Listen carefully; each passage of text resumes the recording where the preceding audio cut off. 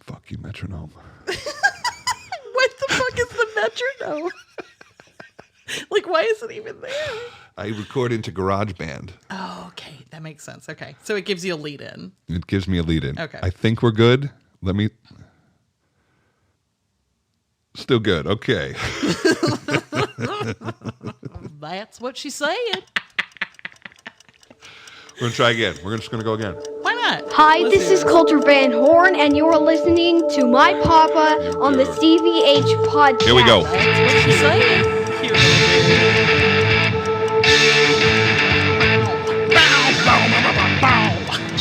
Let's listen to that. Let's listen to that.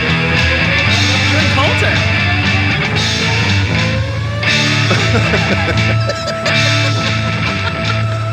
This gets people pumped up. It does. That's what she's saying. Indeed. I'm with Jamie Barton. Here Hi. she is. Hi. I'm sorry to start this thing for the third time. I just said to her, I'm like, I had to turn the mics off and start again, and she's just like hitting gold on me. I said, will you save it? She said, bitch, what did you say? Bitch, I got a pile of gold. I'm Scrooge McDuck. Don't you worry.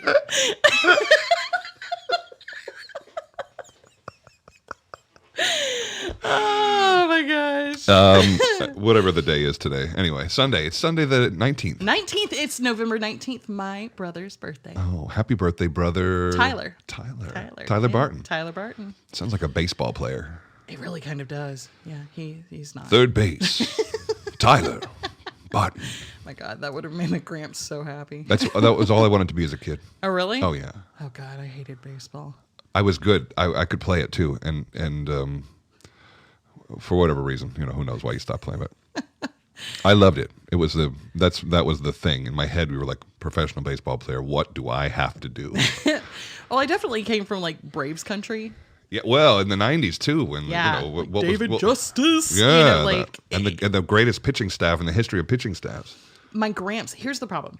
My Gramps loved watching it. Like Yeah. Saturdays, you weren't like nothing else was going to be on the TV. Right. That was it, and it was just boring as hell Yeah. to me. I mean, like watching paint dry. So I think that's why I'm like, Yeah. baseball. I don't know. Football though. Let me run through a line of people. Not a fucking problem. I got them gams. My mother would never have let me play football. Really? No chance. What? And, Oh, and you cannot use that word. Christian Van. Let me just mark the time. Okay. I'm going to put a word in. I'm like your censor over here. Like, No. Keep me in check. But they were yeah, no. kids were not okay. No, yeah, there were yeah. concussions happening. Yeah. There were cheerleaders that were dropped from the top of the pyramid. We're like, what? Why are we doing this to kids? Yeah, there was a girl. She was like in traction for half a year because she fell off the pyramid. See, and that's why I stayed safe in the library. I was like reading Rainbow. I had my tenor saxophone and I stayed safe. Tenor sax. Oh man, I wanted to be in band. I auditioned for band before chorus. Because I wanted to be on drum line. Like I was like, it looked awesome. Put me on drum line. But I was like a fifth grade, young girl. Mm-hmm. Went into the audition, and the guy standing over there was like, "You're an awfully little girl, and these are pretty big drums. Are you sure you want to carry these around?" And I was like, "I guess not." And so here's a clarinet. Yeah, he literally sent me to clarinet. It's like he knew I was going to be a mezzo one All the day. girls had to play flute and clarinet because it was going to be easier for them to hold. Is this what? When we decide this kind of thing? Misogyny. I mean, are there any great female trumpeters? Oh yeah. Yeah. Oh, okay, I'm sure there are. There must be. Absolutely, 1,000. Like, but that's not who they. There was no female trumpeters when I was in school. No female drumline. I was the biggest kid they had. They were like, "You sure you don't want to play tuba? Are you sure?" You're like, "I want to play piccolo." I was always jealous of the drummers because they got to stand. Yeah. And we were all glued to our chairs the whole rehearsal, and they had like this area that they can move about during the rehearsal, getting different. I thought there's a freedom up there. Jealous of the drummers. Listen, to this day, I've seriously thought about getting like one of those drum kits that you can plug headphones into and not disturb your neighbors. Oh, like, that's what Coulter records on. Dude, yeah, it's the best. It's like a little pad. Yeah. Without it, it's just like I want to learn. Yeah. It's like one of those, like, this is just hobby. Like, I'm never going to be a Dave Grohl or anything like that. But, like, we're going to get to Dave Grohl. yeah, heck yeah, we are. But, like, that's hour 3. Buckle up. oh, God, we're in for a ride. No, but I mean, I've always, like, the drums have always been just a thing I've always loved to today. Yeah. Yeah. But then when they sent me to clarinet, I was like, nah, fuck that. I went over to choir. So yeah, well, that worked out. It worked out. It was all right. You know, maybe for the better. Still yet to be seen. Yeah. No, it's going pretty good. The hesitation you just had right well, if now. I had to be like, well, if I think about it, no, this is what we. Did it go better? I got what I got what I wanted. Yeah. No, it's true. It's true. Now I figure out if I really wanted it. I got what I asked for. Yeah. Did I know what I was asking for? No, I did not know what I was asking for. But I definitely, it was given, the thing I wanted was given to me. Look how lucky we are. Or maybe we took it. Maybe. I don't know. I mean, to me, I do believe in the concept of fate. Like, I believe that there is... You have a predetermined path? I guess fate is the wrong way of putting it, but I believe in manifestation. Oh, I'm with you on that. Yeah. I believe in, especially I don't think that's you have to say it out loud. Yeah, I mean, or it's not a thing. Yeah. I mean, I you have to wish for it, or you have to believe that it's in front of you if it's ever going to be a thing. Exactly. That's manifestation. I think to me, manifestation comes down to the idea of like you were intentionally setting the path. That energy, that I want that. Yeah. You were figuring out the steps to get towards that, you know, and it works out sometimes and it doesn't, you know. Did you see the steps? Did you, when you started, were you like, all right, what? No. God, no. No. I went into undergrad as a music ed major. Yeah. Very quickly switched out of that into voice performance, just because the thought of teaching high schoolers gave me hives. I know. You know, teaching voice. You know, and that's exactly what would have happened. Yeah. Oh, yeah. Totally. You know, but I love teaching voice. Don't get it, like, for sure. Like, love that one-on-one kind of thing. But the whole like choir thing quickly. I know. Ran. I was like, what I know for sure is that I'm not going to stand in the back. No. Can't do it. Can't do it. Well, that's where they'll put you. The tall people were always in the back, and I was like, this is not where I'm going to be. No, I don't know. I saw early on, I became obsessed with the steps. What are they? As simple as, which of these arias do I need to learn first? Like, what? Show me the steps. Okay, if I get these 3 arias down, then I've got an audition. And if I have an audition, where am I going to audition? Okay, okay, what are these plays? What do I have to do to be able to sing for those plays? And I went through every little. You had to micromanage your way through it, and then it was like, okay, what do you do after undergrad? Okay, now you're trying to get into the right grad school. Okay, now we got to go into a young artist program. This is how it was sold to us. Yep. Absolutely. Here is this, if you want the grade A experience of getting to the career, this is how it goes. At the time, I'm sure it's different now, it must be, but we did like a summer festival, and then you did a big young artist. If you could. If you could get the gig. Into it. Yeah. And then from there, you could either start working regionally or go to Europe. Or do competitions. Well, there were plenty of people who won all the competitions, of course. But Angela Mead. She won them all. But no surprise. No, she should have. Absolutely. No, I don't think Angela was like 2 or 3 years behind me, right? Like you guys are. We were contemporaries. Like when was your Met competition? 2007. Okay, so I was 2003. There you go. So 4 years behind me. So I didn't have to deal with Angela Mead. And I had to deal with both Angela Mead and Michael Fabiano. Yeah. And Alex Schrader. And like, oh my God, it was an insane year. So they make a movie about the Met competition, as if this isn't already a really high pressure situation. They're like, oh, by the way, movie cameras. Nothing says relax like having a boom mic in your face. That's what she said. Oh my God. I will never forget. Actually, Amber Wagner maybe she was ahead of me or I had just come off from singing. She was standing there. She was getting ready to go on stage, and Stephanie Blythe was close to her. Uh-huh. And Great already. Oh, good start to the legendary story. Yeah. already. Yeah. And so we're standing back there, and the camera just comes like slowly, awkwardly getting really close to her face. And Stephanie, being the fucking most amazing human ever, just steps in front of it, puts her hand in front of it, and she's like, "You're not needed here. Yeah. This is not for you. You can go away now." You know my Stephanie Blythe story. Which one? The Levine story. Oh, yeah. Yeah. Oh, yeah. I mean, she saved me. She gave me life. Yeah. Because it was coming to a quick end. And I couldn't fix it. And man, I loved her after that. I was like, you don't want to be Mother Goose, but you are. Yeah. You know, we all need you. We're all underneath your care. I was on stage with her, and she was between me and Quinn at one of the Tucker galas. And we're taking a bow, and everybody's standing. I mean, it's a huge ovation. Yeah.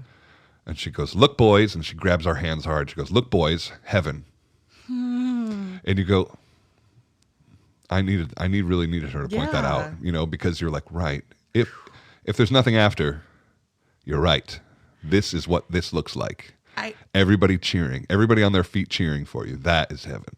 Dude. It said a lot about us as performers and about people, and what everybody ultimately needs is this acceptance or adulation or something, something that says we like you, you know. Well, and honestly, I'm sitting here, the thing that struck me with that is there are so many of us, and I'm including both of us out there, who it's really easy to live in the knowledge of how tough this is. Oh, yeah.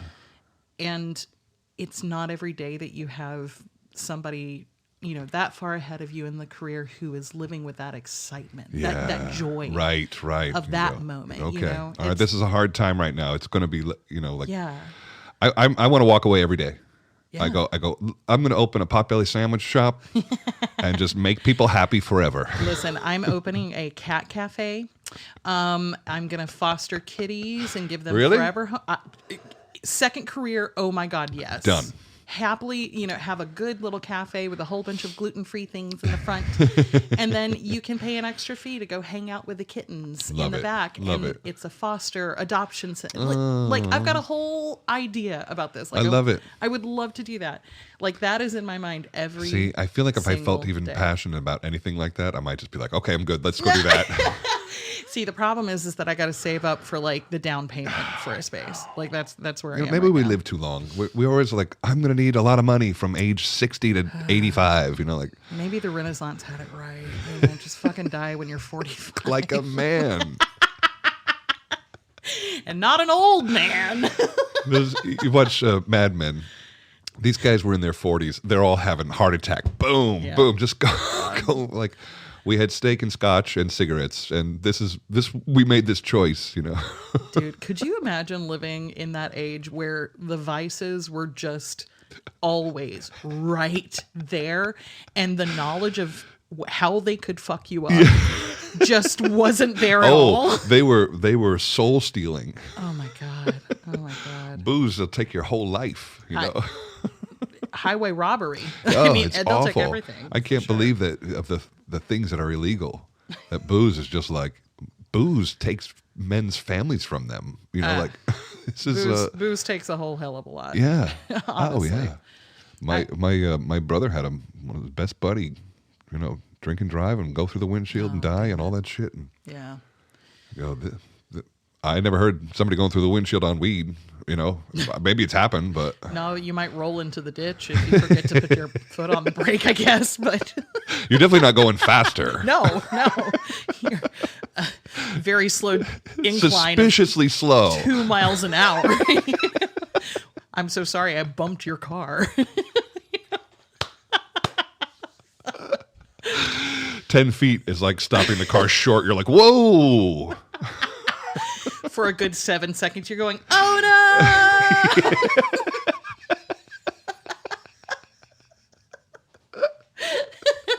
We're wheezing. We're 10 minutes in. We're wheezing. What were we talking about? Oh, everything. Everything and nothing. I wanted this thing, and I decided the path that needed to happen to get there, and I planned for success, and I executed my plan.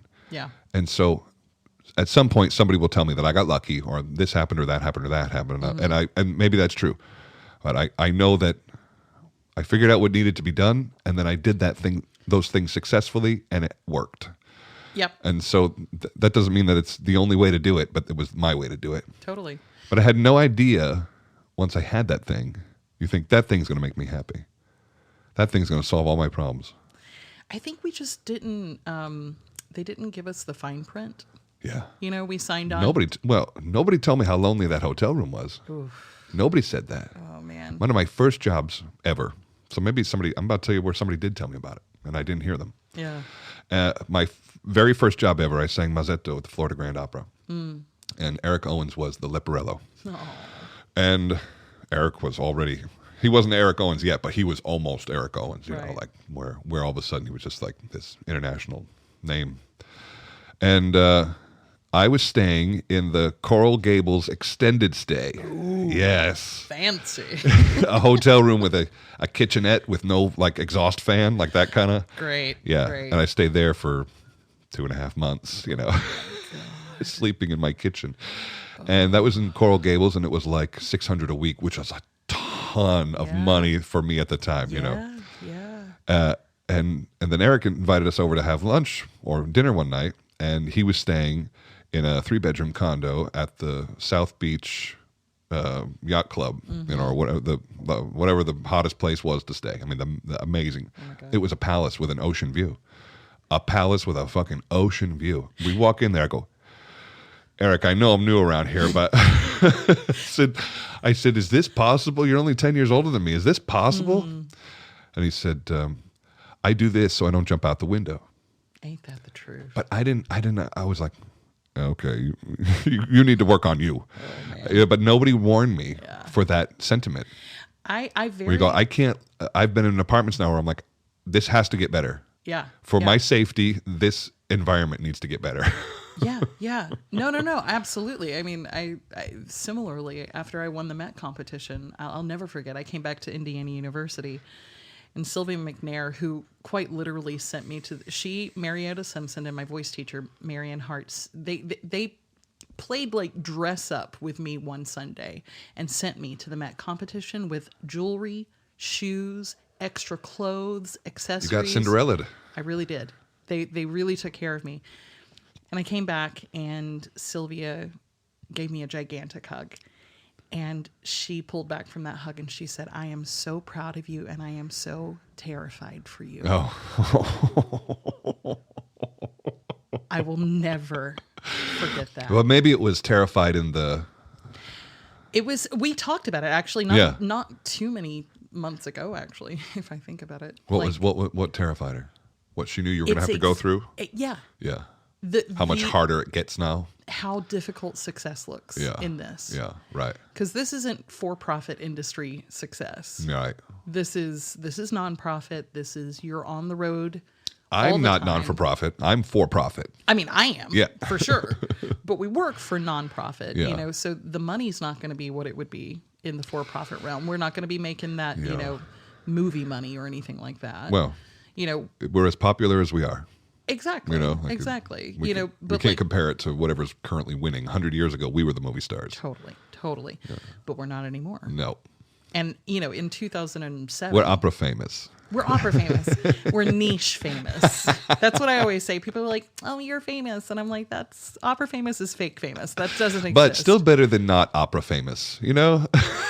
Better than... It depends on it depends on how you feel about fame, though. Well... Honestly. If you had to choose between money or fame, choose money. Money, every time. God, yes. Could I be, like, not famous? Right. Nobody knows who I am, and I have all the money to be able to change my life and the world around me? Right, yeah, money. Hell, always yes. money. I got stopped by some people on the street, like 56th Street.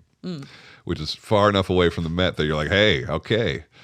And so these a couple from France came and chased me down the streets in Manhattan. And I was with Kelly and Coulter, and oh, hello, are you Don Giovanni? And I said, well, I'm Figaro right now, but I was Don Giovanni. You know, she said, oh yes, we come to see you here. You know, and they're like gushing in the middle of the street. Yeah. Can we take a picture? Will you sign this? Like the full on fan, like the real. I've come here to hear you sing again kind of fan. Totally. Saw me in the street.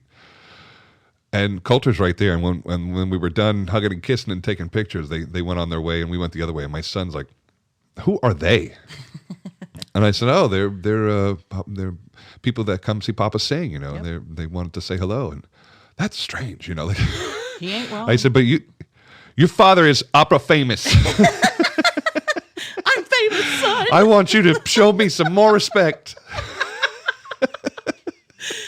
Oh my gosh. I listen, I also like you're saying you're talking about this story and that is beautiful. Never in a million years am I going to like poo-poo the fact that I get lucky enough for people to be excited to meet me or to excited to come see me on stage. It's fun. My ego fucking loves it. Yeah, I still go home alone. I'm still alone. Yeah. We were talking before we press record about how like for me being in Europe is so tough, and the hours that are the toughest for me are the ones when you wake up. Yeah, the morning. Especially when you first get here and you're still waking up early and stuff like that. I feel so lonely because most of the time I don't get to come see a friend. I like know. As soon as we heard we were in town, it was like, okay, let's get out the date books, like figure it out. When's it happening? Right. You know? This is medicine as much as anything else. Absolutely. You know, I was just on a gig where the conductor is a friend of mine, but you know, of course, conductors are extremely busy, and especially when they're kind of the chef of the house, you know, which James totally is. Of course. James Gaffigan. You know, but he's the only person I really know there. Yeah, right. And he's very busy. And so and it's not that he'd love to hang out with you. He's a great guy, you know. But he's got rehearsal. Exactly. You know, and so here I am like, man, me and my hotel room and the area around my hotel, I got to know it really, really well because what are you going to do? You're going to go for walks. What do we do? Binge watch shows, wait for death.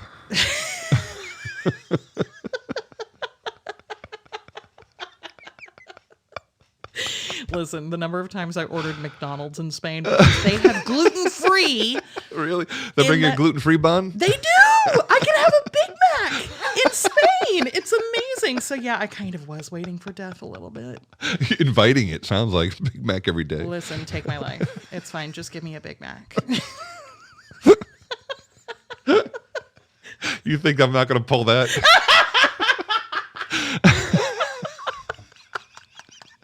Take my life. Just give me a Big Mac. Just give me a gluten-free Big Mac. It's fine. You know? You whatever. And these things. Whatever. I'm in Europe alone. I don't care. Like, you have to know that your episodes do like almost double most other people's. Hell yeah. This combo is a winner. I mean, we've known this for a while, though. Yeah. Like, this is not a surprise to me, but also thank you. But this is the second time where you've gone to like extra length to make sure that this happens, though. Hell yeah. I think you had a performance the night. So you were playing with fire when we did the last one. You were like, I think we had just moved into the theater for Carmen with Chicago Opera Theater. Yeah. So we had just had a day long with the orchestra. Was that 21? Yeah, that was fall of 21. Yeah. And so after the orchestra day, I came over to your place, and then we had our extravaganza. We went hard. And then we went hard on some tacos. It was pretty great, actually.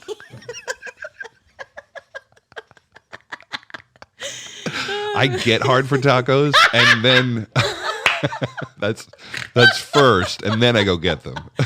Yeah, well, duh. That's the order, right? I mean. Yeah. The one thing that France has not figured out, I'm like, you guys didn't figure this out yet? The food here is so good. Oh, the food. Okay. Everybody here is 5'6", male or female. They could all wear the same clothes. It's all interchangeable. There's no. I walk around like an ape. I'm like a silverback gorilla walking the streets here. I bet you and I feel the same in different ways in like. Especially the Asian countries. Yeah. Like they're like, look at this specimen. I have begun, I mean, in Germany too, like in Europe too, I have to travel with extras of like I don't wear pantyhose, but if I'm going to go do a show and I think that might be a thing. Oh, I know. I definitely bring that with me because they're not going to have a size that'll cover my muffin.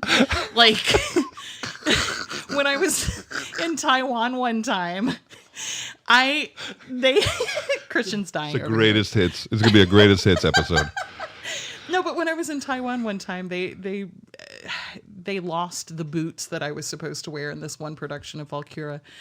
And I wear a size 11. Yeah. Okay?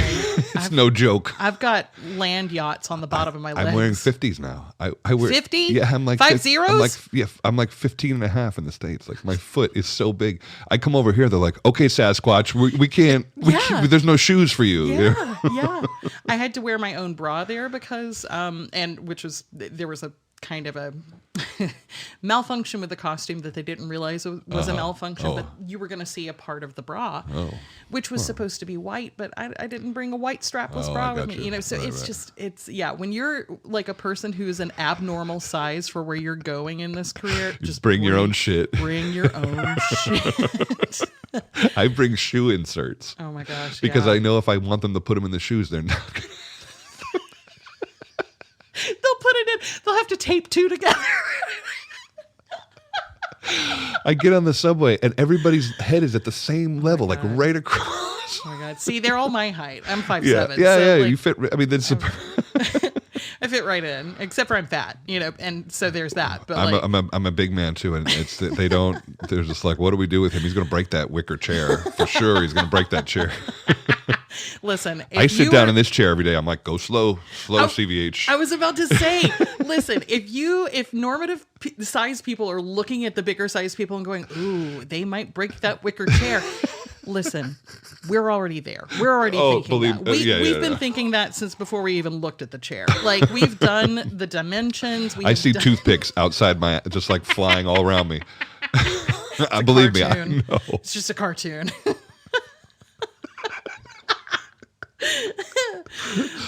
Dust. I like the French people. They get a bad reputation, but the ones that I deal with are all seemingly very nice and kind. And can I tell you the truth? Yeah. I'm making my debut here. It's your first time here? This is my first time here. Welcome to Paris. This is the greatest city on earth. Well, I should say I have sung here twice. Okay. Once with that sounds like a debut. Well, once with Rotterdam Orchestra. I was on a tour. Okay. So I came through here. Hardly a French debut, but yes. Exactly. Okay. And then one time, Quinn Kelsey and I did a recording of the Duraflay Requiem here in the church that Duraflay literally wrote it on the right. Used that organ to write the piece. But those are the only two times I've ever sung in Paris. Okay. So I'm here for this week, and then I'm coming back. Are you coming here? I am. You can't say, but something I can't good. Say it. Yeah. Can't say it, but it is signed, so yes. I'll be here. So I love this opera house. I love how it operates. Yeah. I love the amount of money that seems to be invested in everything. Yeah. They don't cut corners. You are on the set from day one. If you have an 8-week rehearsal or you had a 2-week rehearsal, you are only on the full deck at all times. And that's the kind of space they have over there. Yeah. That they can have the show set up and change it from the morning rehearsal to the afternoon rehearsal. It's incredible. Covent Garden was the same. They had that kind of space. They could. Their rehearsal rooms are big enough that they put the floor. Yeah, they put the deck of it and any other stuff in.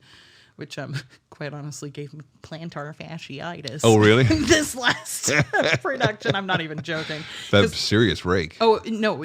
The entire stage was stairs. Oh God, yeah. It was just one gigantic staircase. I did a Wozzeck like this, just always, and they were rickety too. It was never like a clean step. Oh, that sucks. Ours were good. They were very, very well built, but plantar fasciitis. Literally every single person in my cast had physical issues. They used to tell us to roll a ball under, like the ball of our foot. Yeah. That seemed to work. Yeah, I don't know why we got that. We were basketball players in high school. We all had that. They were like, "Oh, you gotta roll your foot on the ball." Yeah. I do that with like a tennis ball. I wear the shoe inserts and. It's fun to get older, huh? Are you not 40? Are you? Oh, you're very sweet. Girl, I'm 42. I'm 45. Oh my God. Isn't that strange? What happened? Oh, you're telling me. I used to look at pictures from 3 years ago. My gray came quick. Dude, you Obama'd that shit. It's probably a testament to the stress and less about my actual age. But both my parents were perfectly gray by 45, so this is not too much of a surprise. During the pandemic, when we were all holed up in our houses, I was in the middle of growing out. Like, I did this boycott for Orfeo when I was singing at the Met. And so I was growing that out. So it kind of worked out in terms of like the awkward growth kind of phase. Right. But I also wasn't dyeing my hair because I wasn't going to the salon. Right, and my right, best friend, one day I walked into her house and she's just looking at me and I'm like, what? And she was like, you're really gray. And I'm like, I love you too. Thanks. Tell me something I don't know. Thank you. But no, there is so much gray up under here. Like, Yeah. it's all dye. Kelly just let it all grow out. Good for her. Yeah, and it looks great. Good for her. If you have young skin, you have a young face, the gray hair doesn't make you look old. I have a plan for when I get to at least, like, I don't know, 70% gray. Yeah. I've got a plan. Yeah. It's going to go lavender and platinum, and I'm very excited. Oh, about it's a hot look. I'm going to look like a villain. Yes. I can't wait. It's going to be like Ursula o'clock up in here. And Somebody said life gives to you until you're 40 and then only takes away after that. I disagree with that. I mean, listen, I'm only 2 years Physically, before. physically. Okay, well, Yeah. maybe that. Yeah. Yeah, no, it's the plantar fasciitis. Now you just have didn't a bad ankle. That's forever. Like, oh, this is my bad ankle. Well, I mean, I was that kid with a bad knee, though. Like, Yeah. literally, I had tendonitis from the time I was 7. Yeah. Like, there's a whole reason I didn't play sports. Oh, well, you probably did yourself a favor. I mean, maybe. I only hurt myself playing sports. I was a basketball guy, tore my leg up. I mean, just sitting up off a low chair. I'm like, ugh, here we go. Ever go to a super cool party where the couch is really low to the ground and you're like, I'm stuck. I can't get out of this. Forever. I'm here forever. It's not going to look cool when I try and stand up. I'm here until the end of the party, and everybody's too drunk to notice. Me roll off of this. Struggle bussing my way out of the corner of this couch. Like, at that point, I'm really extra hoping Do I have that to there's pull a struggle pet. bus? That is up to you. You took the R word out of my mouth. Maybe I have to take struggle bus off of yours. No. I think struggle bus is totally like that's a normal one, right? Okay. That's not offensive. Who's on the struggle bus? Me. I'm driving it. What are you talking about? That's it. You answered it. It's all of those of us who are just feeling like they're struggle bus. struggling. I like it. You're on the struggle bus. I learn new stuff all the time. I realize that I'm no longer cool. Listen, I'm the one who literally signed off of like a social media post for HGO last week going, I love this 5 ever. You know, like, Barton. Even I know that, like, that's already passe. I just still love it, so I don't care, and I still do it. But I don't know. We have become the lame people. We were like, I'm not going to do that. Listen, I think a part of becoming a part of the lame people is that I am happy to be here. Yeah, right. I don't care. Yeah, I don't care either. It's Like, true. I've gotten over the hump of really giving a shit. Yes. I have thought that more and more and more, and just thought more of myself as an independent contractor, and that Yeah. these are my services. This is what they cost. You said services. That's what she said. These are the things that I do. This is what they cost. If I'm not your guy, I'm not your guy. You Totally. know, I'm cool with it. You know, like Totally. we don't need. Let's not pretend that it should be something else, and that I should be happy to do that. No, you know, like, no. I'm right there with you because give me a reason to walk away. Just give me one. just give me a reason. No, I love what I do. Yeah. Like I think we both have to. Of course. You can't continue doing this and not go kind of out of your mind. No. Well, and that we've we all were seen that, but we had to be obsessed to even get here. yeah. I'm not surprised that once we got here, we were like, okay, let's obsess about something else. Yeah.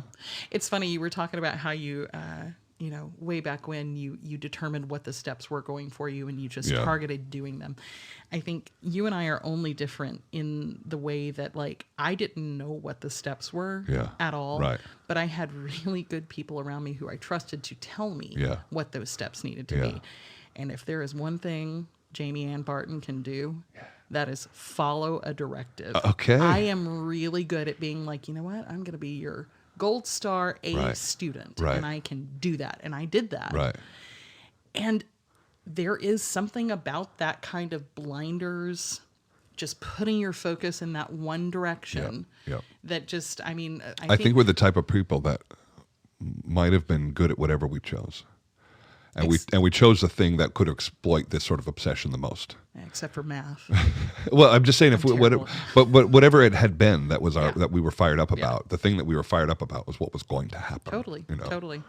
No, but I think it would have been similarly strong, yeah, even if it had been a different something. I fully agree. know? I love this. There's no question. Yeah. And also, this is hard. Oh yeah. No, it's killing me for sure. It's taking years off my life.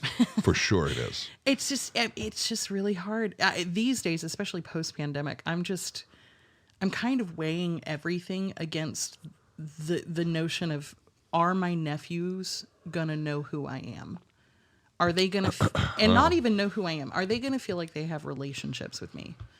And Yeah. Well, I can tell you the answers to both those questions. I mean, that's the price. well, and it's doubly hard for me because a lot of my family lives in areas that quite literally doesn't have cell service Yeah. or Wi-Fi. So you can't even be in good contact. I can't FaceTime most of my family. I still have my cell phone number from the early, like when I got my cell phone, maybe Yeah. end of the 90s. Right. Because it's still in the same area code. Uh-huh. as Oh my yeah, yeah. family. Oh, back And then, yeah.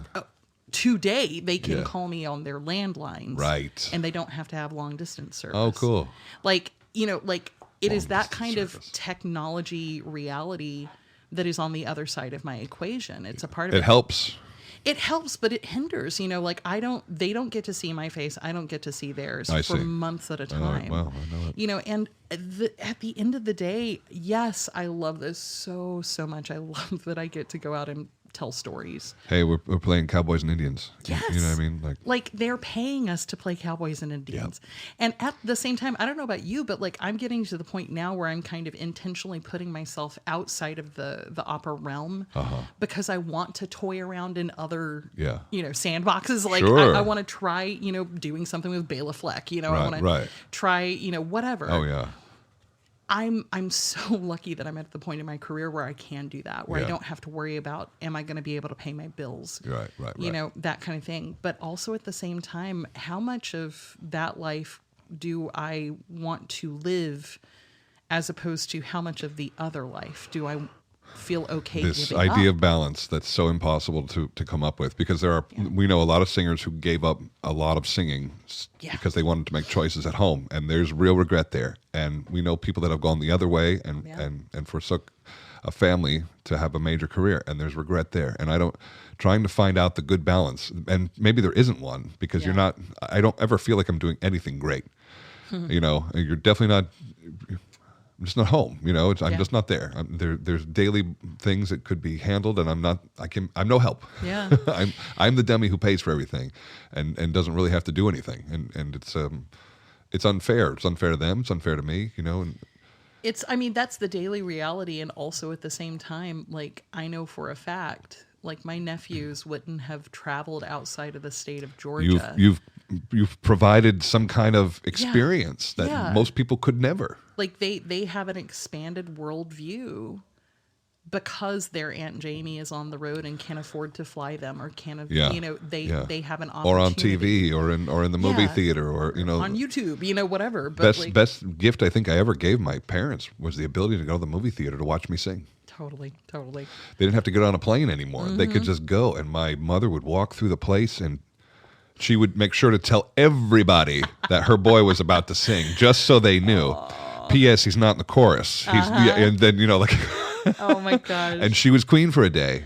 And love it. what an unbelievable life experience to give most people are never going to go to the Yeah. movie theater to see their child Totally. perform. It's most. Totally. And there I was giving this special gift, and you go, okay, yeah, there's a price, but there was a payout too here. There was is. Yeah. It's We're going to go back and forth between cursing this business and loving on it, because I know we're both magically in love with it, and it's an evil, evil girlfriend. because that's where we live. It's that girlfriend that just you keep going back to. She treats you terrible, and you're like, I can't. It's so good. I know. It's so good, and I love it, and it kind of gives me life, but God, it's killing me. Killing me. That is the best. That's the best lay of my life. But God, she's just horrible. Jeez. No, it's totally true in so many ways. She's mean to me. You know, I gotta say though, it really, I don't know about for you and all, family stuff aside, because that's just a reality that's hard. Yeah. Home life, family life, all of that. But for me, it makes such a difference. If I'm on a project with a bunch of people that I love. Yeah. Oh, And yes. like, so when I was just in Houston, all of us in the cast, we knew each other at least peripherally Of course, coming in. at this point. Yeah. But man, by the end of it, we still have a text thread that we are Yeah. still texting on. Oh, Like, don't you love that? When you I have show love let it. down? I love it. And there is something really, really, really special about like you're playing, like you said, cowboys and Indians. You know, but you've got this one singular experience of creating this one singular production of whatever it is. Yeah. And if it's one of those where you do have the opportunity to kind of feel like you have a family, Right. there's nothing else like that. Oh, I know. I couldn't agree more. And I've only had it a few times, and I try to make sure that I'm doing my part to have that. Yeah. And some Same. cities are better for it Yeah. than others. Yeah. Often in New York, I have found it easy to always have the big pal group because I don't know. There's something about New York that we stick together there too. But in Chicago, everybody would live in different neighborhoods, and so there was never there was less of a hey, we got to do something. We had to like force it in a way, but Totally. I mean, everybody in New York, nobody's driving. yeah, Like right, we're all right, going to right. be using the subway system or taxis. Yeah, it's so true. like it's easier to hang out and then disperse. Yeah. You know, whereas like you said, you know, other Houston, Chicago, it's a little more San spread Francisco. out. It was never Yeah. you never really had that. I very rarely have had like post show depression, but it's happened a few times. Yeah. And the first time that I really remember was Billy Budd in San Francisco. Yeah. But since then it was this Boca Negra with Quinn in Philadelphia. And just the experience of that level with my buddy at a hard time, you know, and you're just like it's like the most alive I think I felt on stage. Yeah. You know, where you're just like feeling for real. Yeah. And when it was done, I was sorry. I wanted to do 10 more. I wanted to like keep living in that real Totally. space, even if it hurt a little bit, you know. Yeah. I said to Quinn, if it all ends right now, I'm okay. yeah. You know, like this was that.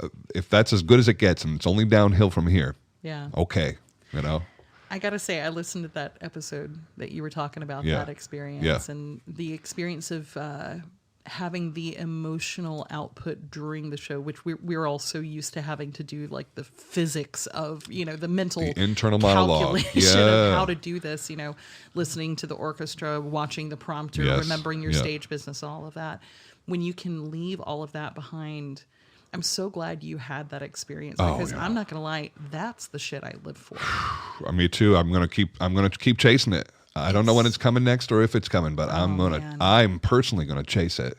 It to me, that makes the storytelling worth it. Like, and it's hard. It It's became so real. Yeah. How many times have I sung with Quinn on stage? I mean, we've been screaming in each other's face for decades, and in this one, and I love my brother. yeah, I had enough anger in me for the character in that moment that I didn't see Quinn. Quinn wasn't there, yep, and I'm barking at him, and I don't see my buddy who I'm like, God damn, it's going good, man. Yeah. Listen to him. You know, like that's normally how I work with Quinn. I'm like, damn, that one was good. yeah, That was a good one.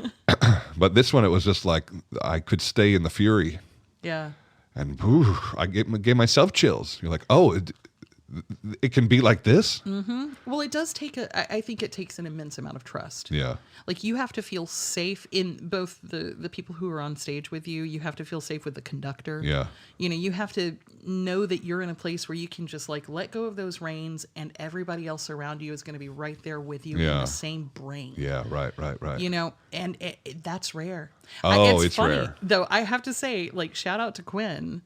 He has been in multiple of those shows with me. Like when I think to those truly special shows, and maybe it's just something about him. He fosters this kind of. Quinn is like a.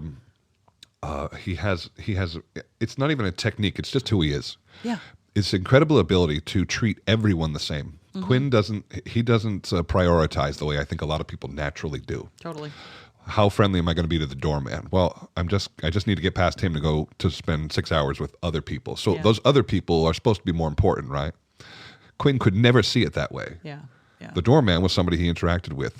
He is as worthy of all of my love and charm as the people I go spend 6 hours with. He doesn't see a difference. He can't see a difference, and so everybody loves him. Yeah. Because if he's as good a friend to me, even if you guys got a fraction of that, you'd love him. Totally. You know, and so I think that's it's not a trick. It's not a skill. It's just who he is. It's just who he is. We did his first fall staff was in Matsumoto, Japan, and I was his Meg Page. Oh my God! And I mean, it was a I hope motley they crew. paid you a buttload. They didn't. You were saying. So we're in Matsumoto, Japan, Yeah. and it's me and Quinn. Like Keith Jamison is in the cast Already. I'm in already. Like Carrie Ann Matheson is Yeah. there. Wayne Tigas. Like Full stop. No, now we got a party. And it was a party. I mean, it was such a party.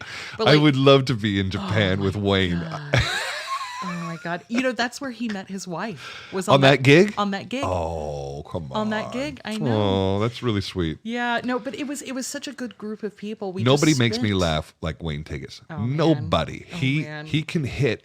He hits the beat 10 seconds before, like my brain's trying to make the connection to the joke, and by the time it's going click, he's already said it. Oh God. And he lives in this space, and I haven't seen that dude in I don't know how long. I miss him.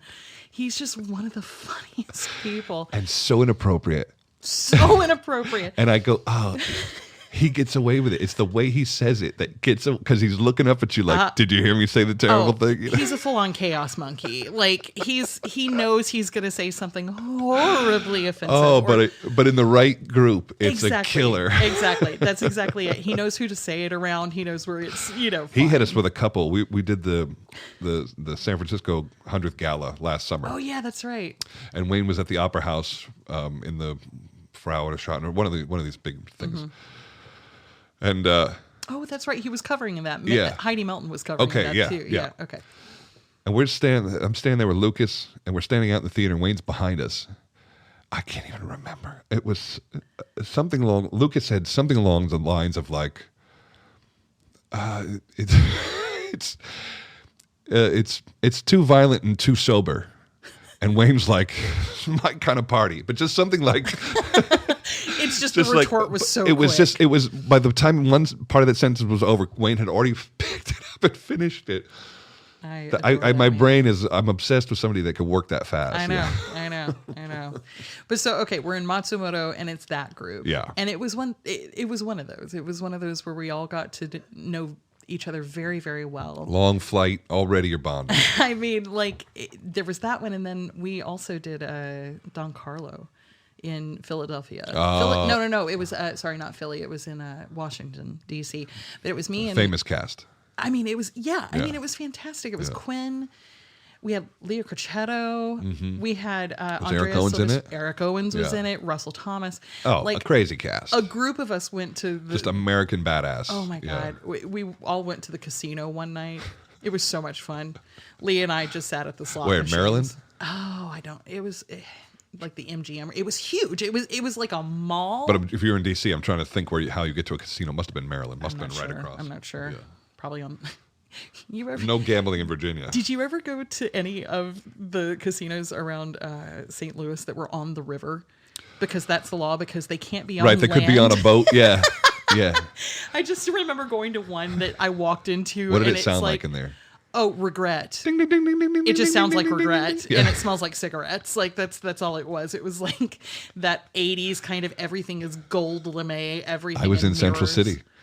It was a casino town. That's And we'd go right. into these saloon casinos because you could drink for free if you sat at a machine. And there would be women in there with oxygen up their nose and cigarettes. The oxygen tank and the cigarette at the same time. I never worked at Central City, but I definitely stayed at one of those hotels one time in Central City. Grossest. I just, oh my God. It's lost in time, and it's like 1858, and we haven't changed a thing. Except for there are oxygen tanks now. That's Blue hairs. Oh, those casinos. I was up there like pre-cell phone. That's how old I am. Oh, yeah. That was Yeah. 2001, where most people didn't Yeah. have the cell phones. Didn't work up there anyway. It didn't matter. Yeah, you know. totally. Pre dispensary. Pre-dispensary. Pre-dispensary. Kelly was in Santa Fe, and I was in Central City. Yeah. And I had a calling card, and there was a payphone. That's right, calling cards. Okay, kids. Okay. Back in the early aughts and before that, whenever we traveled to places that, like foreign countries, or if you just needed long distance coverage, you could purchase a calling card that you had to go through an obscene number of steps to be able to use It's like in the a first 30-digit code. place. Yes. And God help you when you needed to recharge it. Oh God, especially if you were in Europe or something like that. Like, God, I think of this all the time. Like, not even that generation, not the 90s, not the 80s. I'm talking the generation in between when entire families with steam trunks were traveling for massive amounts of times in different cities. Yeah. Like, you'd be in Vienna for 6 months doing a whole bunch of stuff and then go to London for another 6 months. Yeah. In between that and when flying Right. became a normal thing, and now families were staying home, there weren't calling cards. You didn't have phone cards. It was like a full paycheck to be able to just call on like a 5-minute once a week basis. And I'm not even kidding about that, especially if you're talking international. Yeah. Like, Oh, I know. like I remember. We talk about how lonely we are right now. Oh, I James, cannot. I would lose my brain. Oh, I couldn't. I don't know how they did it. And there's an entire like span of history where that is what was done. I went to Europe, and first time I went was 1997. There was no FaceTime. No, You no. didn't. There wasn't You just Skype. didn't. That didn't exist. Nothing you could. existed. We had email in '97. I had a pager in '97. What are you talking about? I didn't I even had a have a cell pager. phone. Like, I had to tell my son what a pager was. He's like, "Well, why did they just call you?" I'm like, "Well, we didn't have phones yet." we didn't have cell phones. We said they only had phones in the house. He's like, "Well, why didn't you take them with you?" And you're like, "Because they were attached to the house." Yep. That whole wireless thing. Yeah. That was. You'd go to Europe and you just say goodbye, Yep. and then Yep. and then they knew your flight information, but there was no communication from the time you left your house. You couldn't Google. They didn't even know that you got on the flight. They actually Exactly. didn't know. They didn't know. They couldn't put your flight number into no. Google and see when you They were had to go to landing. the airport and then like look at the board and then hope that you were on it. But and you if you weren't, how could anybody get word to you? But you could walk up to the gate. Yeah, that's true. You know, Yeah. I think I remember back my first European trip was with a choir in like 10th grade, I think, maybe 9th grade. I think it was 9th grade. And we went to London, and I remember my dad, or I think it was my dad, who took me to the airport, and so he walked me all the way to the gate. Yeah, in back in the old Atlanta days. Airport. Those were over. People still say, I mean, first of all, there's way too many people in the airport terminal anyway, so I don't need extra people. No, I'm good. These days, Yeah. that's one of those don't get in front of me kind of things. Yeah, like yeah. I'm good. Like I Right. know exactly where I need to go. I know exactly where the Delta Lounge is. Yeah, I don't yeah. need to talk to you. I need my earbuds to be in. So And you if those leave me stupid alone. clear people need to leave me alone too. I'm not interested in your shit. Okay, I am. You're clear. I'm totally clear. I'm totally Well, what does it clear. do? It just walks you past. Yeah, it's the front of the TSA. line. It's the front of the line. It's the fancy pass at Disneyland. It basically, yeah, it's the fast pass, but they don't walk you past TSA. They just bring you to the front of they the take line. you to the front of the line. Why is this okay? Because capitalism. Well, I want to make a company that gets you to the front of the clear line. Great. How do I do that? I'm sure that. Can I get in the airports? The airports are in on it. Honestly, at this point, you probably need to be thinking about the thing after that. Like, there's probably somebody already creating that. Like, But I don't know how you insert yourself into a business that's operating. I don't like, you know what I mean? Like TSA is a federally governed program. yeah. And so we have a private company that can get you to the front of a DMV. It comes down to Does the that money. does that exist? Always comes down to the money. But so then TSA is getting paid out. Yeah, I'm sure of it. That's the government making it cost more. Yes, absolutely. Capitalism. Let's burn it all down. No, I've bought in. I honestly, at this point, I think a lot of the security stuff that we have is performative. Yeah, for shizzle. I Like, mean, I just like it. I don't think we need all a show. I honestly, I think it's kind of one of those things. They got caught with their pants down. Yeah. They weren't searching well enough. They weren't, they didn't really have security measures. Look, before. they went on with box cutters. The problem wasn't the people getting on. I mean, I don't know. Like they'll take your pocket knife that's like a blade as big as your thumbnail, and you go, okay, we're stopped. You got a whole guy's job is to make sure I don't have this. Yeah, yeah. No, I mean, It's been 25 years or 20. How many years? 23 years. 23. Like. Yeah. We're still there's a secondary check when you leave Germany. Yep. You go through their security and passport control, and then there's a whole nother level of take your shoes off, the whole nother level, and then from there you can get special and pull you out again and start swiping your bag. Yep. Yep. It takes forever to get to the United States leaving through Germany. Yeah. And they're like, well, since 9/11, and you go, it's 25 fucking years ago. It's like when we were kids being like, well, since World War II. Totally. You know, like, Totally. No, there are definitely. I think we fixed it, right, guys? We're like, they can't get into that cockpit now. Like, no, but this is what I say about capitalism is that it now comes down to the fact that they know they can earn that money, so they're gonna keep on doing it. I just don't understand how Clear gets in front of a federally governed process. I don't either, but listen, I'm still gonna pay for it. I'm still gonna be at the. I got my front global line. entry. It's the greatest thing ever. Yeah. I'm a trusted traveler. You said entry. That's what she's saying. I got my global entry. No, listen, I especially living in Atlanta and that being the airport that I exit when I go home. You need a whole plan in Atlanta. You need a Global entry. Sherpa and a GPS system. You're like, oh, I'm going to ride 7 trains today. It's true. It's true. At least, I mean, like, I know that airport like the back of my hand at this point. There's but, multiple Chick-fil-A's in there. Like, actually, no. there's no Chick-fil-A? No, there's one that I can think of. Yeah. It's B or C terminal. But like, it's going out of the international, like just going through customs there when you come back through. There have been times that I've walked into the hall and there's at least 700 people standing No. Of course, global entry. It made every bit of sense. Yeah. Best $100 you could ever spend if you just skip that Absolutely. once. Yes. And somebody said to me, a singer, we were both on the same plane and she didn't have it, and I was like waving to her snidely as I walked by, and she says, "The bags don't come out any faster." And Yeah, but they'll come out before you do. I said, but my ass was sitting on a bench like having a drink, and you're standing there in the line of. I mean, it looks like refugees because they're off of international flights. Everybody's all beat up. Yeah, everybody's tired. Yeah. And no. Kids are crying, and Sometimes you go in and there's like 20 people. yeah. But then run, hurry. Seriously, go, run. But like there are absolutely days, and it's not even just every once in a while. There are days when you walk in and you've got 500 people in front of you in that line if you don't have global entry. And I'm sorry, but the bags do come out in the same time, but I'm going to be sitting there when they come out. Exactly. And you're still going to be in that line. Oh, I know. It's $20 a year. You're nuts Exactly. to not do it. Exactly. And you can do the meeting online now. Oh, shut up. Are you Oh serious? yeah, I'm doing the renewal. I have to set up an online. Yeah. See, at least I live in Atlanta, so that, like, I can do that like at the airport. Like, it's just. I down remember the it's kind of street from me. extensive, right? They were like, did A they little fingerprint bit. us? I think they did. Maybe. can't remember. I don't care. They've got our fingerprints. Look, Those if you have a are driver's things. license, you're on the grid. So Yeah, don't worry about who absolutely. gets what. Every time I open my email, they're like, well, the following 18 passwords have all been compromised. I'm like, well, it'll be the same story next week. Maybe nobody should have a password anymore. Well, I think they're transitioning out of that, actually. Seriously, I think It's all going to be everything- facial recognition. Yeah, honestly, I keep So now on- we can start killing people and using their face to steal it. You are a villain.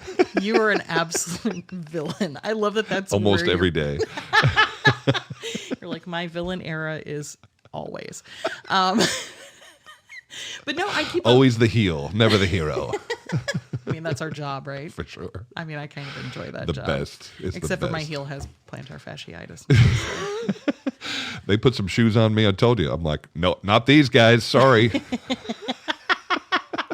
Caught on to Noof. Oh my God, my French is so bad, by the way. Oh, the problem is that their English is eternally better, and so, so there's much no. It's hard to even try. If I go to the store, if I go to the restaurant, fine. My French is great. Oh yeah, I can get I can get through ordering. I can't. Well, you could in 10 minutes, but I can get Germany. Fine. Yeah. Totally fine. I'm great. why was that? It was easy to learn German. I don't know why. For me, it was. Yeah, French. You just was had to always mix really around the hard one. verb, put the verb at the end, and you were golden. Yeah, I you always- could be understood easily. You know, It's like you literally just think of how Yoda would phrase it. that's exactly it. Yeah. Because Yeah. fun fact. And if you did it was the other actually- way, they weren't upset. No, they don't care. Yeah, the French will just switch to English. Yeah. No, that's I'm grateful, and actually at this point I have a tendency to thank people for having learned English. Oh, When I'm lingua in a franca. Look, Oh, but if we weren't, then it would have been put on us when we were kids, just the way they're Yeah. learning English in China right now. totally. They're learning English all over the world. Yeah, but I it's mean- just ours for now. It wasn't always English. No, It'll be something else. It'll be Indian or Chinese. Mandarin Yeah. probably, but If you want to get anything done. I mean honestly, Yeah. yeah. But no, I'm grateful for people who have taken the time to learn my language because Oh, I benefit from that all the time when I'm in places like here where I Or anywhere I know I can probably, somebody's going to be able to, especially if they're young. Yeah, especially God. You know where they like even the 85-year-old at the checkout in Iceland knew English. Yeah. And I'm talking perfect. Yeah, he was ready to talk. Absolutely. Iceland.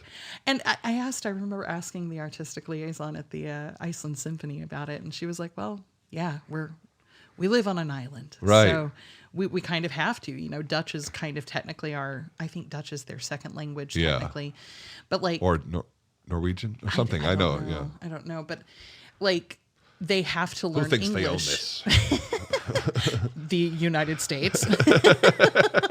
Like this being fill in the blank, but like, you know, like thank God for Yeah, me, you know, right. selfishly for me that 85-year-old running the checkout at the local grocery store knew English because Right. there was no way that I wouldn't have like. Oh, I know. I can't. The only place that I ever worked that this was impossible was in Russia. Oh, And yeah. you were never going to communicate with somebody outside of the opera house. You Yeah. weren't. It wasn't going to happen. Yeah. And so I learned 15 words of grocery store Russian so that I could order, so I could get the guy to give me a chicken, you know, like, Yeah. Yeah. and I had just learned it. Like I go, if he goes off of this premeditated dialogue, I'm going to be dumb, but Yep. No, I'm starving Yep. and I need to eat. It's so hard when you're in a place where you don't even read the alphabet. Yeah. Like, oh my God. It was such an odd, it was cultural shock. Uh-huh. I had never seen wild dogs before. I didn't know that existed. And in the streets of Russia, or where I was, which was Perm, which is, you know, on the Siberian border, Oh, I remember you telling Yeah. me about this. there were, at nighttime, there were packs of dogs. And I was walking through a park area between the opera house and the hotel, and this pack of fucking wolves goes by me because that's what I thought it was. And you're like, are we in a zoo? What is happening? This is the park. This just runs wild. Dogs run wild in packs and like feed. Oh my God. And those are just the wild dogs. Yeah. You go, The one place I've been where there have been packs of wild dogs was Venezuela. packs of wild dogs. I'm telling you, when I walked out of the airport there were dogs just running around Like just this is the dog catcher. We need a dog catcher here. Like this is. it's like my cat cafe, but for dogs. if chaos was in charge. I mean, okay, great. Give them a home. Make them fluffy and nice. And I saw people foraging for food. yeah, And you're like, oh, yeah, this is. And then at every street corner there were speakers, and the speakers were advertisements for stuff. Mm-hmm. The people were being shouted at. There were advertisements being shouted at street corners That's at all aggressive. times. Oh yeah, That's so aggressive. because there was like these announcements, and I asked I had a translator stayed with me the whole time. Yeah, yeah. I was like, well, what are you hearing right now? What are they saying? Oh, it's like an advertisement for this, this social thing or this restaurant or that. It was just advertising getting shouted at you from loudspeakers while you walk the streets. And you go, this is a different place. Or I went to the mall, and they sell automatic machine guns. That was just like one of the mall kiosks. Oh my god! Like not a store, but like the one, like in the middle of the mall, like the middle of the eye of where everybody's walking. There's like these little kiosks. Yeah, it's this is where you picked up your AKs. Like no paperwork necessary, like cash. So like Walmart. Yeah, yeah, but like fucking fully automatic rifles. They're not selling shotguns to farmers. Jeez. You were like, okay, so everybody's Jeez. armed. And I got there. My translator said, "There's two kind of taxis in Russia. One that picks you up and takes you where you want to go. Oh no! And the other picks you up and kidnaps you for ransom. And they are indistinguishable. These cars are indistinguishable." And so I said, "So walk everywhere?" She says, "You can only go into a cab that I put you in. Wow! You can't ever get in your own cab because I have to make sure that you're going to get where you're going." Wow! Yeah. And you go, okay, this is a different place. This is 15 years ago. Same with me with Venezuela. Like it was a very, very last minute gig that Dudamel asked me in for. I was doing my very first Mahler 3. Yeah. I remember when I say last minute, I mean like days before they wanted me there. Right. And I'm a young singer, and Gustavo Dudamel is asking for me to come to Caracas. You better get on a plane. Nobody wouldn't, Exactly. Yeah. But like, I get Venezuela's there. a different place. Oh my God. It was, I don't know about you, but I don't know about your Russian experience in that particular place, but seeing Caracas, seeing the disparity between the wealthy and then the destitute poor, because there was no middle. There was no middle whatsoever. Yeah, right. They put me up in the European hotel, and they told me point blank, they were like, "Do not leave. Don't leave the hotel. The only people you should be leaving with are these two. Yeah, these are your people. These are your people. They're not only your drivers, but they are your bodyguards." I will never forget. There was one street they'd put me in the car at the hotel, drive me to the concert hall. And there was one street every single time we'd have the windows cracked, and then we'd go out on that street and they'd roll the windows up. Yeah, the driver did. The driver and then knew. As soon as we were off of that street, the windows would go back down. Every single time. And I just so that nobody could see in, or that nobody got something in. Your guess is as good as mine. Honestly, I have no idea. But it was just one of those, like, talk about opening your eyes to a way of living that's a different culture. We as Americans or Europeans can't even begin to imagine. No, we can walk down your own street. Yeah. I mean, like, I get the sideways glance if I'm walking, where I come from, because I don't look Republican anymore. Right. But like, look Republican. Come on, look at that me. sounds stereotypical to me. It is. I come from Rome, Georgia. I come from where Marjorie Taylor Greene was voted in. Like, I'm She's not from even Rome? joking. That's her district? District 14. Yeah, that's Rome, Georgia. That's that where means I come she's just from. going to keep that job forever. I mean, it's entirely possible. Although I will say, I think when she was voted in, it was something at like, I'm making roundabout guesses, but I think it was like 80-20 when she was voted in. Oh. But then the next time, she'll never be anything but a congressman. They're not going to let her be a senator. Oh, no. But the next time it was 60-40. So people were already starting to switch out. Right. So, well, good. We'll see. But I gave money to the guy who ran against her. Oh, Marcus Flowers. Yeah. I was like, sorry, I can't deal with this person can't be in charge. My dad. We don't need any Karens in charge. My dad, the sweetest man on earth, he for a little while there when Marcus Flowers was running, he would walk around with $100 bill in his wallet. Because this man is a man who doesn't have credit cards. Like I said, we don't have Wi-Fi. Right. You know, like Simple guy. Very, very, very off the grid kind of guy. He would walk around with $100 bill in his wallet just in case he ran into Marcus Flowers because he wanted to give him money for his campaign, but he couldn't do online Just in donation. case I see this guy. Just in case. Like I was like, well, if I'm sending money, there's got to be a lot of people trying to get rid of her, you know. I mean, She's just for too good reason. nasty. I can't even stand looking at her. Ugh, I can't. Yeah, no. Especially coming from that place, you know, my family, like me being queer and her being so anti-LGBTQ, like it just, it's a heartache for sure. You know, especially now, especially with somebody of our age bracket, to come in hard against something like that doesn't make sense to me. You go, okay, I'm going to forgive the grandpas of this generation. I'm going to forgive them. Yeah. It was new to them. They didn't get it. They were too old to change. You know, that's true of every generation. I'll forgive them. I can't forgive a 45-year-old anybody who doesn't have sympathy for, you know, under represented groups. Yeah. You know, Yeah. it's absurd. It's absurd to me that you would try to marginalize any group of people. I honestly only think that this is theory on my part. I do not know, nor do I care if she actually feels that. But what I think is that She's teaching it. she is supporting the idea because That's okay to make fun of people. because it's part of the donor base. Yeah. It's part of this kind of MAGA ideal kind of thing of, you know. See, I don't think it's going to work. We don't have to get into politics too far, but I have very Republican people in my life, close to me, family, that could never vote for Donald Trump again. And so I think there's enough reasonable people out there that knows this is a dangerous man. Absolutely. And so I really don't think he wins. I don't think he's got the numbers. I mean, I hope.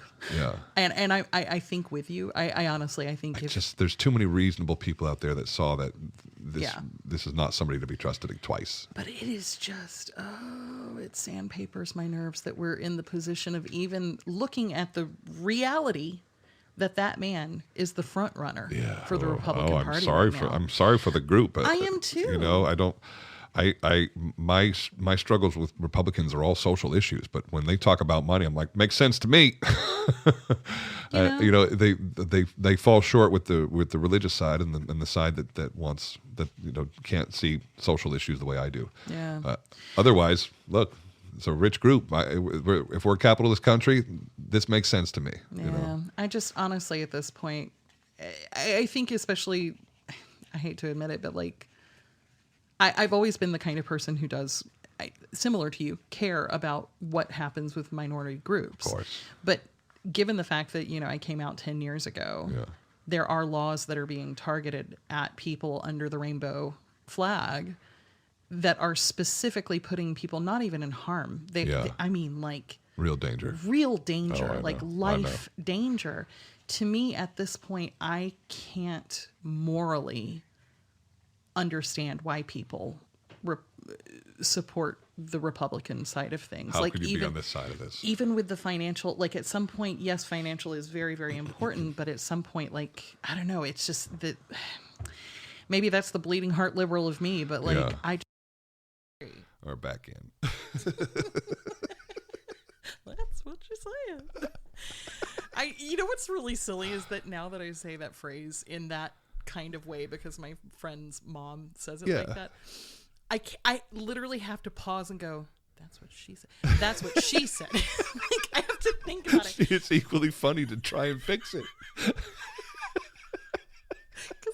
Wait.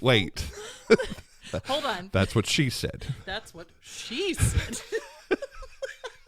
But let's be honest. I'm telling you, people sign emails with this to me. This makes me so happy. It's famous.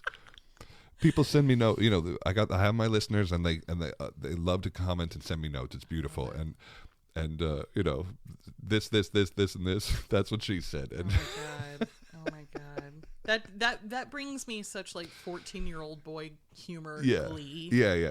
Like to know that I've left a little bit of an impression on people in that way. It's pride. Well, it continues. I mean, I know I hit the button every day, but it brings me joy.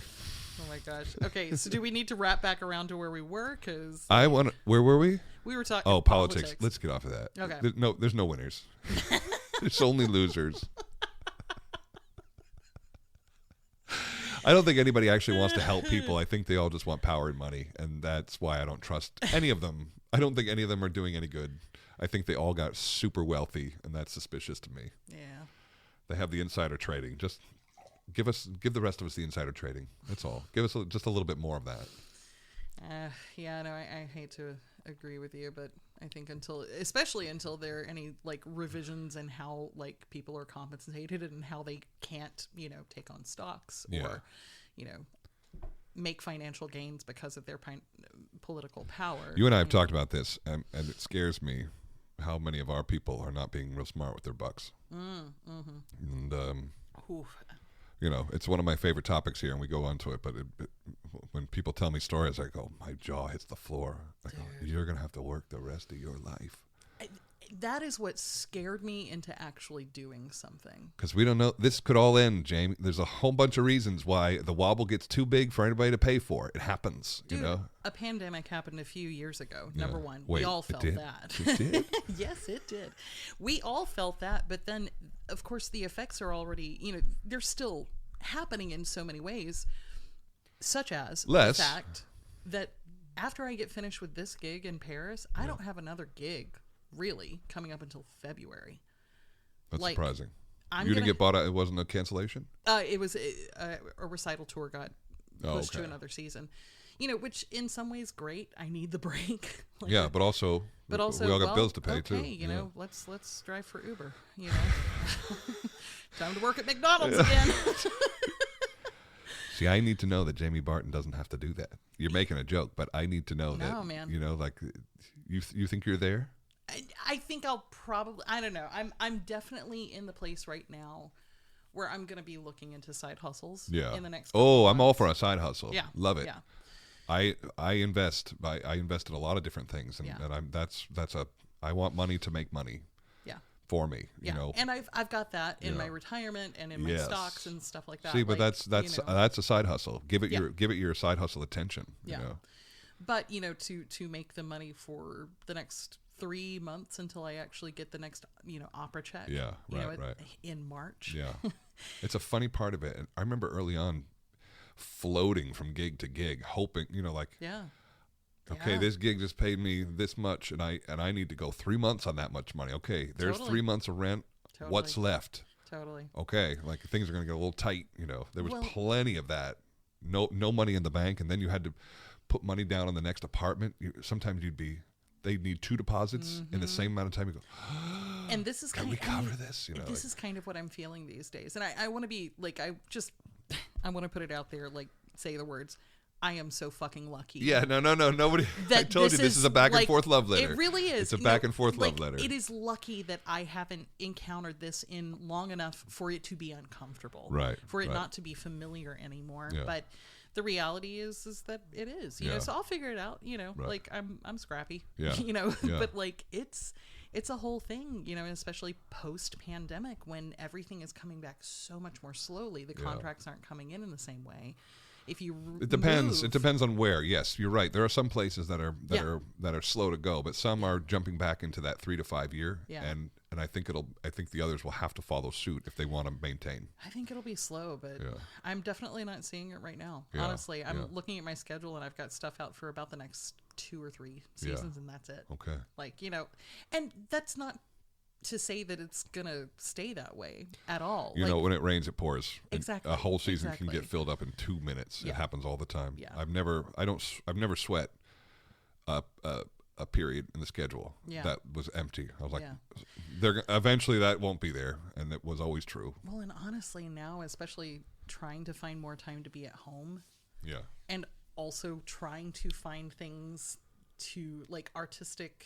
I don't know, creative endeavors to kind of Oh, I have to do that too. You know, like have to do I that need too. to do stuff outside. I need to of write opera. music. I need to paint. I Exactly. need to mow my lawn. Like Yep. this is like part of.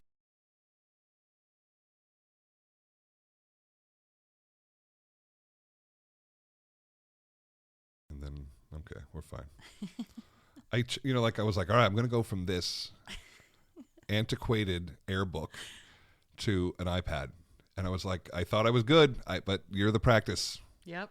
But don't worry, we got it's all there. All there. I'm gonna have to Frankenstein this together when I'm less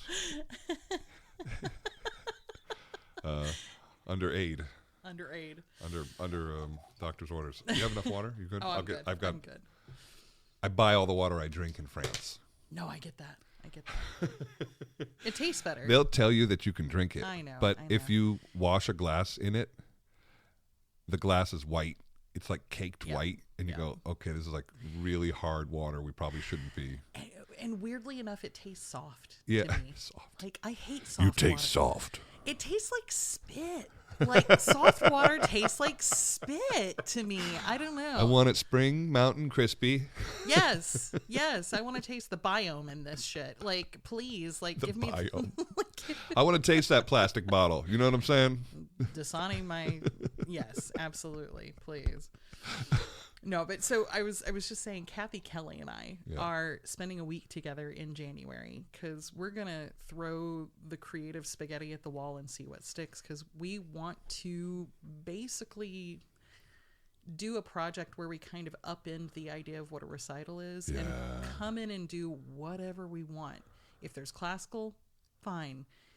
If there's Tori Amos and Karen Carpenter and Patsy Cline Mixed and bag. whatever, Yeah. and you do it more like a concert, you have an opening act, you have merch, and you're a band. Yeah.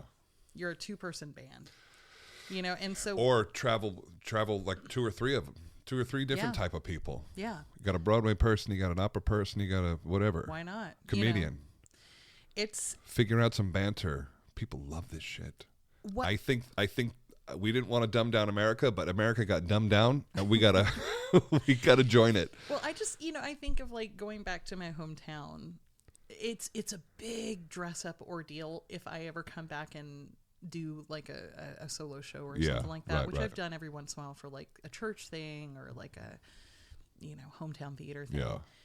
But every single weekend there's a band or 5 downtown playing at different gigs that people are just there for, and I want to kind of come at it from a different direction. You gotta sell a lot of tickets to make any money. Yeah. And We can do that. You can do that at Carnegie Hall. yes. You can't do that at the Roseland Ballroom. That doesn't exist anymore. But where it could only hold 800 people. Yeah. You're not. The door wasn't enough for your time comparatively, and so for it to take over as a major facet, it's got to make opera's money sense. Yeah. Yeah. To me. Well, and I agree. Where is my time worth the most? There is absolutely that angle that I work from when it comes to the strictly career stuff, the industry stuff, the offers that go to my management and stuff like that. That's a part of that, no question. Yeah.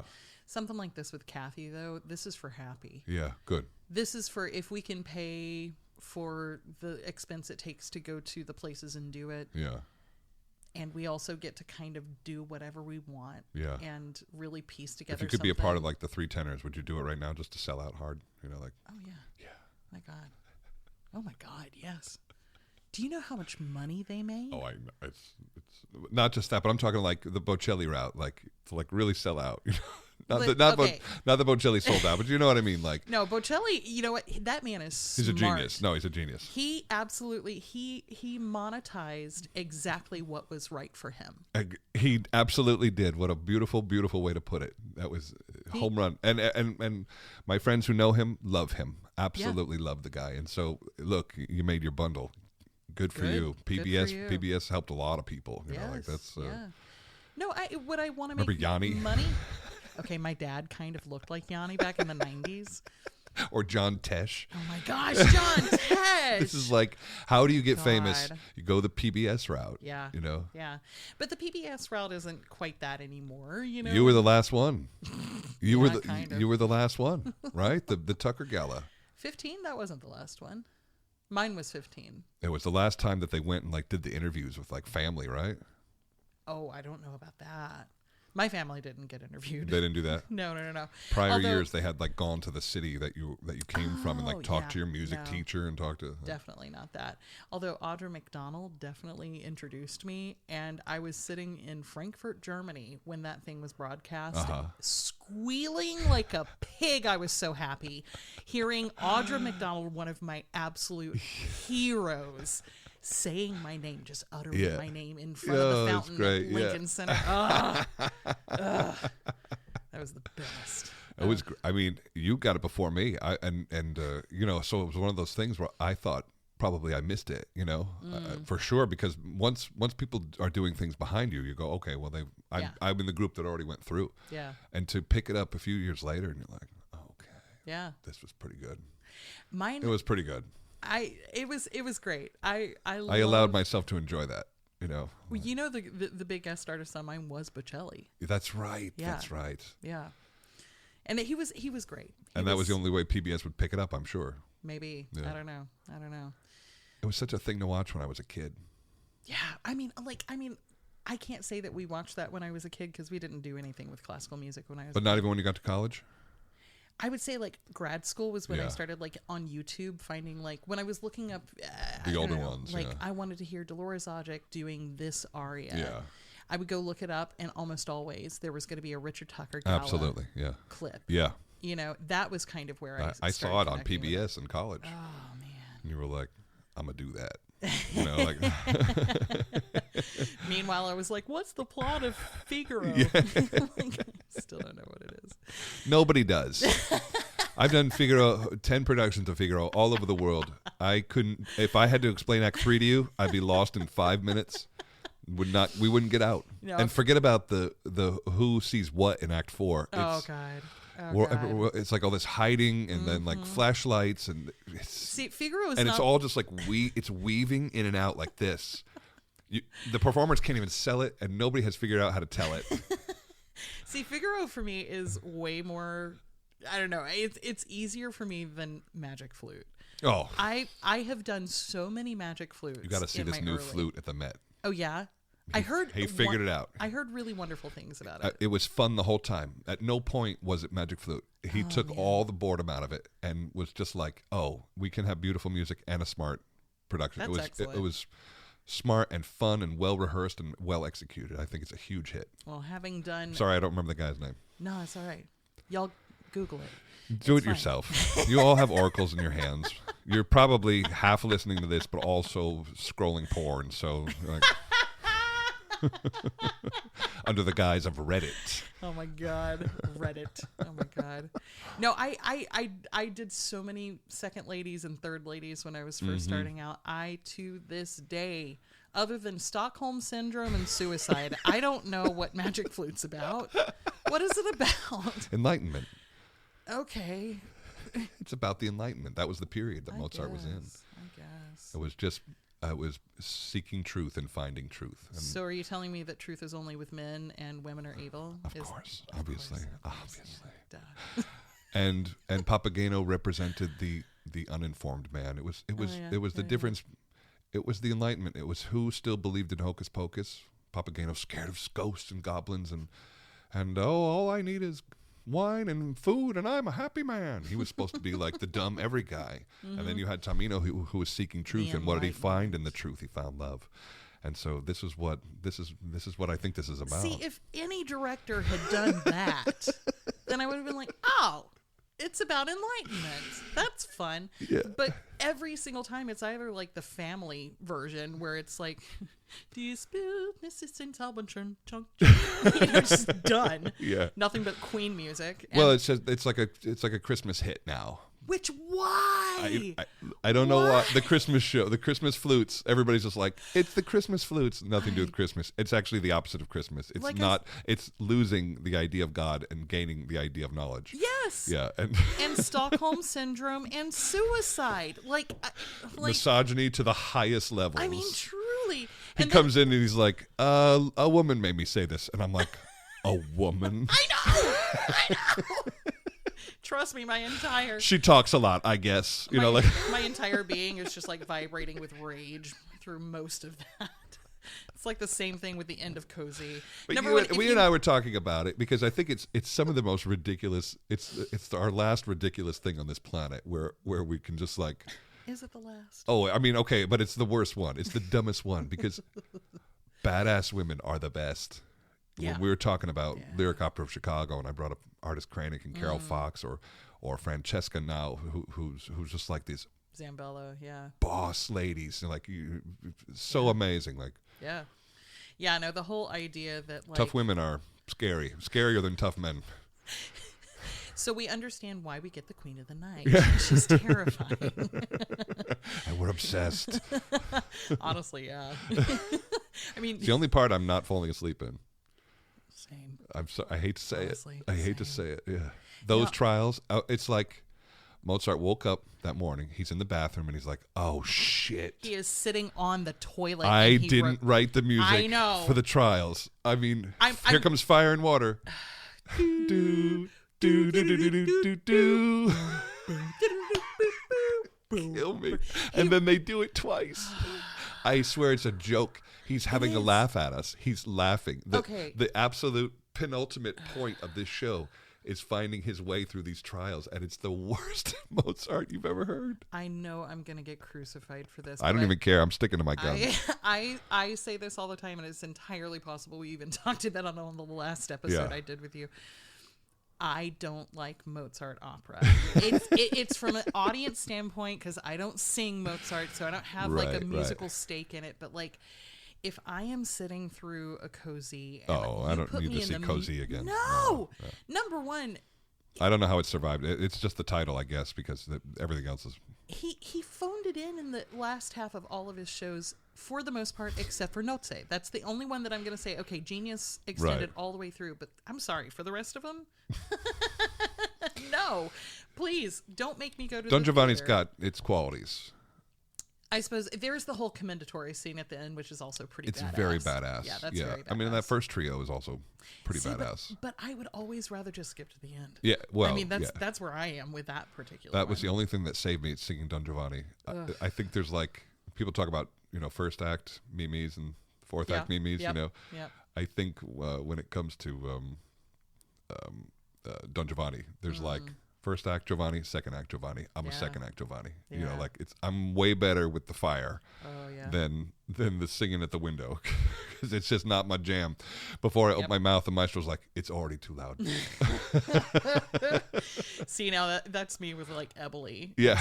First act or Veil aria Eboli, Right. or O Don Fatale. O Don Fatale, yeah. I'm O Don Fatale every day, all day. You get me into the Veil aria, and I'm like, I'm sorry. I hate that you have to hear this. I don't like doing it. None of us are enjoying this. I'm very, very sorry. I have had a lot of arias like that, but sure, Dave Yanni in Giovanni, I was like, we have to go through this now. Sorry. It's only 2 minutes. I'm sorry, too. I improve. See, okay, here's my question for you. Is that bothering you? Is that no, Yeah. this is fine. This is my question for you. Because, like, coloratura, not my thing. Yeah. I, like, seriously, Veil aria, it's got a little bit of movement. It's just enough to make me really uncomfortable. Yeah.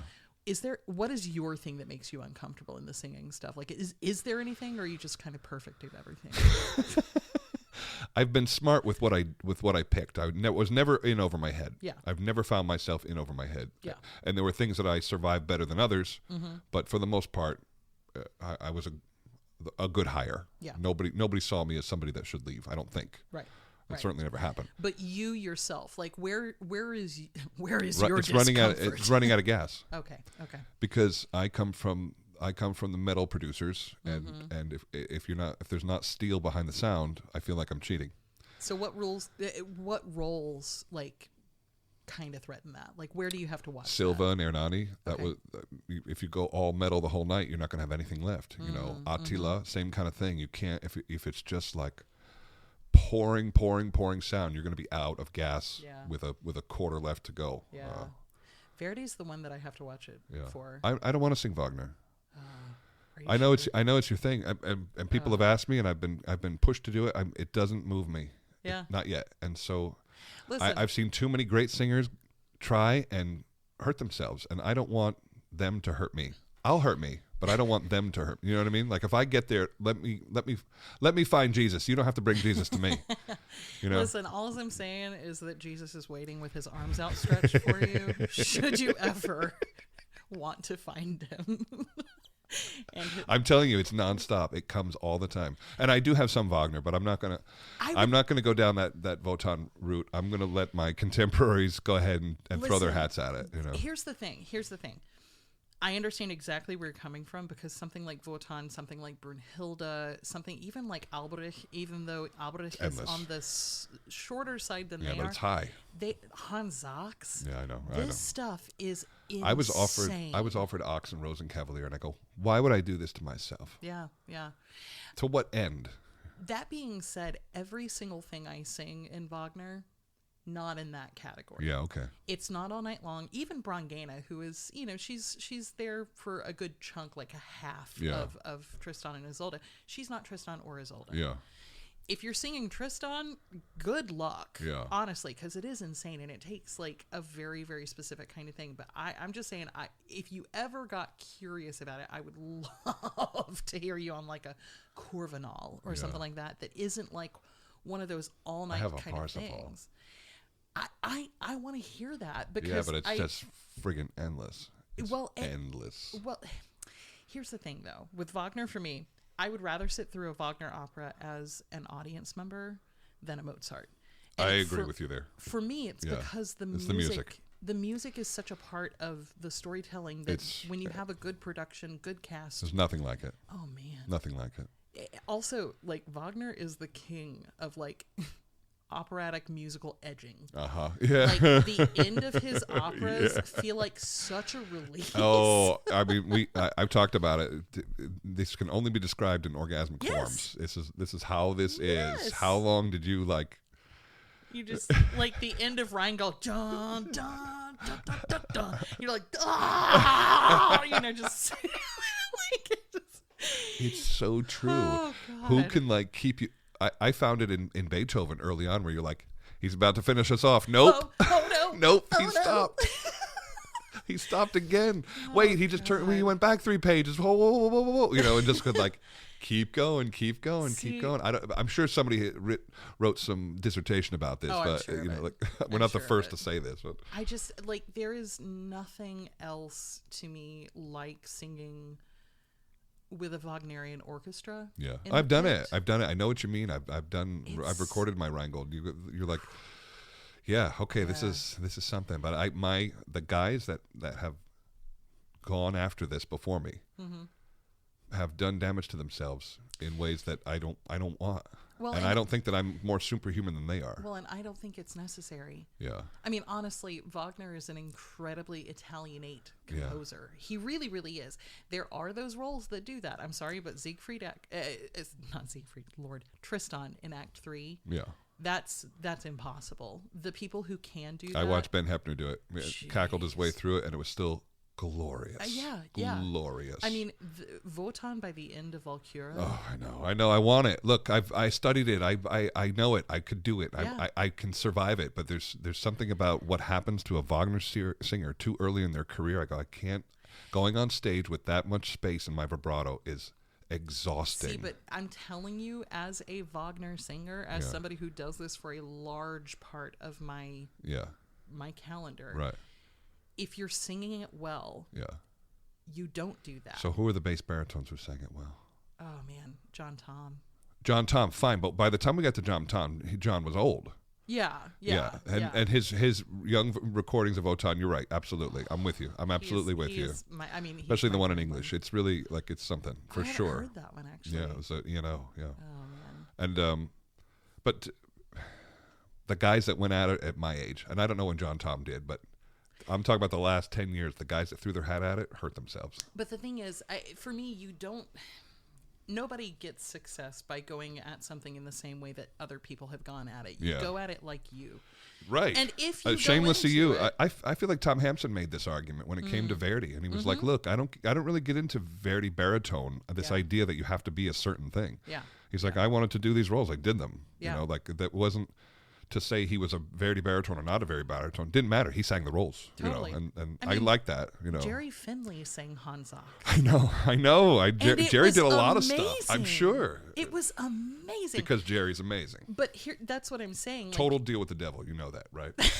There's no chance. There's no chance it's anything but an absolute handshake with the devil. Oh my God. Jerry Finley is 63 or 64 years old. That's insane. He looks like my twin brother. I know. He's all thin and like his skin looks good and his hair is barely gray. Jerry's 63? Are you kidding me right now? And he's just literally the nicest. I know. guy. Yeah. On top of Like, that, everybody loves him. I'm like, you made a deal with the devil. There's no other explanation for this. Nobody lives this clean. But all I'm saying, like, if you do ever feel the bug, don't be afraid of it. I get it. Like, there are certain things like. Well, let me like I said, let me find Jesus. Yeah. And I mean, if you want. because I'm turning them down. Yeah. And I go, there's more Verdi for me. There's more French music for me. There's more devils for me before I go play the God. See, and I'm sitting here going, I don't think you have to choose for that to be later. Yeah. I really don't. I could mix it in. Absolutely. Now, I think you have to be smart about how you do that. Like when I was working in the Verdi stuff into my schedule, you better believe I started with like Anina, and then I was Fanena, and then I was I went in order. Me too. And the same thing with Wagner. You got to get in there and kind of learn the language of it by observing the other people around you doing it, by getting in with the music, but not having the responsibility. See, I've seen of all people night. who are obsessed with it, and I'm not there, and so I go, this is not for me yet. Yeah. Yeah. I mean that. If honestly, he's already there, that's the guy who should do it for sure. I thought that with Brian Mulligan. I thought, okay, you're definitely Wotan, and his commitment to the language was like, Brian did his homework, and I thought, I don't know that I've got this in me. I don't know. Brian spent the entire pandemic learning all of Wotan. A smart move. So smart. Way more motivated than I was. I threw my scores behind the piano and grew psilocybin. I made my choices. I mean, I did my own things as well. I went on lots of hikes. So many hikes. A lot of hikes. Yeah. But like, for me, I think I needed a break from the music. I think I was a little burnout going into it. Brian, when he was ready, he knew that we were going to come back and he was going to be ahead of the game. He wanted to start shifting away from the Italian stuff to add more of the German stuff, and so he did. He really freaking did, and I think he's going to be. I think he'll be our Wotan. Good. That's my prediction. Listen, that doesn't make everybody happy, but I think he's the one. There are so many colleagues I just like fangirl over when I hear Brian them was sing. always one. Always. I went to school with him. I lived with him. You did? Haha, yes, we did the ring together in San Francisco, and we lived together. We lived in the Castro. It was a gay old time. Brian's a great time. Brian is a great time. He was a lot of fun. Well, we were at Yale together, and I'll tell you this: he had the voice he has now. He had then. Are you kidding? I mean, I can see it. He didn't have as much control of it. It was not. There was not as good an extension on the bottom. I mean, Brian's got low notes like a bass.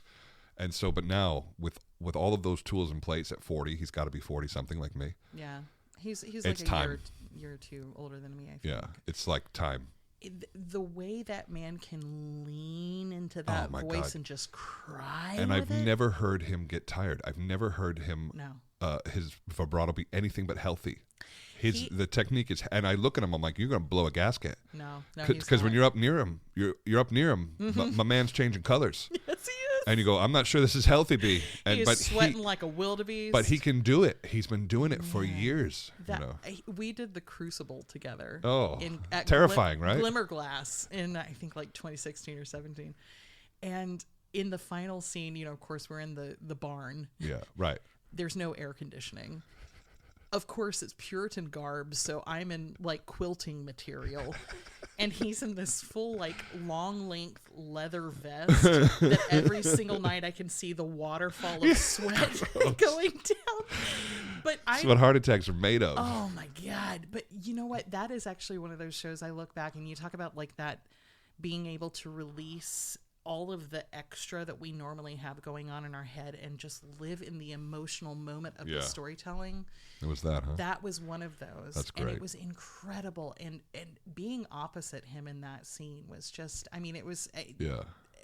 I won't forget it. I mean, it's just, it's unbelievable. His commitment. I want to sing with him. I haven't in a long time. And I just want to feel that energy. Like he took it as serious as you should take it. Dude. You know what I mean? Like his level of preparation is, Yeah. is like, okay, some people are doing this for real. He at my request, he has sent me clips of him singing BARTON, and when I tell you, Oh, I will I know pay I know money. it's him. I know it's him. I will pay money. You know, there's one coming up. There's big ones coming up in the next couple of years, and There are. I heard about him too, and Yep. I suspect if they get it right, it'll be him. Dude, I hope. Our love letter to Brian Mulligan. Seriously.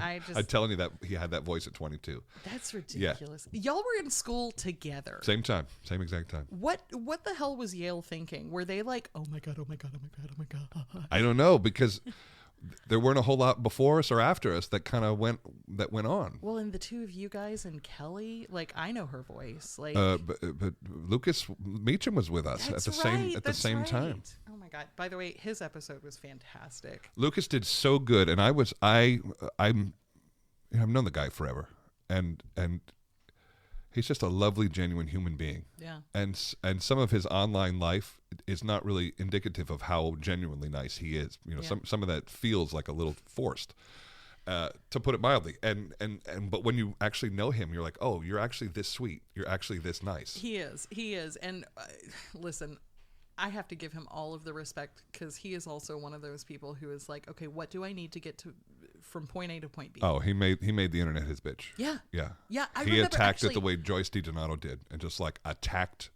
her skill at doing internet. Pre-pandemic, when literally the gig that shut down at the top of the pandemic, we were going to be doing Don Carlo together. He was going to. Oh, I remember this one. Dallas. Yes. It was Dallas. It's been rescheduled. No. Or maybe it has. Yeah. I'm not doing it, but I know. But so like, number one, he sounded incredible, but It's a good role for him. it's fantastic. Yeah. It's fantastic. But we were all over at his place one night for like a dinner or cookout or something. Classic. Also classic. Yep. Yeah. And Lucas and I ended up talking, and he was just, picking my brain about the social media stuff. Yeah. And he was like asking me how I do this and how to blah, blah, He blah. wanted it. He puts in the work. I know I find some of it hard to watch, if I'm being perfectly honest. But I it's couldn't so I popular. couldn't hit my wife in the face with a burrito and put it out there as like content. I don't have the nerve to try and get away Do with you think that. Kelly would throw hands? Like if you She would be like, "What are you doing?" No. She would be shocked that I even asked, Oh God. But I hope that it's authentically me. I'm Yeah. sure somebody's rolling their eyes at me too, but that's part of what we do. But I say this to I was talking with Larry Brownlee one time, and we were having a laugh about a few things we saw online, and that's kind of our whole existence. Larry and I, is that we laugh about stuff we see. He's one of my greatest friends. I adore Larry. And so we're having a laugh at something that we shared, and then I said, "Hey, man, if you ever think that I'm douchey online, will you just tell me? Oh, that's good to Just have like somebody. for real, honest, tell me if Yeah. you're having a laugh behind my back, because I want to know that, Yeah. you know." Yeah. That is But so he says your stuff is your voice. It sounds like That's you, exactly and so it doesn't matter what it is if it sounds like you. No, that's true. That's very true. And it's also not so you've got a good pace. I find myself wishing that you put out more episodes just because I enjoy them. I haven't been as consistent.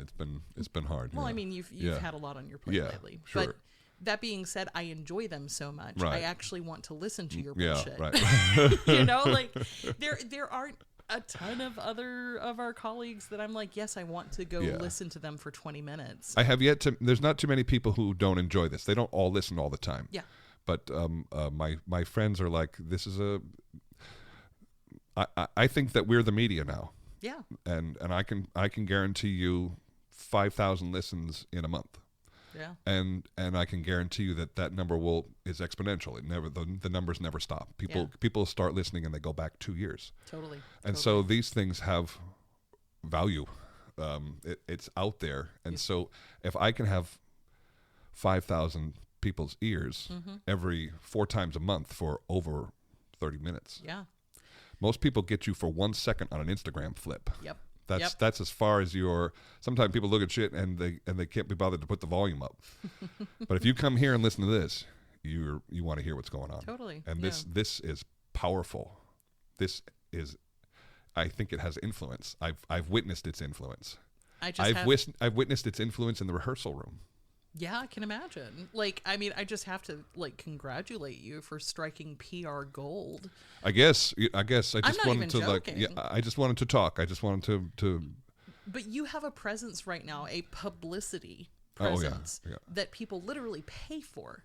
And then when something happens, people want to hear What you have to say a about little it. bit. There's an element of that. Do you find pressure in that though? Because I'm not gonna lie, I definitely find pressure every once in a while, or I have in the past, and I've kind of released myself from it a little bit. But like to stay up with what's going on and make commentary on it. Do you?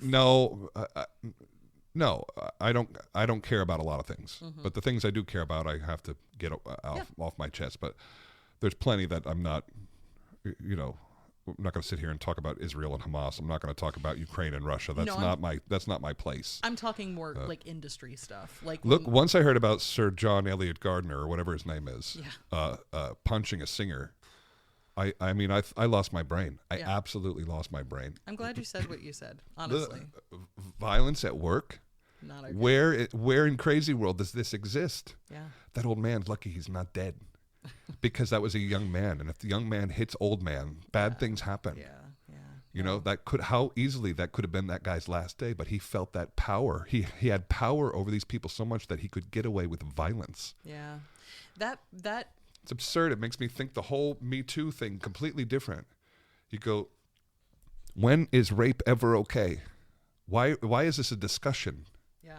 This is not a discussion. No. And there was the same thing with this guy punching somebody where he didn't immediately get fired.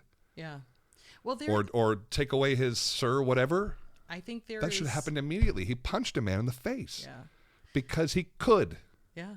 Yeah, no, because we are still coming out of an era where that kind of behavior is. Can you imagine not Yannick only, punching a singer in the face and getting away with it? I mean, first of all, no, it could never happen. No. This man would never dream of this. Yeah, Yannick would never. But he would also never get away with it. No, he wouldn't. And so why this was okay? I go, you have got to be kidding me. I don't care how old this man is. Listen, I find, and this is as a woman.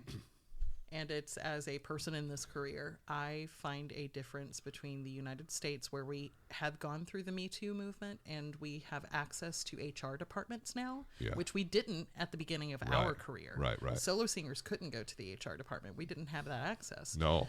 But now we didn't. There is I don't know about you, but for me, there is a marked difference in the power structure that is allowed. In the States of it, especially. 1,000%. Yeah, I agree. This could, to your point, that could never happen in the United States. We are designed to protect people from violence at work. Yes. And I can't tell you how many times in the very, very recent past I've been in rooms where seriously abusive stuff has been going on over here in Europe, and the idea is just like, well, they're a genius. Yeah, right. Oh, I know. The director genius, who's also an asshole, is still an asshole. Yeah, exactly. And to me, I'm sorry, but like at the end of the day, is that going to foster the best product? Absolutely not. I don't know why they thought it did for a while. That everybody's working under fear. Yeah. Look, I worked in those days too. I've been doing this long enough that I was in the fear house too. Yeah. And the fear house. It's hard to get to work, man. Every day you were swimming upstream, hoping to keep your job, because everybody was like, they used to line up a whole table of people who would just sit there and tell you what you were doing wrong, and you go, I don't need 10 of these people. I was on those days are over. I was on a gig in the last couple of years over here where that was not. It's not over. Yeah. Well, over here is a completely different thing. But I'm talking about the big opera houses in the States. It's different. The days of like everybody fearing for their job is over. If you don't like somebody's work, you don't have to hire them again. Yeah. But don't put that fear of you're going to lose it right now is gone. Yeah. No. And I'm sure there are singers who sing in a big place once and never go back, and that's the way it works. That happens. Absolutely. But if they felt welcomed when they were invited there, then I think we had a good exchange of services. No, for sure. That's, to me, that's just basic human decency. Yeah. Just respect. Respect for the people they're hiring. It was tough. It was tough working in the big house as a kid. You know, man. my days I was always in a big house singing Small Things, and when you sing Small Things in a big house, you feel the most wrath. Oh yeah. And so I was just trying to feel the least. You know, I'd be like, all right, which one of us is about to eat all the shit? And you go, all right, I think I'm good. It's definitely gonna be that guy down there. You know, See, I was the young mezzo, so it was mostly me. I can't. Who can they pick on? No. Yes, definitely yes. Probably. You know. No, it's totally true. Especially, tell me what you think about this, but like, especially as a lower voice, you're not the up and coming soprano or You're not tenor. special. You're not special enough to get away with that. No. Yeah. Exactly. Yeah. Like to be able to make it to where we are in the career as lower voices. Yeah. Oh God, we ate all the shit. Oh, so many shovels of shit. So many. Like, I mean, it's disgusting. Actually, It made us tough. it did. Yeah. It also, in the last few years, thanks to the Me Too movement, I've actually had to undo a lot of my own, like, self-protection things that I used to do. Sure. Which I was Passive always, aggressive. I know what you're talking about. For me, I was very often not like I was never really the receiver of like sexual harassment or anything like that. But what I was like the mezzo, the woman who all the men in the room, especially, if I might say queer men as well, like the leaders in the room, would kind of let me be a part of their group. Right. And with, especially, I hate to be, pinpointing specific sexualities, but with straight men in particular, that very often meant that I was only a part of their club if I was complicit in not talking back to them when they were talking shit about other women. And I can see that. As a survival, that sounds familiar. Sure. Yeah, as a survival technique, as a way to not be the one that didn't get hired back in that house, would politely giggle at things or be in on the joke, or I think that happened in a lot of workspaces. Absolutely. You want to be in the boys club? Act like a boy. Exactly. And so like I had to do my own reckoning of going, okay, how do I turn the tide of this ship, because that doesn't work. Right. I'm not okay with that behavior. I'm not okay with what you said. Yeah. Exactly. Yeah. That comes with the privilege of being able to lose the job, which as younger singers we didn't have that. That's not I told a you part my of it. story. Like, we were harassed by a director. Yeah. I mean, absolutely harassed. Yeah. Textbook harassment. Should have been deported. Yeah. And we ate it because we didn't think we would be the ones protected. We didn't believe that there was protections in place for us. They weren't going to take him out of the room. They were going to take us out of the room, and we needed those jobs. And listen, knowing that story and having known the names attached to it, and when it was, I agree with you. We could have stopped a ton more, I'm sure, because that was 20 years ago. I'm sure that went on until the man was finally, sent home. Yeah. Because somebody actually said something, and the guy who said something still took shit. Yeah. 15 years after what we would have. Absolutely. I think our careers would have been done because we had sabotaged this great person. They would have seen it that way. Yeah. Oh, he's just a naughty boy. I was like, this was beyond naughty. Oh, but he's a genius, and you know this about him, so you just. He's also a nice man. He's also nice to be. He's also nice to be around. Yeah.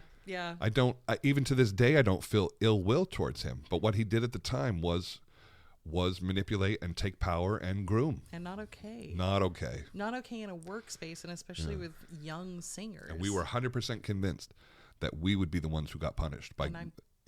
That's what would have happened at the time. I know it would have.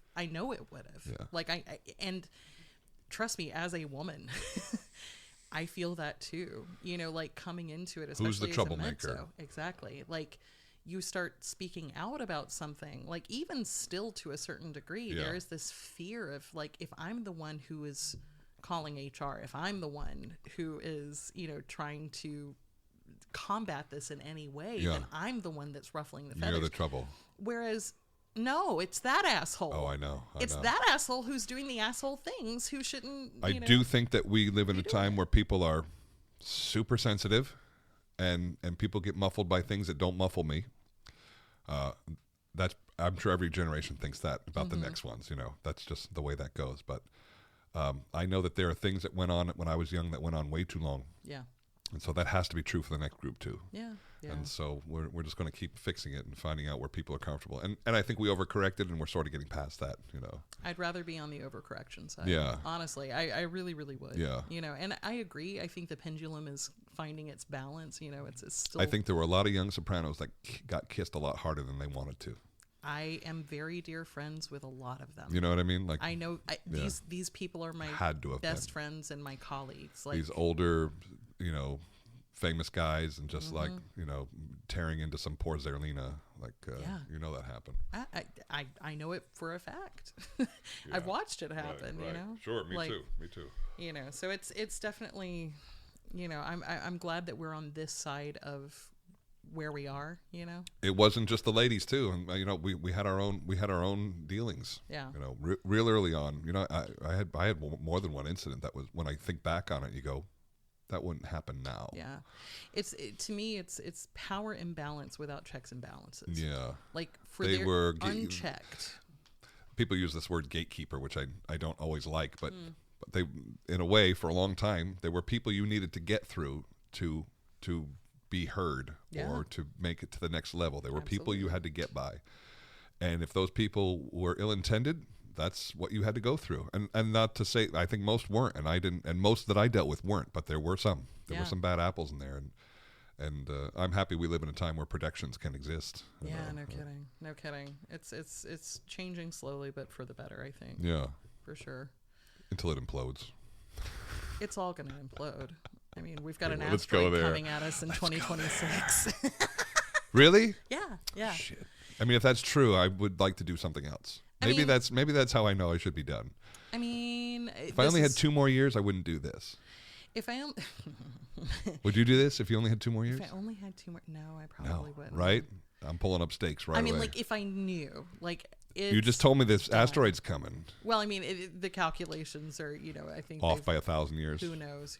No, I think it was like 20% chance or something like that. Sweet nuclear death. I mean, if it is, then it is. That's kind of where I live. Front row seat, baby. Front row seat. Sit on the beach and watch it come. Like if it's gonna happen, nobody's gonna survive. That's what she's saying.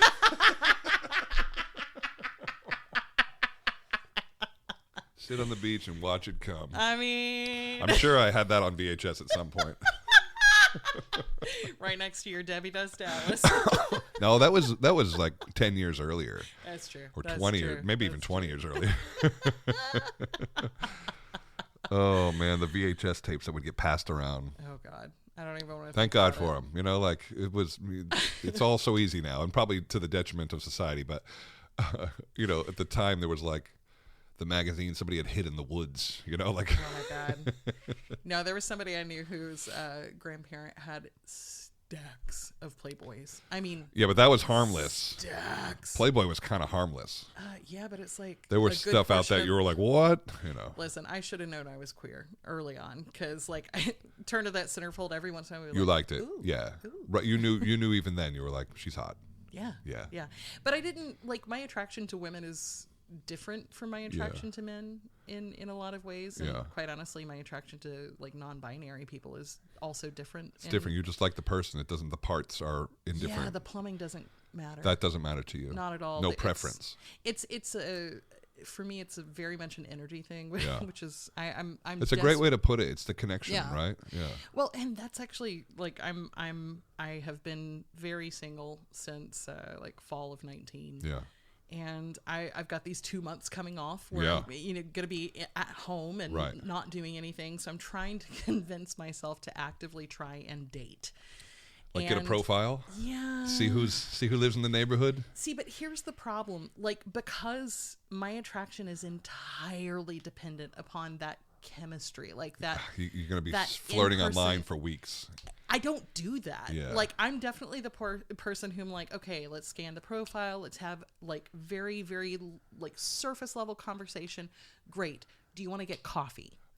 let's get to that so that we can find out if this is anything. And I don't want to have a date that's longer than coffee. I want to give you a half hour of Somebody my day. told me this is how it works. Like generally, it's meet for a drink. If it's going good, have a reservation ready, and or don't. Or do it later. Whatever. Yeah. Like, but it's for me, it's so hard to feel like I want to get out there and actually like put in the effort. I would be terrible at this. I think I would be absolutely terrible at this. I'm not looking forward to it, and I do like I want a romantic connection in my life. Like I want that for you. Yeah, like I'm at the point now where I'm like, okay, I feel like I've leveled up in my life. I feel like I know my boundaries. I know what I want. You made your success. Yeah, but I also really like. There's balance there. Do it, Jamie, for sure. You won't regret it. Yeah, I mean, the problem is that I really like being alone. The autonomy part of this life is it's not intoxicating, but it's something you become used to. Oh yeah. I mean, I've got my whole nighttime routine. Me and one of my best friends usually watch TV or movies from like across the miles. Yeah. I hang out with River. It's a chill evening. Somebody in that space needs to be real special. Really special. Like I am a classic introvert as well. So like I need somebody who's not going to drain that battery. Like it's a special person. Right. To like. But if you can sit quietly with somebody, you can. Yeah. Yeah. That was something that we found out pretty quick. It was just like, if you don't have to talk, you're gonna be just fine. Like. But the whole process of dating is talking, and I don't know anything about it. I'd be terrible at it. I'd be the worst boyfriend ever. I kind of like teeter-totter on the line of like, okay, do I want to try and find somebody to date, or do I just want to live in the witchy ways that I am and be the crone that I am with my cat and not talk to people and eat children and like, do I just want to lean into that? My buddy who's been divorced, for maybe coming up on a year now. He's dating and he sees people, but he's gonna leave soon. If he's in New York, he can be like, yeah, well, I'm here for the next 2.5 months. And I'll be back next year for 2.5 months. And what is that person supposed to say? Like, oh, okay, I guess hit me up. Maybe I'll be single. Maybe I won't. This is why I haven't dated until now, or at least put in the effort to try and date, because I'm never home. To like have this, you need somebody that can just go with you. Yeah. Sometimes I see like Lisette or Lucas or somebody where the partner's in with them at all times, and you go, this might be the way. That's what I did until my son was 4 or 5. Yeah. My partner was on the road with me. We had a blast. We saw the world. Totally. We saw the world twice. Yeah, yeah. And that was great. Like that was permanent vacation. It felt like. That's why this is one. It's work now. I mean, this is also another thing is that I'm like, okay, how much of a relationship do I want? Right. I don't know if I'm going for marriage. I've done that. Yeah.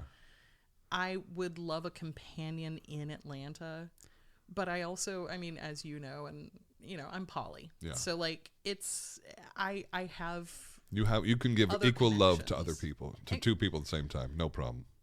Or more. Yeah. Right. I absolutely understand it. Yeah. It makes perfect sense to me that you could have love, but when you start getting into the intimate part of a relationship, because you can have connection with a lot of people and feel close to someone, but if you get intimate, jealousies and things start to creep in. People start to. It depends on how your setup is. Yeah. I mean, I jealousy is not non-existent in my life, right. But I don't consider myself an inherently jealous person. Yeah. Like there's this word in the polyamorous community, compersion. It is your happiness for somebody else finding happiness. I see. Yeah. Right. Right. And I have you have to exercise that muscle. Yeah. Yeah. And quite honestly, when you're in a good relationship, in a good poly relationship where you feel like your cup is being filled in the way that you need and want it from that partner. I would just be so sad that I could be replaced. Oh, I don't think it's replacing. Yeah. I think that it's not a pie chart. You don't get less of it because somebody else took a slice. Okay. I find. But maybe you want to see them and they've got other plans, and that was the only chance you had, and you thought surely they would have gone out of their way to see me. Well, I mean, communication is a beautiful thing. Yeah, and, them knowing, realistically speaking, my partners what you expect. knowing my schedule and that I would like to see them is it's my responsibility to communicate that. Right. You know, I'll be home on these dates. yeah, you know. exactly. Right. You know, so for me, it tends to work out pretty easily because Yeah. I'm not just, living in the same place Yeah. and vying for somebody's attention. Right. There is a finite amount of time that I am somewhere, and we have that opportunity to spend it together. It's a hard part of this business. It is. It's probably the hardest part. One of them. Is Yeah. not living with my partner is a struggle, and it's not getting easier. Yeah. And you're just living two separate lives. That's all there is to it. And it's tough for everybody. Yeah. It's not, I'm trying not to be selfish. No, it's man. tough for everybody. Listen, I've got a cat and a Tempur-Pedic bed, and it's tough for me. Like, I miss both of those so much. You guys are everything to me. Temper. River, I miss you. When the three of us are in bed. Okay, literally the happiest. Your bed. threesome. Your favorite threesome. Of all the threesomes, That is the most consistent and the best.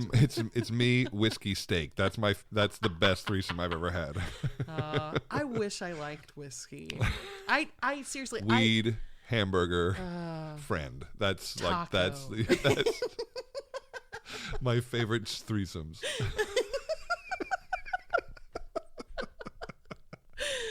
Oh my God.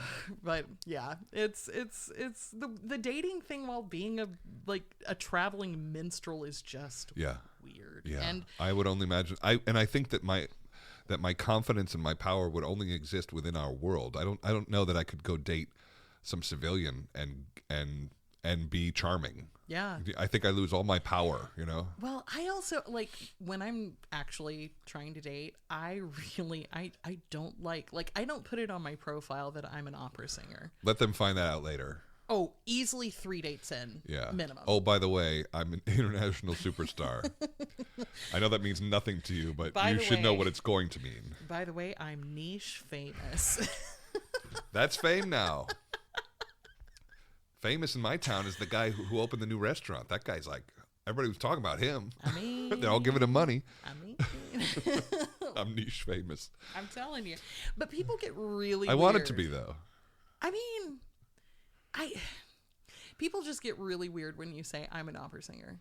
Yes, they do. Because then Yes, they do. They think automatically, they just assume these kind of caricature. I was giving an interview one time, and the guy did my whole retrospective, and he's like, "We're getting off the phone after the end of this interview," and he says, how do you spend the rest of your day?" And I go, "Oh, we're going to Target later," and he was like, "Go to Target? An opera singer goes to Target?" I said, "What do you think? Somebody brings me dinner on a platter? We're like just normal people." There's a Starbucks in there. Of course we go there. Mine always smells like popcorn. It's amazing. Okay, that's awesome. Oh, you don't have the popcorn dispenser right there? No. Oh, that's like the first move now. Oh, that's fun. That Keeps the kids happy. Mom gets the caffeine. Let's spend some money. They know what they're doing. They know what they're doing. They know how to navigate capitalism. I love it in there. The red dot. But no, it is. It's silly. People sometimes just have this. You would stay in anything but a 5-star hotel. Well, once again, we do work for a nonprofit industry, so nope. Yes, it's a nonprofit, but there's a lot of money. I mean, there's a lot of money, but we're not seeing it. I mean, Some would argue we do. We're seeing a chunk, but ask anybody who actually knows anything about taxes or about the setup of how we function within this business, and you'll see automatically that we get such a small cut. You can't make opera for profit. It doesn't sell. No. We provide a service to the wealthy, and the wealthy keep us in business in America. Yeah. If the government pays for it over here, a certain percentage of it, that's there's a cultural minister here. It's obviously something that the people are interested in. Yeah. But where we come from, it's not for profit. But the budgets are huge. The big opera houses, there's a lot of money to go around, and top fee hasn't changed in decades. Yeah. Yeah. I mean, people are much slower to get there too. I was saying that, I'm still in touch with the intelligence cast via text. Yeah. We were talking about New York and renting there. We had one cast member who was very last minute trying to find a place to stay because they just couldn't find. You're gonna be in Hell's Kitchen. Listen, Hell's Kitchen if you're lucky right now. Oh, really? Honestly, the prices have just Oh, I know. skyrocketed. I know. And if you're in our position, it hurts, but it's not prohibitive. You If can still are- live yeah. in the good neighborhood. If you are at the point in your career where you're covering and maybe doing one or two Debut people live performances- in Jersey. Yeah. Debut people drive over. They sometimes Yeah. live in Philly. Yeah. Oh, I know that too. You know, like it is, to me, that is prohibitive. Mm-hmm. I'm not sure I could do my job well and have that kind of commute. I'm super fancy now, Jams. I mean, if I live above 70th Street, I'm like, who rented this? What hovel is this? But it's completely true. I stayed at the Essex House. When I is sang. that the one, Central Park South? Yeah. On the west corner? Yeah, I remember dropping you off there. that's right, Jams. You did drop me off there. I needed some help. We had a fun night. It was a great night, but It was fun. you remember that lobby? This was It was like gorgeous. I mean, I kind of remember the lobby. but we, you know, like I experienced that during a gig, and you're like, Yeah. okay, life is worth living here. Like this is manageable. This'll do. You know, See, now with having a cat, broke the bank. I mean, Oh, yeah. broke the bank. Not sustainable. traveling with River in New York automatically means I'm not staying Most at the apartments, Essex house. most apartments can't have you. Yeah. Yeah. And so, like this last time, I was renting through like I don't know, like a furnished, like sublet, like corporate sublet kind Yeah. of place. I've started doing that because I got to New York. Literally, when I got to New York for Orfeo, I had, my bags. River in her carrier was waiting on an Instacart order with like a litter box and litter and all of that stuff coming to where I was going to be staying in Hell's Kitchen. And I got there and the apartment didn't exist. It was the last time I definitely went through Airbnb. That was a for any scam. of that. It was a scam place. It wasn't a scam. It's I think the management for the company, like the management company for that condo, hadn't put on there that they were doing renovations. So it was completely under construction. Oh, I see. So like I didn't have a place to And stay. they happily rented it out to you. Yeah. And so, the Met pulled all sorts of strings, got me into the Empire with a cat for 2 nights. Yeah. First day of school on a role that, I had never done. Yeah. I'm singing my first title role at the Met. Right. And I'm like scrambling with my cat, but then I ended up getting Empire is like no solution. it's across the street. It's convenient Yeah, at least. right. They were very, very kind to they only allow dogs, and they very kindly allowed me to have my Yeah, cat there because right. it was an emergency situation. But then I moved into one of these furnished corporate sublet places. Mm-hmm. And so I've been renting from them for all of the gigs that I've done since then. When I got there this last winter for Dialogues, do you remember the whole polar vortex that came through? Yes. Okay. When I got there, I think we started rehearsals on December 22nd. Yeah. Right before Yeah. Christmas. Yeah. That's when I saw you. Yeah. Yep. The I was dying. you were kind of dying. Yeah. I had dosed myself on some antibiotics that did not do well. Yeah. And I lost some weight. Yeah. You were you were looking a little me, honestly. But so Not a great time. I got an apartment through this same group. It was up in the 80s, and I was like, great, fine. We're going to be here, whatever. I like the brownstone kind of thing. Whatever. Yeah. Got there. The window was broken. Like, it wouldn't stay up. I had to wedge, a board up under it, and the polar vortex comes through, and all of a sudden, that window is nothing. Right. I mean, it doesn't it's exist. It might as well be open all the time. Seriously, Heidi Melton, she's one of my besties. She came in for Christmas. She spent Christmas with me, and so we're sitting in my living room on Christmas under blankets, shivering like we're actually in the I can't first do act this. of I Bohem. can't live like this anymore, Jamie. I can't. I won't. Honey, I paid close to $20,000 for that apartment for less than 2 months. Oh my God. Are you kidding me? That is what I'm talking about. It is unsustainable. That's a nightmare. It is terrifying. And honestly, of course I love working at the Met. It's the dream of what we do. Right. But at this point, I'm like, okay, how do I do this and not burn through literally And not jump out the all- window like Eric Owens told me. Not jump out the window. Yeah, Eric Owens was Don't. right. Don't. That's right. It's a good reminder. You know, it's just, you know, you think of even if somebody gets top fee, they're always going to be paying 10 to 20% for their manager. You're going to be putting back, you know, whatever you put back for taxes. I put 35 to 40% Oh, yeah. back. Oh, you better. You know, like I'm always going to be paying myself first and doing retirement, but then like what's left over after that, then you pay your apartment. Oh, yeah. And you know, all of that stuff, and it is so And I said expensive. I have requirements now that are non-negotiable. That's it. Not going to live in a 5-story walk-up. No, You know, absolutely like not. I have needs, and Yeah. they're getting expensive. I know they're getting expensive. I won't get into a small Uber anymore. I won't sit in the Yeah. back of the plane anymore. Yeah, yeah. And so I'm just like, this is what it costs. You want to keep the golden goose producing? This is my requirements. Yeah, I mean, I am 5'7", and You're like, when I'm not sitting back there. Listen, if I'm flying to Europe, I'm going business, or I'm not going. Exactly. I cannot feel somebody's elbows for 10 hours. I No. just can't. Also, I mean, the reality of what we do is that sometimes we've got to walk off that plane and go into rehearsal, or Sure, that happens. It doesn't. Not all the time. too often, but I think even not doing that, I just don't want to torture myself at this point in my life.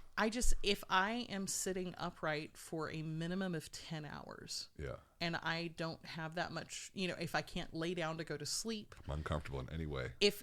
like I typically, when I fly to Europe, I'll get over here, I'll have that day, and then usually like the next Start day, the next day. is Yeah. the start of rehearsals. I cannot function. I can't do my job I if know. I am broken. Yeah, physically broken. And Forget it- about sleep. Yeah. Yeah, just physically, yeah. And I'm 42. Yeah. I'm sorry, but that breaks me at this point. I'm with that you, baby. absolutely I breaks am me. with you. I cannot sit back there. If it's a 2-hour domestic flight, I'll suffer, but Yeah. only if I have to. Yeah. But if I'm coming over here, this is what this costs.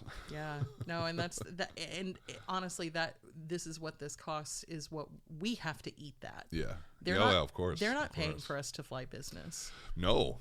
You No, know? and I don't think it's fancy flying. I think it's reasonable flying. It's reasonable flying. We're all just, I don't know, cheated into thinking that that's the fancy thing.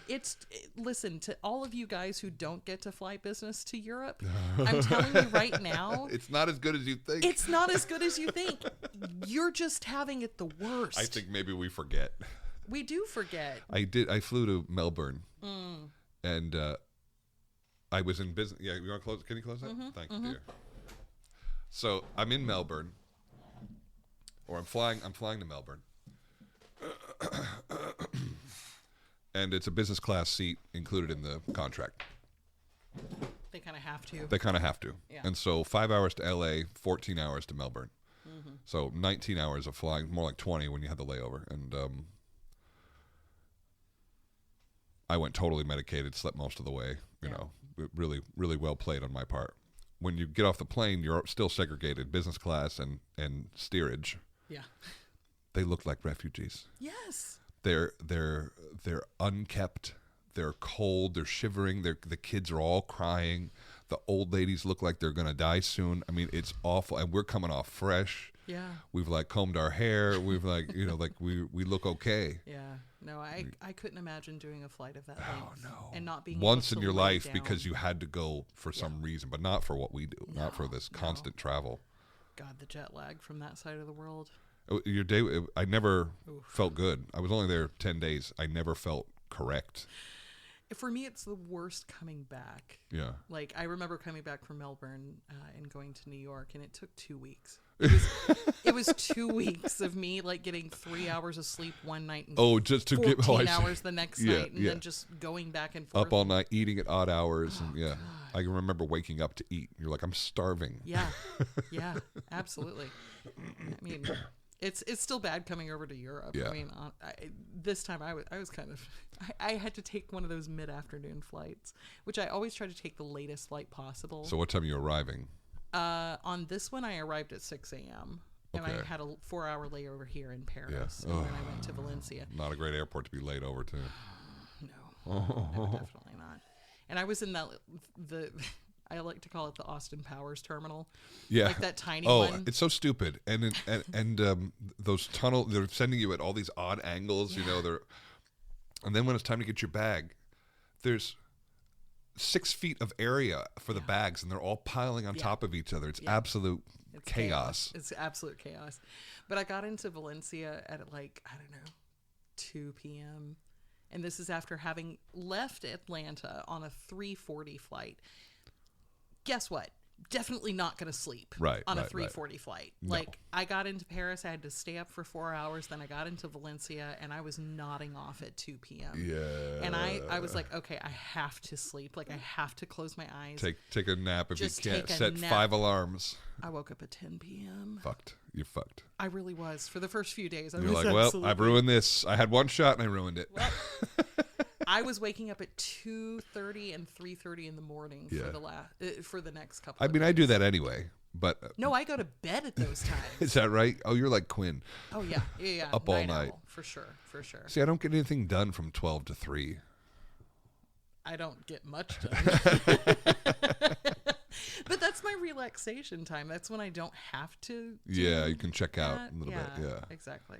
Yeah, Quinn's always sending me memes at like 3 a.m. I'm I like, know. buddy, call it, man. Call Same. it. That man keeps my Instagram DM like live. I think he's got a problem. I think we need an intervention. We'll come to him as friends because he caters what he shares to the individual. I know. Like he's got groups. Listen, He knows what you like. I know, and it's a love language. It's a love language. It's how he cares for us. But it's kind of like what the computer's also doing to us. It's learning about us and showing appropriately. Like Quinn is also a vessel for this, and I think he kind of works for the internet without getting paid. Meta is like, thank you. Quinn is AI. Special shout out to Quinn Kelsey for honing our algorithm. Fucking That's what Quinn. she's saying. Yeah. Hone in on my algorithm. Amazing. Honing on my algorithm. Yeah, I've been friends with the guy for so long, and it's amazing because we were young artists together in Chicago, and you don't. Plenty of people you don't see ever again. I met a buddy. My first job ever, this FGO job I was talking about. Yeah.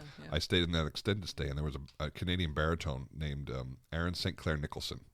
Okay. And Aaron St. Clair Nicholson was a great lyric baritone, phenomenal lyric baritone. Yeah. Had all this great energy on stage, and he was singing good roles in Florida at the time. And we became fast friends. We ate at Denny's like every morning. We were like pals. We were like real pals, and got on and laughed, funny, Moons over my hammy. Never moons over my hammy. The Grand Slam with fries.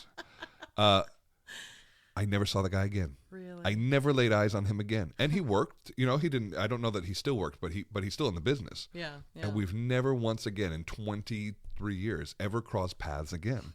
And I think I learned you got to slow roll the friendship.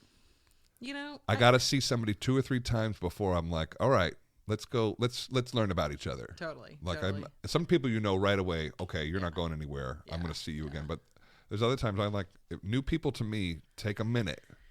I get that. Yeah.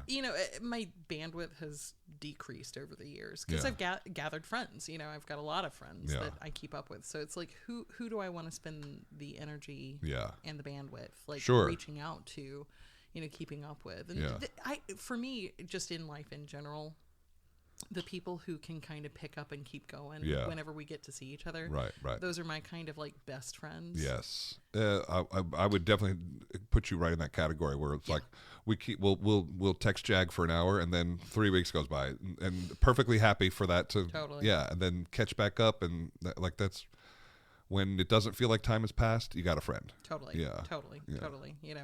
And I think that works well with what we do. The reality. It's good if you could be that way. Yeah, exactly. The insecure attachment, though, kind of always makes me really. I tell my friends I love them. When I hug them goodbye, I tell them I love them because you don't know. Yeah. I don't know if I'm going to see you again. Yeah. And it happens all the time. And I learned that one early with my buddy Aaron. I never saw him again. Never, even in the same city on the same day, kind of thing. Yeah. There was another friend, a tenor named Ted Schmitz, that I met when we were young artists. A bro on day one, hysterical, a real bro. Never saw him again. I mean, we all have that, because so many people filter in and out of this industry, Oh, let's write a folk song about it. I'll get my guitar. You talk about past loves. I love it. Let's do it. Let's get stoned and do exactly that. How about that? I talk big. I often talk big. But even just doing this is like, all right, a commitment enough to something. Like, No, totally. No, this is. I mean, this is like reconnecting on the air. yeah. This is fun. I just invite people into my space. Yeah. When Jamie's coming over, it's funny. It's always funny. Why don't we go ahead and do this? I'm going to split this one up too because we've just been going. If you need a break, you tell me. Yeah, no. I'm good right now. We can go get more breakfast. Is there more breakfast to be had? There could be more breakfast. No, I'm doing good right now. Second breakfast. I'm a hobbit. Let's be honest. Have you seen my feet? Like, Have I seen you? Probably. all gnarled and hobbity. You know. Give me that second breakfast with the potatoes. Oh, goodness, yes. The French have figured out food. They really have. They have figured. They haven't figured out tacos, but they have figured out food. Dude, going to the okay, so I have sung in France before, not in Paris. Yeah. You know, with a organization here, but I was in Aix-en-Provence for a full summer, which was fantastic. And going to Monoprix last night and just getting groceries, I was like, oh, these things. Yeah. Oh, like, yeah. That's one of the fun things about going to different countries is that The stuff you've got. Absolutely. you learn what's there and you learn what you like. And Get back to Germany and I go, oh, muesli for breakfast every morning. my You God. know, like I never do that at home. Never. Weisswurst. Give me some Weisswurst, some Rotkohl, and some sauerkraut. I want some like Handelmeyer and I call loved it. A it. day. You know, I lived in Munich for 2 years, and so the Bavarian food and me are friends, my and it's never bad. It's never bad. Oh, I just can't quit you. First so time I had good. Liebekase was in Austria, in the canteen in Salzburg, and I was like, "What is this pink loaf?" Pink loaf. They go, "This is Liebekase. It's like bologna." The guy was like, "It's like a big thick slice of bologna." I was like, gross." He's like, "Why don't you try it, asshole?" You know, I'm a fully addicted now. See, for me, I have a cardiologist, and I'm sure a lot of it has to do with my Liebekase love affair. See, for me, my downfall, and even to this day, when I know that wheat will absolutely mess my stomach up. Yeah. I know that. Like, I'm gluten-free until it comes to schnitzel. You're like, this is going in. This is going in. I was in Munich for 2 weeks during the summer, and I think I had schnitzel every day. Listen, I was doing a ton of walking. Like, I'm doing everything I can to balance it out. But like, I'm gonna.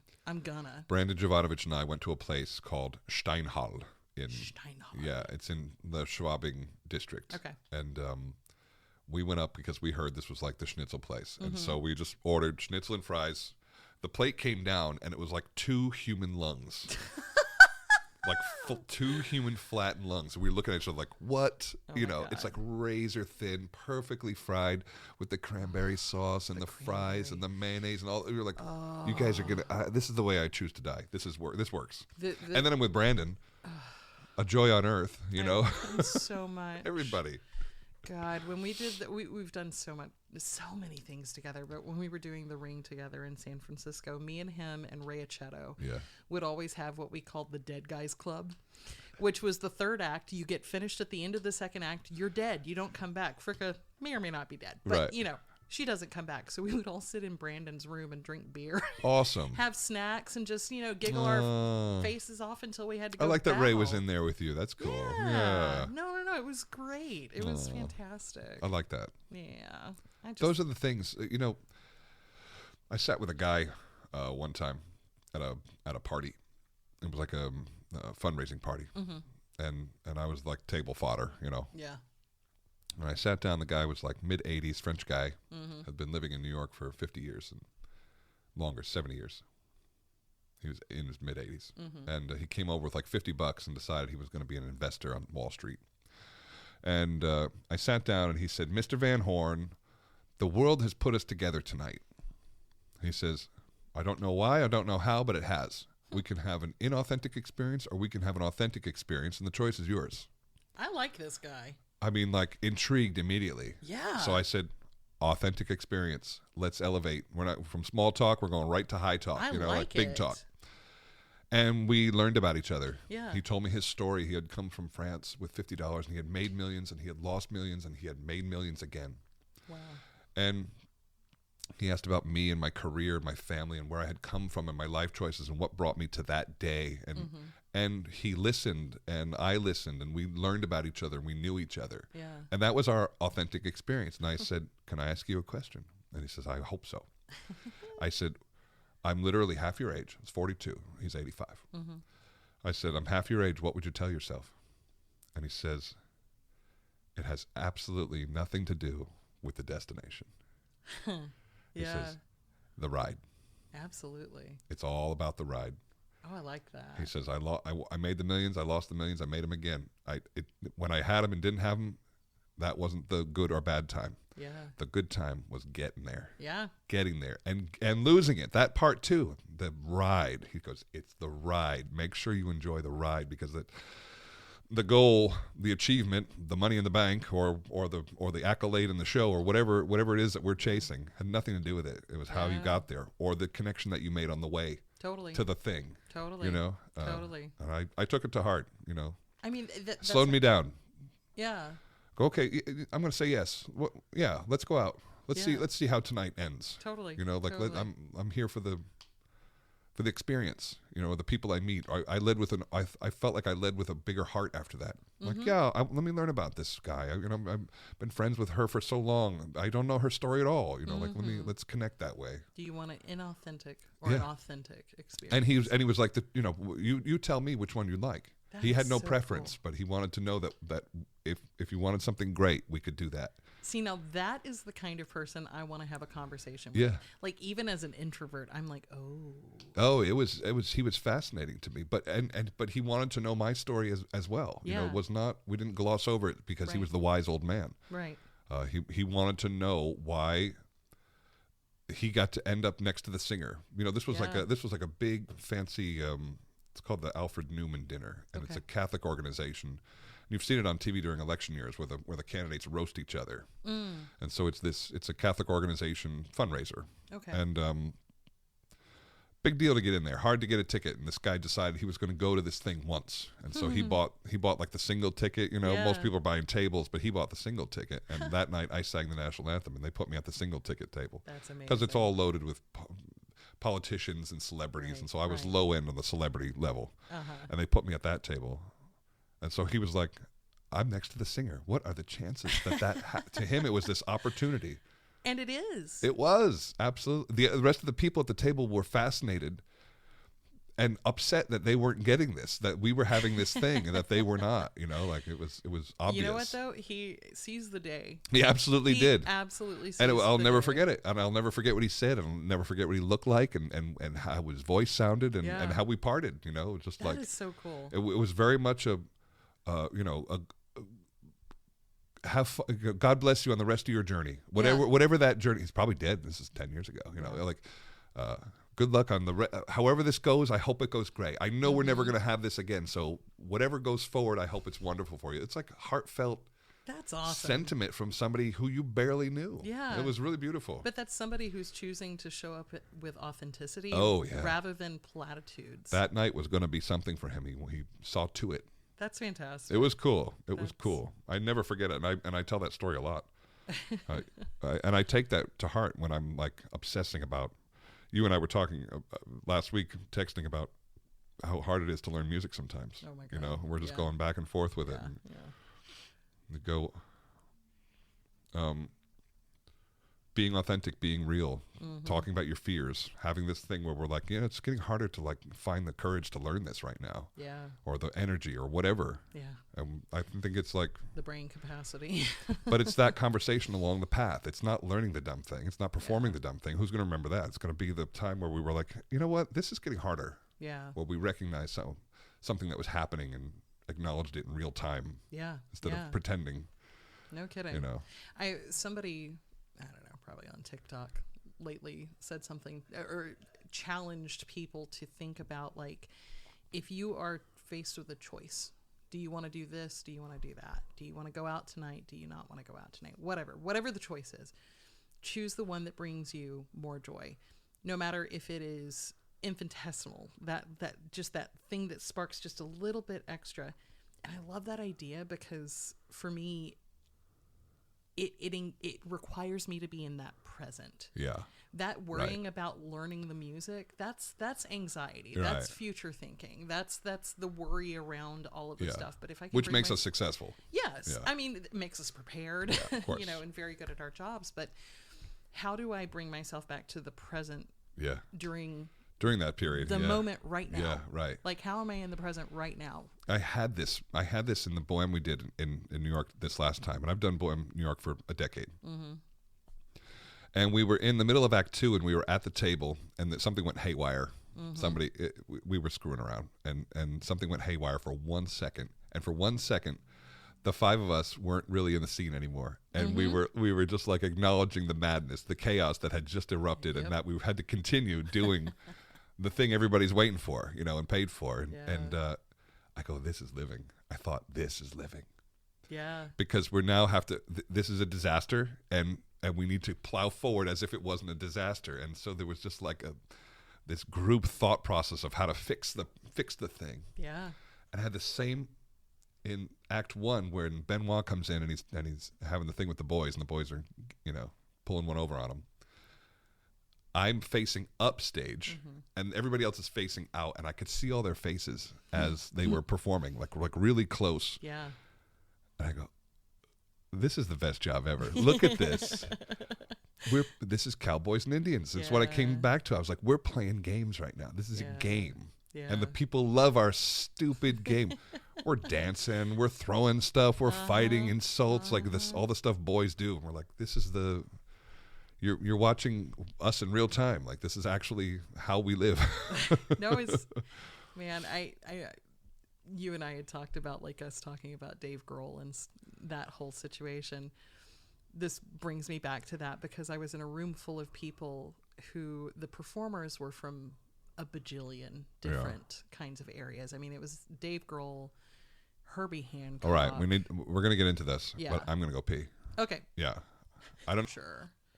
I have an album in me. Here, I'm just going to throw this over there. You can just... You look great, by the way. It's Thank a you. beautiful dress. Thank you.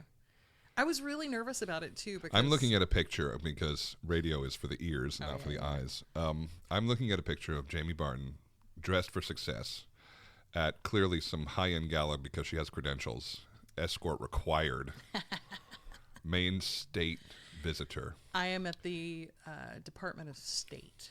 The State Department. The Department of State. It's not the same thing? The State Department doesn't exist. Oh. It is the Department of State. The Department of State, okay. Yeah. And she's standing next to none other than Dave Grohl. Dave Grohl is a fascinating figure to me because he seems so likable. And he comes from a grungy place that turned into a rock and roll place that turned into like a national figure. Yeah. We all are aware of Dave Grohl. Dave Grohl was a drummer turned lead singer, rock god. Like it's to have been in two successful bands of this kind of like global magnitude is unheard of. Yeah. No, it's Beatles post life was never as good as Beatles life, And there he was in the 1990s Beatles. God, when Nirvana hit the scene, I'm going to say something that I think everybody who heard Nirvana back in that day will absolutely agree with and identify with. It blew my soundscape open. Yes. I had never heard something like this. It was unpolished.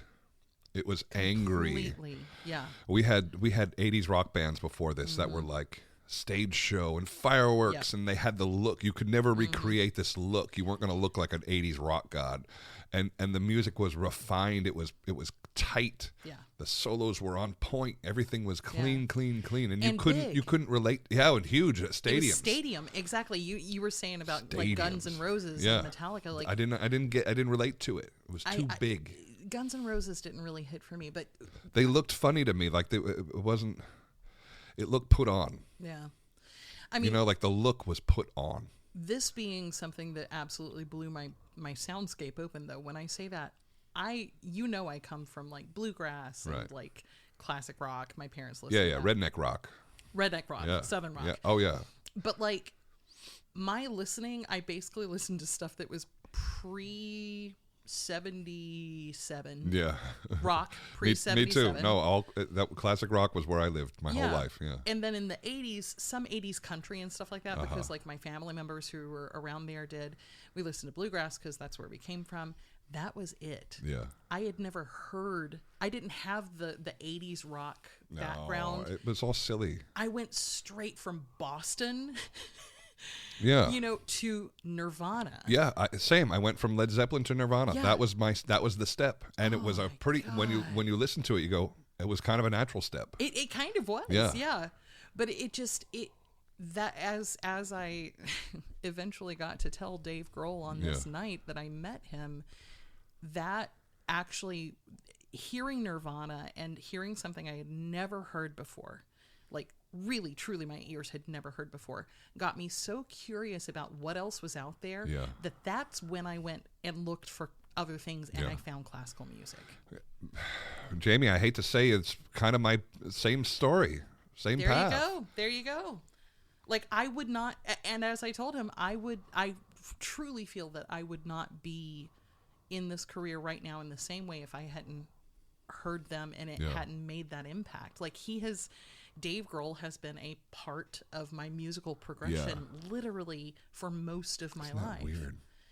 But it was, like when I found out that he was going to be on this, which was only about like a week beforehand. Tell me the gig. What's the gig? Give me the setting. All right. So this was the Department of State was unveiling this global music initiative, like diplomacy through music across the globe.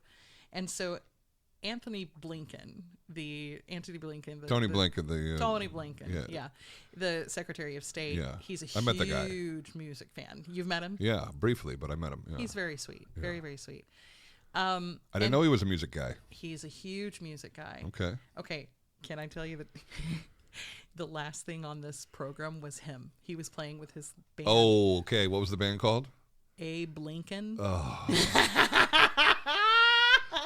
Anthony Blinken. Abe Lincoln. Jeez, that guy was meant for politics from a kid on. It's perfect. It's perfect. But he plays really well. Yeah. He sang too. I mean, it was fantastic.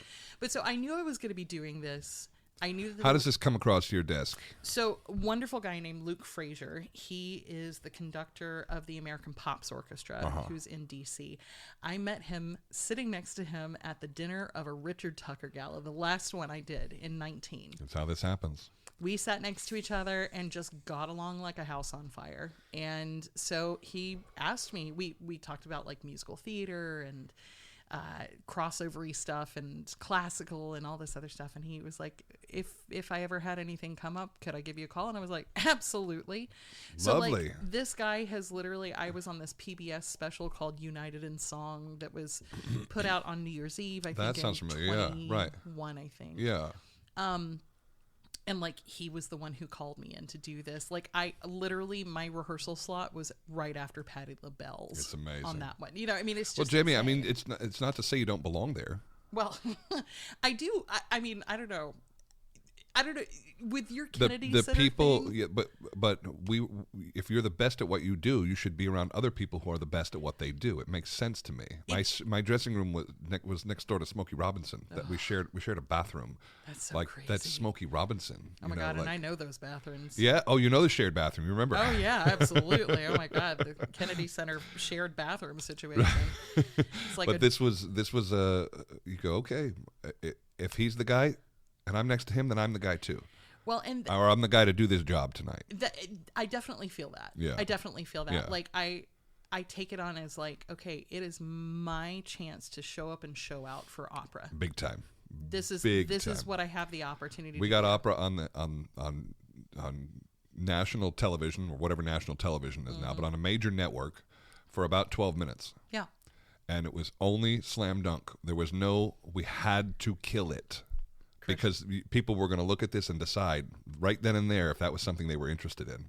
We needed to sell some sex. We needed to sell some fire. We needed to like make it look and sound good. It was only success. This night, so they had a whole bunch of musicians from a whole bunch of different reaches, like a bunch.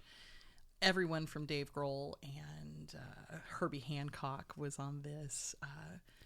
country artist named Mickey Guyton. Yeah.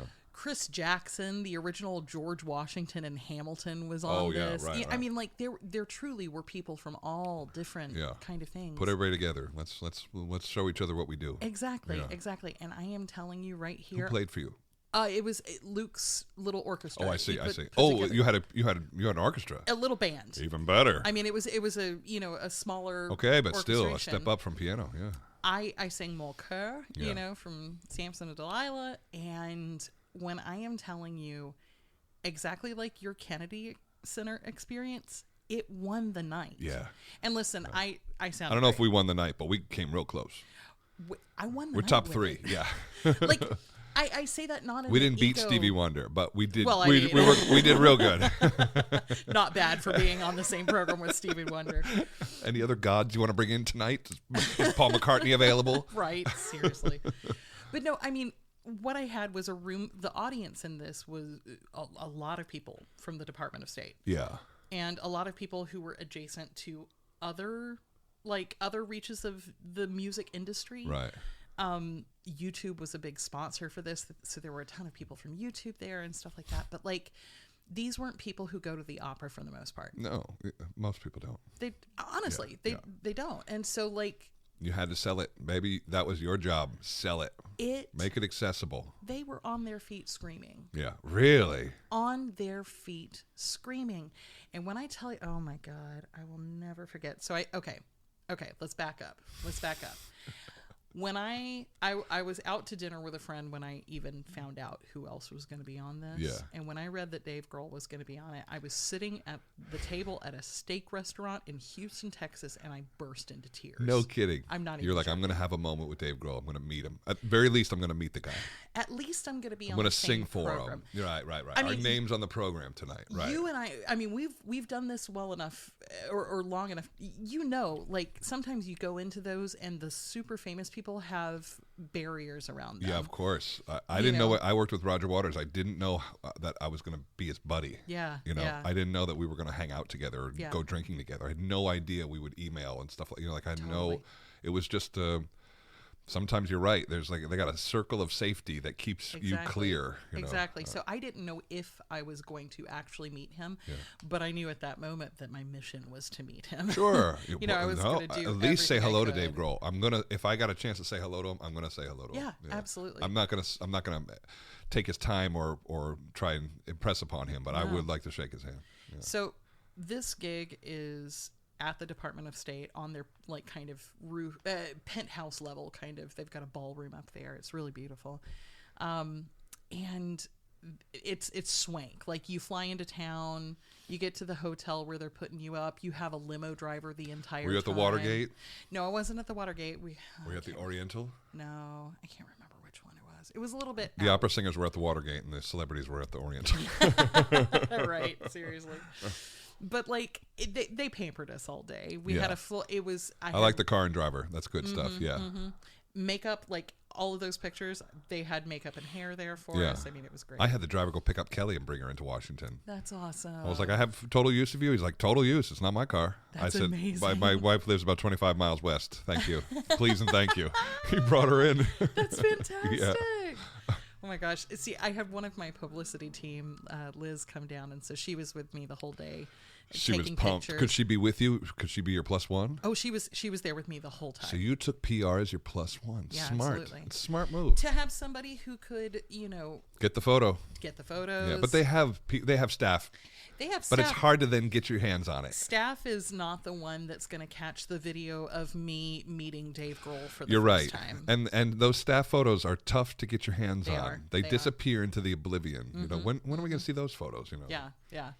So like we get there to the gig, I'm already like I know like there's a chance I'm not going to meet him, but I'm really hoping I do. And He's going to so- sing, but yeah, he could be shuffled off into a dressing room Yeah. and then brought in and out. You might shake his hand, but that would be it. You know. He was first on the program. As So it he's turned going to out. leave, right? Exactly. Yeah, I was yeah. like, He's okay, got dinner. shit. He's got dinner plans for he's gonna sure. leave. No, He he stayed. didn't. Yeah. Christian, Did he have people? Did he have people had with him? He had one of his producers with him, Yeah. a woman named Gabby. But he who doesn't have was a so security cool. in there No security. because you've had to go through the metal detectors Listen, actually, the when State you're Department, right? when you're doing when you're doing a gig at the Department of State, Full background check. Yeah, I'm sure of it. Yeah. and they assign somebody who, for sure, is an operative Yeah. to you to be your guard. Yeah. You know, they're making sure you're not wandering around. Yeah, kind yeah, of yeah, deal, yeah, you know? okay. That's why I had that security clearance badge on my dress. And You were going to be handled. yes. Yeah. Absolutely. Yeah. 1000%. But so I get up there. Crazy world we live in. Oh man. Well, I mean, there's some crazy. Oh, I know. I would think a guy like Dave Grohl's got full-time security on him. Just because somebody's going to be a little bit too nutty or handsy or something, you know, like you and Yeah. we've met strange people at the stage door too. It's true. And this is at a fraction of 1% of what this man deals with. I have to say, like, watching him deal, like, I get navigate- nervous. Let me stop you before you go. I get nervous because I've met a few heroes, and I'm terrified that they're not going to be what I want them to be. Yeah, Or that's that a they're going to risk. be insulting or jerks or frauds. The worst thing they could be was a fraud. And it makes me nervous that my image of them is going to get burst. I And know. it hasn't happened completely, but it has happened in a couple of cases, and I got worried because Dave Grohl comes off as so likable. I know. He seems like he gives everybody his time. He seems like he gets the joke. Yeah. He's not so overly into himself. Yeah, no, he gets the joke. He's a dick, honestly. No, he's really not. Like, But you know what I mean? Like, I want him fully to get- be yeah, great, and I get it. And I'd be terrified if he was just like, "Hey, what's up?" You know? Yeah, and this is a hero for me that isn't just like, oh, here's a famous person that I like their stuff. This is somebody whose musical journey shaped my musical journey. Yeah. You know, this is somebody who I've been a fan of for so long. This is a person whose book I've read, who, you know, like when Taylor Hawkins passed away, I dissolved. Like, Yeah. when I turned 40, I went to a Foo Fighters concert. Yeah, it's awesome. You know, like it's Half the crowd was probably 40. Oh yeah, absolutely. Oh, he was making jokes about it. He was like, Everybody got their babysitters in place tonight? Like babysitter jokes. totally. But I was similarly like going into it. I was like, shit, is this gonna like is he gonna be a dick? How Like- easily he could be in a bad mood and Yes. just ruin it. Yes, yes. Because sometimes, I mean, rock And it's not gods his fault. No. No, I saw rock gods get nasty. You know, like Yes. it's in there. It's in there. Yes. But I have to say, so okay, I got there, threw my stuff down. They had this like cocktail hour going out on the terrace, which if you ever have the chance to go up there to the terrace, you should. It's the best view in Washington. Okay. It's gorgeous. Okay. So I went up there and I'm already dressed. I'm ready for the concert. And Liz and I are standing there and I turn around and he's got his back to me, but it's Dave Grohl. It's obviously Dave Grohl. It's Dave Grohl. And when Smells like Dave Grohl. when I tell you my knees buckled, Yeah. when I tell you I nearly hit the ground, Really? I'm not.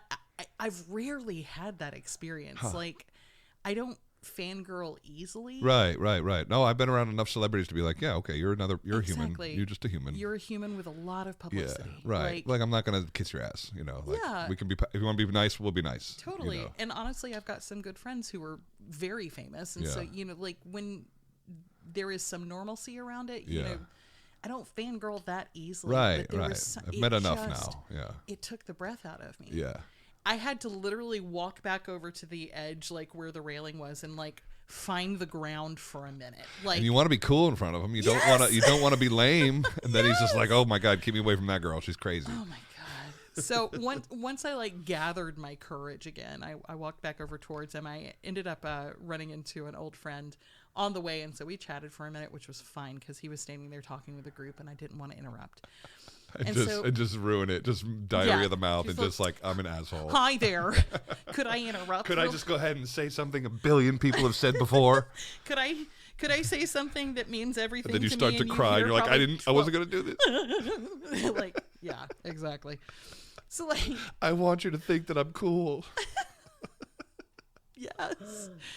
But so at some point, like when luckily my conversation was starting to die down, he and Gabby, his producer, started to walk away from where they were, and I, you know, said hello, and that's where that video. That's where that I showed video. you. Yeah. And so I told him, I started to say to him, But he like, was giving you like the standard It was the standard. I said, hi. Hey, how are you? Hey, great to meet you. Oh, Yeah, awesome. You're singing exactly. tonight. Fantastic. Exactly. Like, all right. And now let's move on. Totally that. Totally. But like going to not- give you the standard issue exchange. Met Dave Here's- Grohl. He was a great guy. Here's the thing. Dave is a master at meeting fans, Yeah. which is not surprising given his life. His popularity. Yeah. Yeah. Yeah. But it was truly masterful getting to If watch I had to him. guess, I would say that he knew how to give everybody what they needed from him. He really does. Yeah. And on top of I know it- this guy. He's a 90s relic. I know that if I tell him, "Hey man, I love your shoes." Yeah. Like that guy will have had the interaction of a lifetime. Yes. Yeah. Yeah.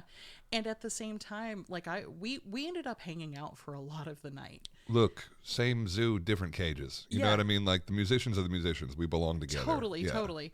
And so, like, when the concert was actually happening, there was kind of this artist holding area that a lot of us were just like chilling in with like beer and stuff. Right, and right. so we all hung out, and Dave was a part of that. But I saw him at one point. There was somebody who wanted to talk to him, and I saw him giving that kind of like trying to give the experience if you get to meet Dave Grohl. He knew that was going to be the story they told. Exactly. Yeah. And then they started kind of overstepping towards wanting to pitch something to him. Right, And it was right. Well, now you're taking his time. Exactly. Yeah, right. And I watched him just masterfully kind of angle out of that conversation and move the entire room on to literally the next party. Like, it was That's a so- skill. You would have to have that skill to survive and still be Yeah. friendly the way he appears to be. Yeah. Yeah. When I met him first, he was totally friendly, exactly like what you got were handled. saying. Exactly. Yeah. He gave Which, Jamie what she needed for that moment. if that had been it. Yeah. It's still a Dreams great come story. true. Yeah, a great story. I met Dreams Dave come Grohl. true. Right. So the performance starts. He's the first person who's singing. I'm actually sitting in the audience at that point. I'd assume he was going to leave early. I would have assumed the same thing. Yeah. Dude stuck around. And when I say stuck around, like I'm gonna hand you my phone so you can see You want a me to little scroll video. pictures? Oh No, don't like, scroll. Don't you scroll. You can just see him. He's like listening to somebody else, and we're just back. Oh, in and this, you're not even holding the camera, which is even No. better. I'm going to play that one again if you don't Yeah, mind. go for it. Like, it was so much fun to see him. Is he drinking beer? Yeah. You know, He looks good. He looks Yeah. good for his age. totally. He's got to totally. have. He's 10 years older than we are. Oh yeah, like, and so when he found out that I was an opera singer, he was like interested, in Fascinating. hearing Like, about oh my that. God, I'm meeting one who does this. Yes, Right. and that was a theme throughout the night. It's like somebody from the monkey cage came over and Totally. looked at the lion cage. You're like, what are you guys doing over here? You guys got swings over here? You got a big tire? Are you kidding me? They got a big tire. It just like it was unbelievable just to be able to like chill with him back there. But I ended up talking with his producer Gabby, and we really connected, and Yeah. she is just cool as hell. But he didn't have anybody else. He just had her. and he could handle the space. There was enough. Yeah. There wasn't too many fans. Yeah. Yeah. It was, it's Department of State, so it was shut down. And it was they're a pretty little bit, locked and they're down. and the people at that level of government are not necessarily so excited Yeah. with celebrities. Yeah. You know, they'll give them time, but not like us wide-eyed Totally, kids. Yeah. totally, Us totally. rubes. Rubes. But no, so like we're back there, and I'm thinking, okay, I've got my piece coming up. I'm gonna go out and sing it. Right before my piece, he went and he sat in the audience. Yeah. And first of all, number one, that. Number two, Denise Graves. I didn't realize she was going to be the one introducing me Oh, even better. for Mon Coeur. Yeah. Oh, right. Like the Like the her Delilah. aria, Yeah. her aria.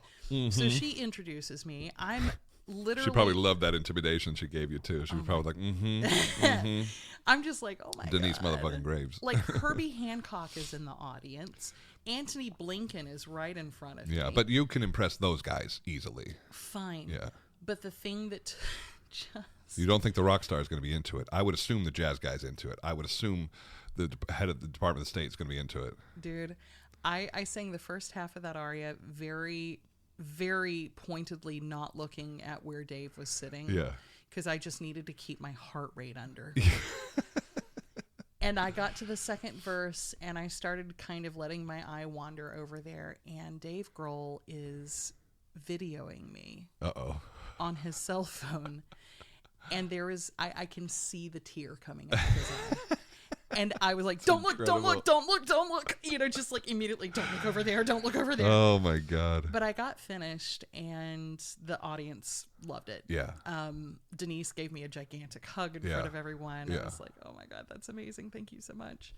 And I walk backstage, and Chris Jackson, the original George Washington and Hamilton, is standing back there, and he was like, I'm getting you a drink. What do you want? Oh, man, that's great. And Dave comes back, and he just gives me a gigantic hug. And after that, it was like, he was like, I want to know everything about what you do. Your energy caught him, and he was going to go be near you now. Yeah. But that's what you do, Jamie, if I may be so bold. Aww.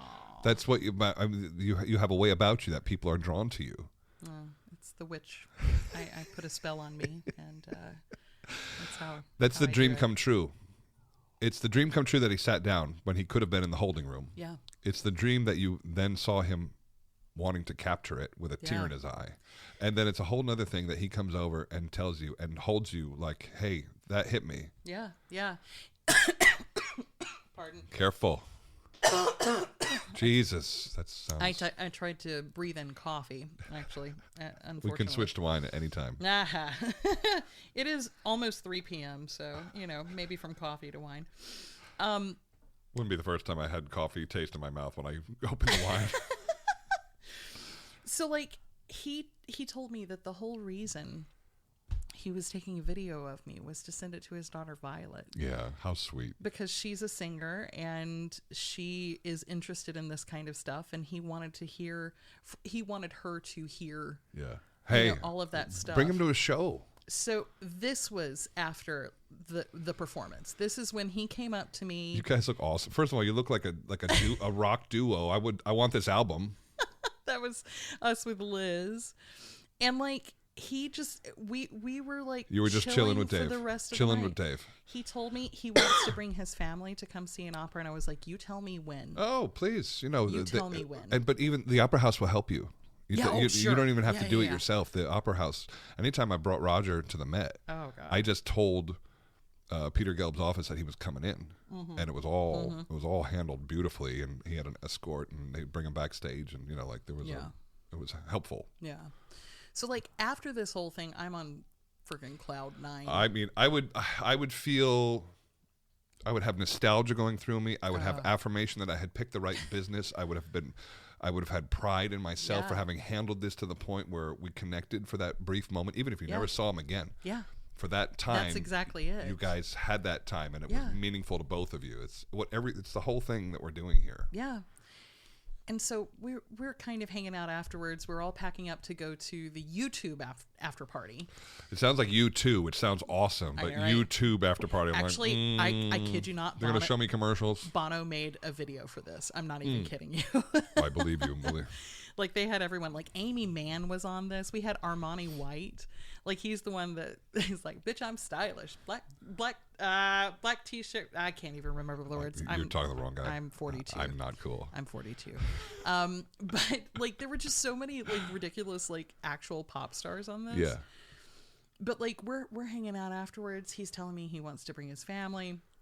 We get all of our stuff. Does he live in Virginia? No. He's from Baltimore, but he lives in L.A. See, I thought he lived in Virginia. No. Okay. He lives in L.A. But so I'm sure he lived in L.A., but I also thought he was like a Virginia guy for some reason. Maybe he's still got like family over there or something. So we get all our stuff. We head over to the other party, and I'm feeling like I'm probably going to be heading home pretty soon because you had your time with the man. I had my time with the man, and I also was wearing heels, and it was time to take them off. We've had enough of this evening. Yeah, this went as well as I could imagine. Truly. And we're over there, and he's on the same elevator, and so I caught him before we went into the party, and I was just saying, it was great to meet you, blah, blah, blah, and I'm saying the same to Gabby, because she was really freaking cool. Yeah. And she had asked about my story. Yeah, right, where I came from.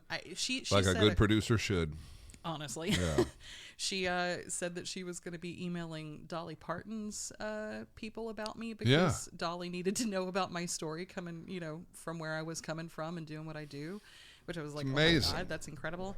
And so I said to her, I hadn't said it to Dave, but I said it to her. I was like, he doesn't know this, but this was a literal dream come true. Yeah. Because he shaped me being in this career. Isn't I that wouldn't be crazy? singing this It's if insane. he had not Right. done what he. And she was like, "What?" Yeah. And I was like, "Well, yeah." And so I Yeah. gave her a truncated version of that story, and she pulled him over and she was like, "You got to tell him this." Oh God. And so I sat there and I told Dave Grohl exactly what he meant to me. Yes.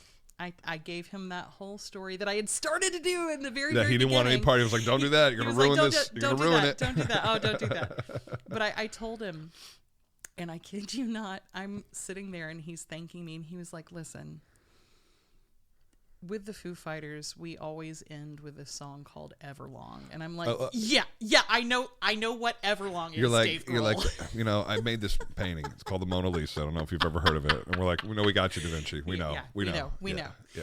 Yeah. So, This song is called Everlong. Maybe you've heard of it. It sold like 100 million. I mean, like, oh my God. And so he was like, we end all of our Foo Fighters concerts with that. I would He's like- imagine you just end with the hit. You know? Yeah. Yeah. And which I knew because, of course, like I said, I went to a Foo Fighters Yeah. concert. You told for him my you had been to 40th a birthday. concert. Yeah, I told. Yeah, I was yeah. like, I went for my 40th birthday. Blah blah blah. And so he Never have to buy a ticket again, Jams. He can have one waiting for you now. dude said he literally looked at me and he was like, "Would you ever consider coming and singing Everlong with me?" I mean, like, come on. And I was like, "You tell me when, and I Yeah. will Oh, I'll be there. there. You could I stop. will- You couldn't stop me from being there. I will post haste. Yeah. I mean, I will be there." And then like we got to hug each other, and later, like 5 minutes later, I fed him a meatball, and that was the end of the night. I mean, it was like the most chaotic, beautiful. I'm so happy he's who I amazing- thought he was. I am too. Because I am too. it sometimes it can come across as too good to be true, and you think he's going to ruin it. My celebrity crush is going to ruin it. No, he is. There is something that you know the whole grid of like chaotic, neutral, Yeah. good. Blah blah blah blah. He is chaotic something. I think he's chaotic good, honestly. Yeah, right. But there is this Is playfulness. it ADD? Is it like I don't know. can't focus? I don't know. I think it's a genuine curiosity about life. Uh-huh. In a very similar way to what you were saying about that 85-year-old you met. Yeah. That we can show up and have an authentic experience right now. Is this a standard, or should we actually have a Right. moment? And I think Dave Grohl, one of the things I clocked that I think I'm good at too, is that I can read the experience that people want to have with me when I meet them. Right. I can see if a patron wants me to be like the diva, I can be the diva. Yeah. If it's a college student and they're just excited because they know me They from need Instagram, you to be cool. Yeah. I can tell what right. people like the impression Yeah, they probably have same. of me. Yeah, I might be good at that. Yeah. Yeah, and I think he's just watching him navigate how he gave little pieces of himself to every single Everybody person. got something from him, and It they was- all got a story. It was incredible. Yeah. It was just it was incredible. I have thought about when I got to Des Moines this summer. These young artists are doing their first thing ever, Yeah. and to some of them, it was cool to meet me. Yeah. And I just thought I'm gonna engage everyone as openly as I can, because this is the time for a young singer who's just getting in this. I've been doing it a long time. Yeah. And so they're like big wide-eyed, like, "Oh my God, am I talking to him right now?" I was like, they're either going to tell a good story or a bad story today. You better give them a good story, Totally. And once I just sort of started that habit, it was great. Everybody was Yeah. a pal, It just felt like there was everybody was there supporting. There were no haters, Totally. Yeah. Totally. Yeah. There's a lot of haters. A lot of haters, but Will you go to, like, I'm not even going to give them credit. I won't even say their names. But will you go to read blogs and comments? People who like live stream, listen to us, or honestly, no. you won't do it? Yeah. I used to every once in a while like sneak onto Parterre, Yeah. if there was a live broadcast. Yeah, I can't do it anymore either. It was a curiosity early on, but I realized How am I perceived by this group? Yeah. Yeah. But to me, I never found a value either way. It would benefit my if it was ego. good, you thought, okay, at Now least I- nobody's taking a shit. But eventually somebody was gonna. Yeah, Absolutely. and ruin any of the positive that had come from it. Well, and even if it was good, especially if I'm still in performances, this is why I don't read reviews Yeah, I know. until projects are over, because I have to get better at this. I can't. I mean, even if it's good, even if I am knocking it out of the ballpark and everybody and their mother is writing that, Right. then I will, if I read about it, then I will still be in my head about, well, Better do it the way I did it. I better be perfect. Yeah. I better be, each one better be just a little bit better than the next, Right, the last one. And that actually takes me out of it. Uh-huh. That kind of mental load. If I can just, That's a good way to not look at it, because I think you're probably right. and if I do something that I'm proud of and I want to have an ego boost. Sure. Yeah, if you know it's going great. Yeah, I'll look at it after the project is done. Quinn did this balo recently, and we were together. We were out shopping, and I pull up. All of a sudden, I pull up the New York Times on my phone, and I see there's a review in on balo. I said, "Do you want to hear it or not?" He says, "Well, read it first, and then tell me if I want to hear it or not." Well, like, okay, fine. 13 different adjectives used to describe the golden boy. Yeah.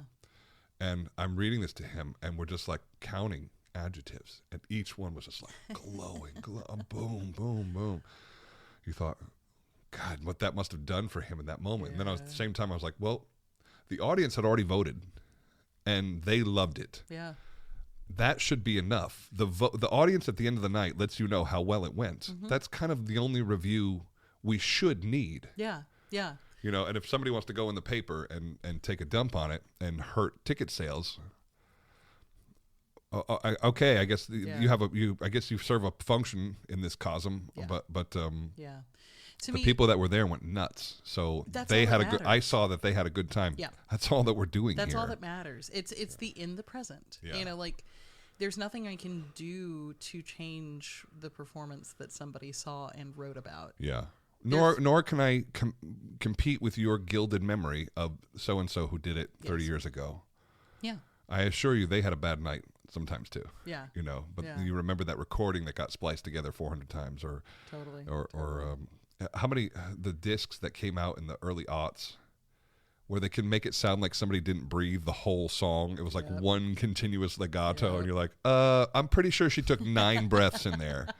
Why does that sound seamless? Like we're futzing with these things. Yeah. No, I mean, it really did create unrealistic expectations. Oh, completely. But there's also the realistic view of like you can listen to a recording of something live, and it's not going to be nearly as thrilling as if you're in the house.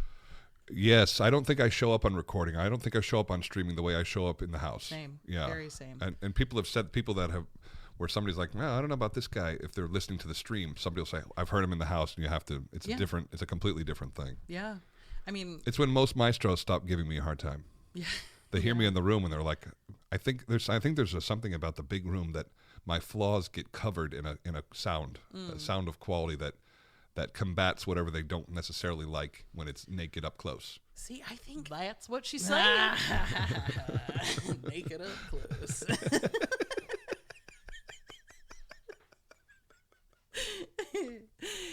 See, for me, this is an art that's not just the perfection of the music. It's not just the voice. There's also the energy of what's happening on stage, the craft of what's going on up there. After 20 years in this business, I finally got hit upside the head by the perfect performance and realized what I had been chasing and found and will die trying to see again. And it was Nadine Sierra singing Traviata. I remember you talking about that. And it was so capturing that time stood still. Yeah. All of a sudden, we were all in this. The energy was one. The energy was singular, and it was coming from her, through us, through that orchestra, and it was like circulating. And it only went on for less than 10 minutes. Right. And who's conducting that one? Do you remember? Yeah. I put you on the spot. No. Tall Italian guy, handsome, kind of male pattern baldness, real dark complexion. Older guy, 65. Not Benini. No.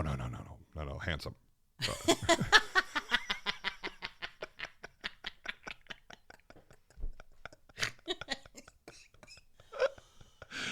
I said handsome. No, think You're more making me choke on my more like coffee again. 50s movie star. Oh gosh, I have no idea. Doesn't matter. It doesn't matter. But yes, these two were communicating. He was desperate to anticipate her needs, and he was successful. Yeah. It wasn't just perfect vocal production, which it absolutely was, and she looked beautiful. Of course, she does. Right. It was the energy that she shared through that opera house that you go, okay, Yeah. I'm coming back. I can't. Somebody else needs to make me feel that way. Erin Morley has made me feel that way. Oh yeah, God. When she's infuriatingly good. when Erin can go so tiny in her stature and her delicacy that you are pulled into her little world, where you're obsessed with how does that finish? Yeah, she has made me like perk up and listen. Yeah, she's given me some of those perfect moments.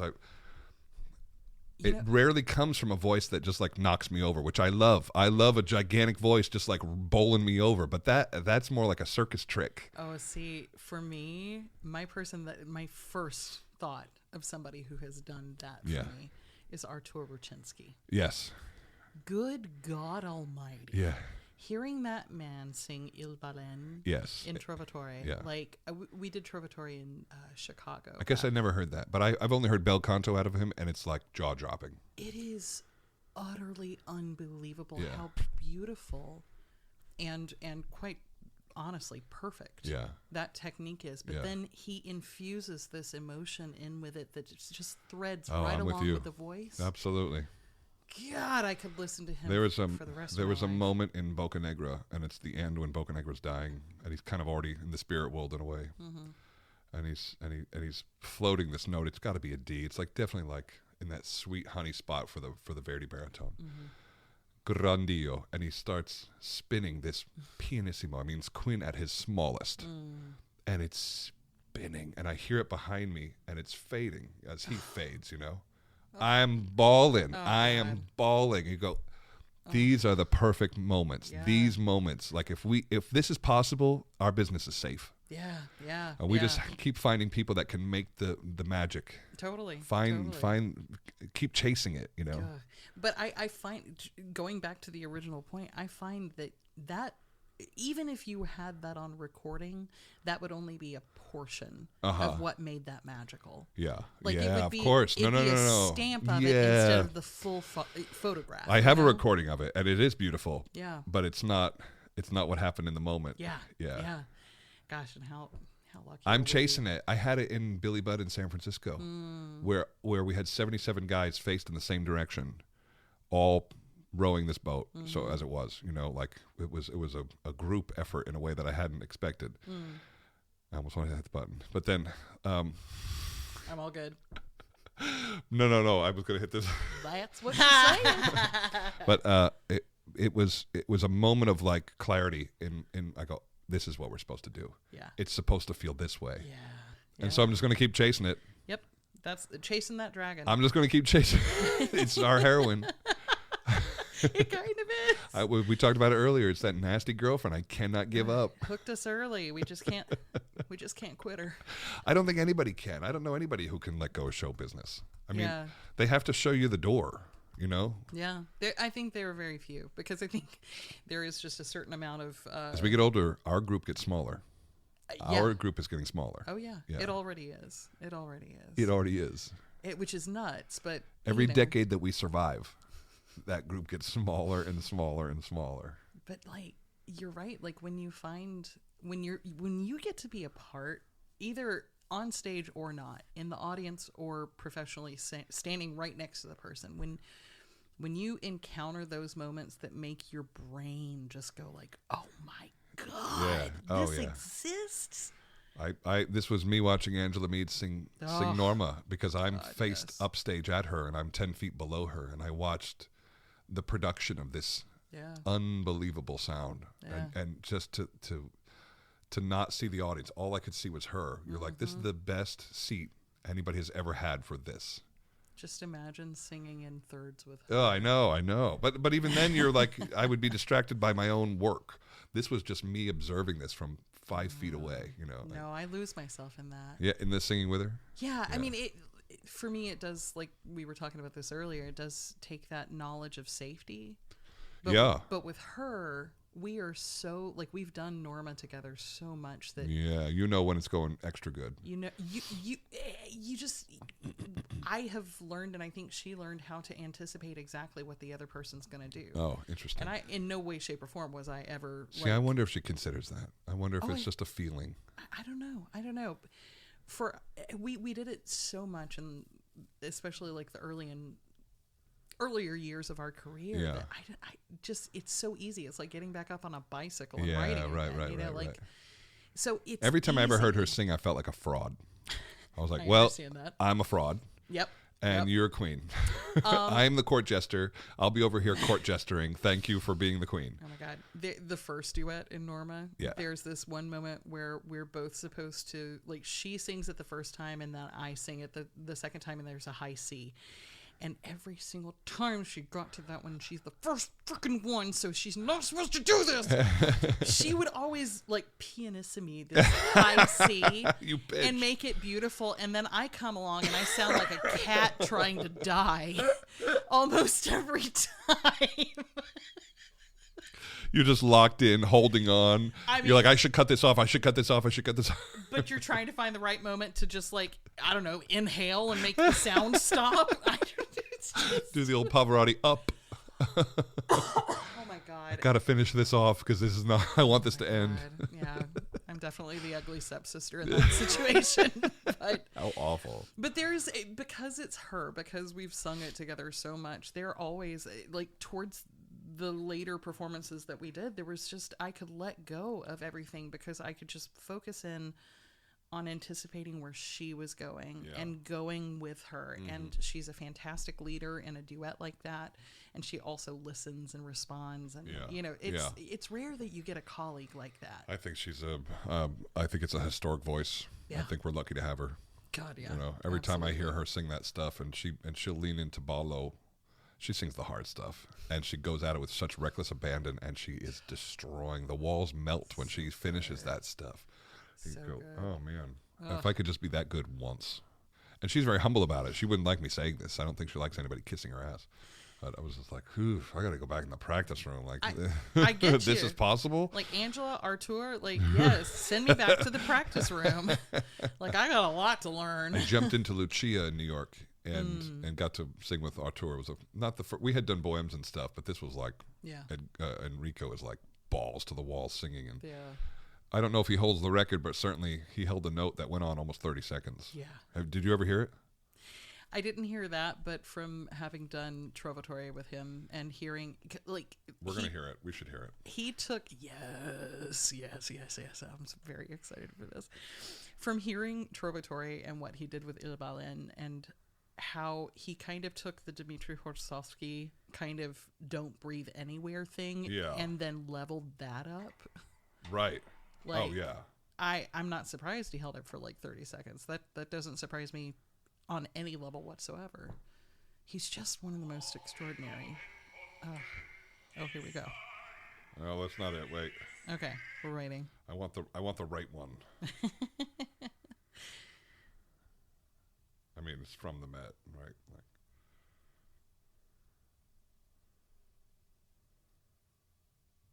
You're gonna have so much editing to do.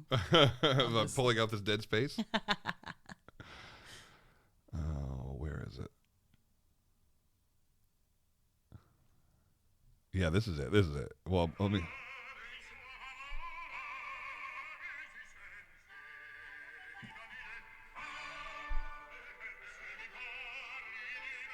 Let me fast forward here. This is it.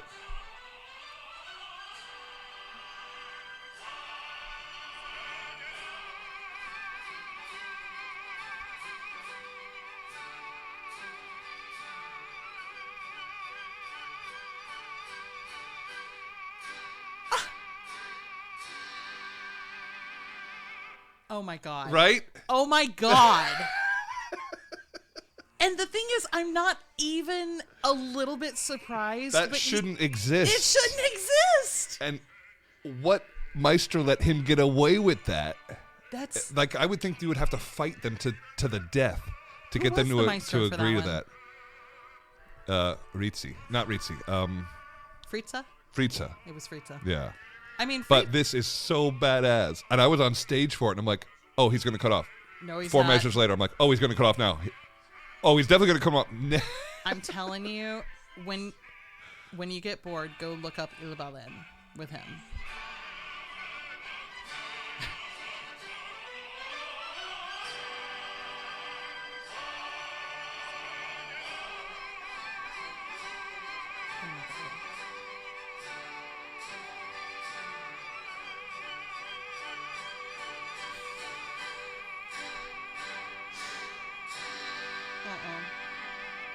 Okay, that I is- mean, come on. honestly, if he wasn't like the nicest guy in the world, I would We'd kind of curse him. hate Yeah, him. I'd have I to would curse kind of hate him.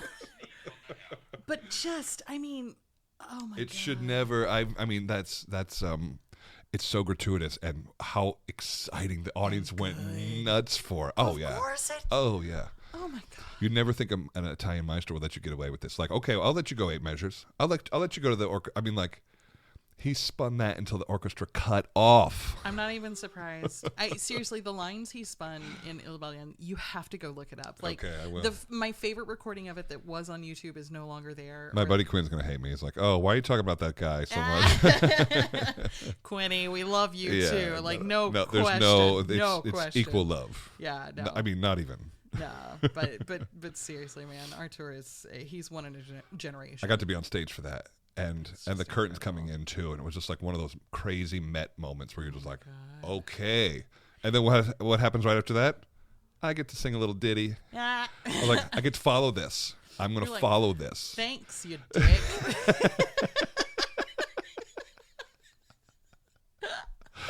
I just don't even know if I'd have enough gas for that. Where did you? I love breath control, but breath control at that volume doesn't make sense to me. He's like, you think these are butt cheeks? No, these are sheaths for my extra lungs. I thought you were going somewhere about clench.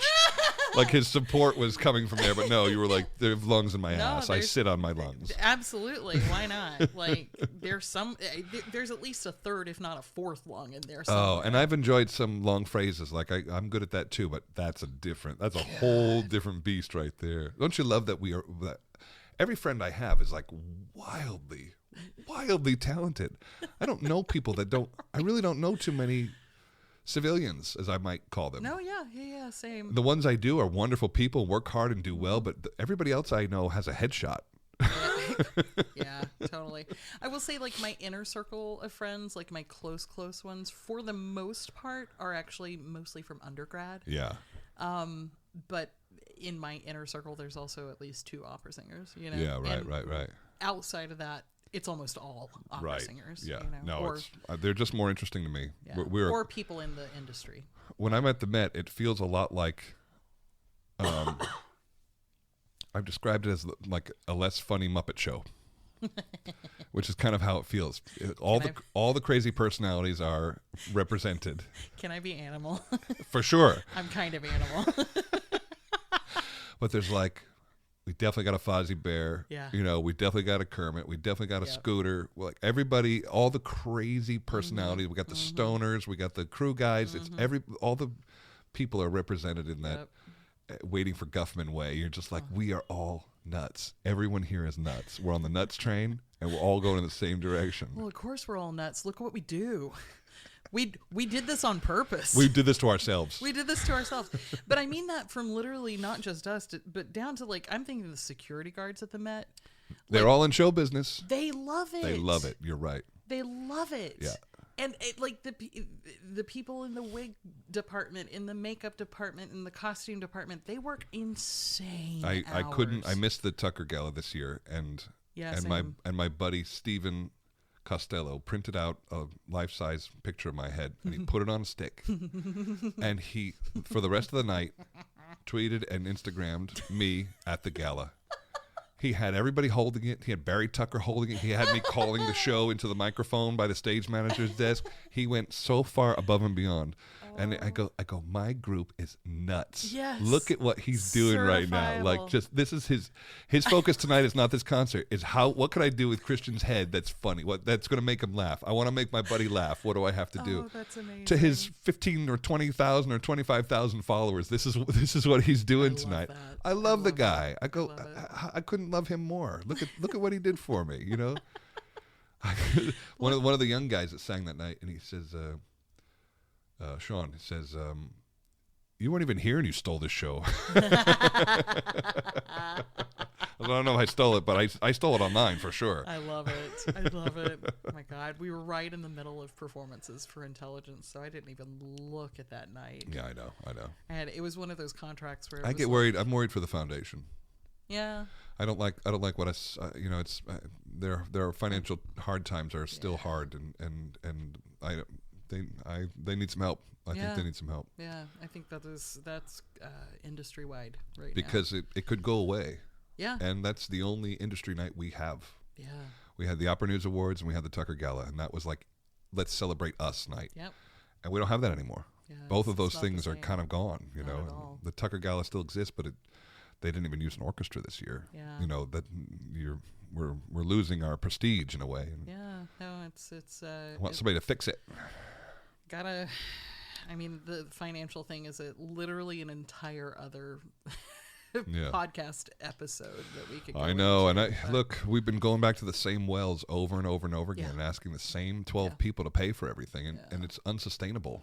And I don't know a solution other than a billionaire coming in and they make some ridiculous endowment and we can float 10 years, or 20 years, but I don't know. I think the model as it exists in the States is unsustainable. It's shifting, and I think that's necessary. Yeah. I mean, we've got to figure it out. Otherwise, the sink ships. Yeah. Like, it's one or the other. But you're going to work for less? I mean, as long as I can pay my bills, probably. Yeah. I mean, I'm a med, so I never earned top fee anyway. But yeah, probably. Yeah, sure. Why don't you let the girls out there know what's possible? Like, look, you can too. Listen, if you work hard, you can too. I'm still staring down the top fee, like staring down in the distance the top fee at most houses. Yeah. In fact, I can't think. Look, of I don't one think you want to house get there where I too am. quick. It prices you out. I agree. Yeah. I agree. But that being said, it's a reality. Yeah. I'm not exactly earning top fee, and that's fine. I am earning plenty. Makes you feel like you're still on the way up, which is nice. Yeah. But would I still do this if I were earning less? If I could still pay my bills? I'm going to cut this out. I'll never let this go out over the air. Ah, really? My manager will thank you for that. No, sure, I'll take less. Jamie I'll Barton will take less. No, but seriously, if the entire industry had to, would you? We did. Well, we did. We all signed that awful Met contract and lost our percentages. That's like true. that That's was awful. Well, it's the only house in the States I really work in, and I don't have to deal with that over here. And see, but I make less over here. Yeah, me too. But that's because I didn't have the same presence over the last 20 years. But Yeah. I have enough presence now. The fees where I want it to be. It's still a little low, but not much. Yeah. And it keeps improving. But Well, when you do 40 shows per production, that's great. See, the best thing is that every opera basically needs me, and it needs me at every stage of my life. They need the young one to come in and sing the sacerdote or the friar, and then they need the middle one to sing King Philip, and then they need the old man to sing the Inquisitor or Don Giovanni, and you go from Mazzetto to the Don to Leporello to the Commendatore, and you full circle. Bohem, the same thing. Schaunard, Colline, Benoit Alcindoro, and you can. At every stage of your life, there's opportunity in the opera, I hear you. where most people only get one, and See, so it's just easy for me to pick up a bunch of shows. I can do more shows than most people. You definitely especially because you have the standard rep stuff in there. Yeah. You really can pick up more. I've got the There's jobs. a Carmen for me everywhere if I want it. I've got a little bit of job security when it comes to I do specialized stuff. So like the bigger Verdi rolls Right. now, the Wagner rolls. Those Only kind of humongous things. houses can do these things. Exactly, Yeah. exactly, and only like a handful of singers do Oh, some yeah. of those. Oh, you it's know? specialized for sure. You know, so there is that kind of security, but I can't pick up the Don Giovanni's. Yeah. You know, Oh, yeah. I don't have anything like that Yeah. goes standard rep. Most of my stuff tends to be kind of like, you know, it's Barn burning. barn burning. Yeah. Which I love that. I still do Lucia. Yeah. Raimondo is not a particularly difficult night for me, but it can, if I'm doing something else and they're like, hey, you want to do some Lucias? Hell yeah. Do you still do Orfeoso? I did it last year. Oh, really? Yeah. I did it at the Met. I did it with Thankless. Yoncheva. Completely thankless. But if they want to pay me, but I was also doing all the Aidas and all the Bohems at the same time. Yep. And There so you go, happily, guys. Yeah. 3 different shows at the same time. Sign me up. God. They're like, well, you lose a lot of rehearsal money. I was like, I'm okay. Oh no. Oh no, the rehearsal money, not that. When you're getting all those fees. Oh my god. I did 2 shows in one day at the Met. There's not too many remember tenors who that. can do that. I remember the podcast episode Yeah. that you did in between. I mean, you were just like, you can't. There's not a lot of people you can ask to do that where it's going to be just fine. And for the roles that I do, it was just fine. For most of the roles that I do now, I can't do that. Yeah, no. That's for sure. Yeah, that was rare. I don't sing Ramfis anymore, and I don't have any more Orfeosos. I don't have any more Bohems. I'm sad I never got to that production of Aida. Oh well, it's sad it didn't have you. I'm Believe sad. me. I really wanted to steal the cape, Yeah, like the Omniris cape. I asked Peter if I could have it was like a section of wall that was an obvious yeah. piece. It was like maybe 3 feet by 2 feet. Yeah. And I said, "Can I have that?" You know, because the show was coming to an end. Yeah. And he says, well, normally we might be able to do something for you, but it's actually going into storage until the new one is fully built. And then I thought, you're not getting rid of this thing. Yeah. It's going to live on. It's going to, if the new one isn't what it's supposed to be, we'll be like, hey, he didn't throw out the old one. He kept the old one. You know what? That's some good insurance. And to bring have. it back as like, we're bringing back the Phantom of the Opera production, Right, you know, like that right. sort of like original. It needs some mean- work. It needs some work. If I could get to that, I would love to do that. It's so production. big. It's so great. You'd really feel like you're in 1980s Pavarotti era, Dolores Zajic face melting opera. You know. See, now I love that stuff. And the dance is incredible. The triumphant scene is incredible. Like it's just so well built. The whole thing is really phenomenal. Stuff like that and like the Turandot. Like Excuse me. Something so professional. I'm running a show here. but like the Zeffirelli Turandot. It's the most Like, beautiful thing. there's- Unbelievably beautiful. You just don't get that It's not fair. experience anywhere else. No. Like it's kind of I hope they never get rid of that one. Well, honestly. again, it's falling apart. I know they have to You repair can't you it. can't step in certain places. Yeah, it was the same. They rebuilt the whole Garret for Bohem. Big millions of dollars to rebuild the Garret, and they built it to the original specifications, but more supported. It takes a lot of damage. It takes a lot of heavy dudes jumping on it. It's like there's a lot going on up there, and they built a brand new Garret because that production is forever timeless. It's got to be. They're I doing mean, 18 of them this year. Wow, shit sells. I'm not gonna lie. I was asked in for one of the productions that ended up staying around and getting more more nights this year, and I'm kind of sad I didn't take that one. Oh, really? Just because that would have been a lot of fees. Oh, just hey, while you're here, we're gonna add 3 more. Yeah. Oh, man. But, Back in the old days, I used to do 12 and 14 performances. yeah. I used to sign contracts for 12 and 14. Yeah. Now you're lucky to get 7. Yeah. Oh, yeah. 7 Yeah, feels good these days. Yeah, most of mine are like 5. I'm gonna do a new production in Vienna in a couple years, and I think it's only 6, and that's the first time it comes up. You know, and then there's 3 more later on in the season, but you know who's available for both these periods. Totally. Well, Totally. Yeah, no, that's a whole thing. That is a whole thing. And that is impacting the ability to do it. Oh, you yeah. know? Like, yeah.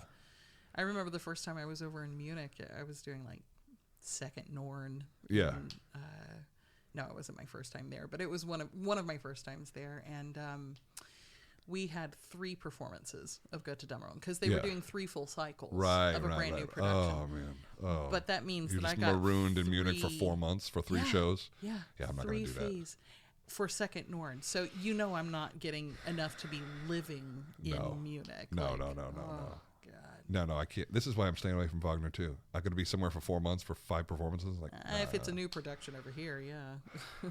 I don't think I even want new productions here. Yeah. Call me the next time you do it when there's 3 days of rehearsal.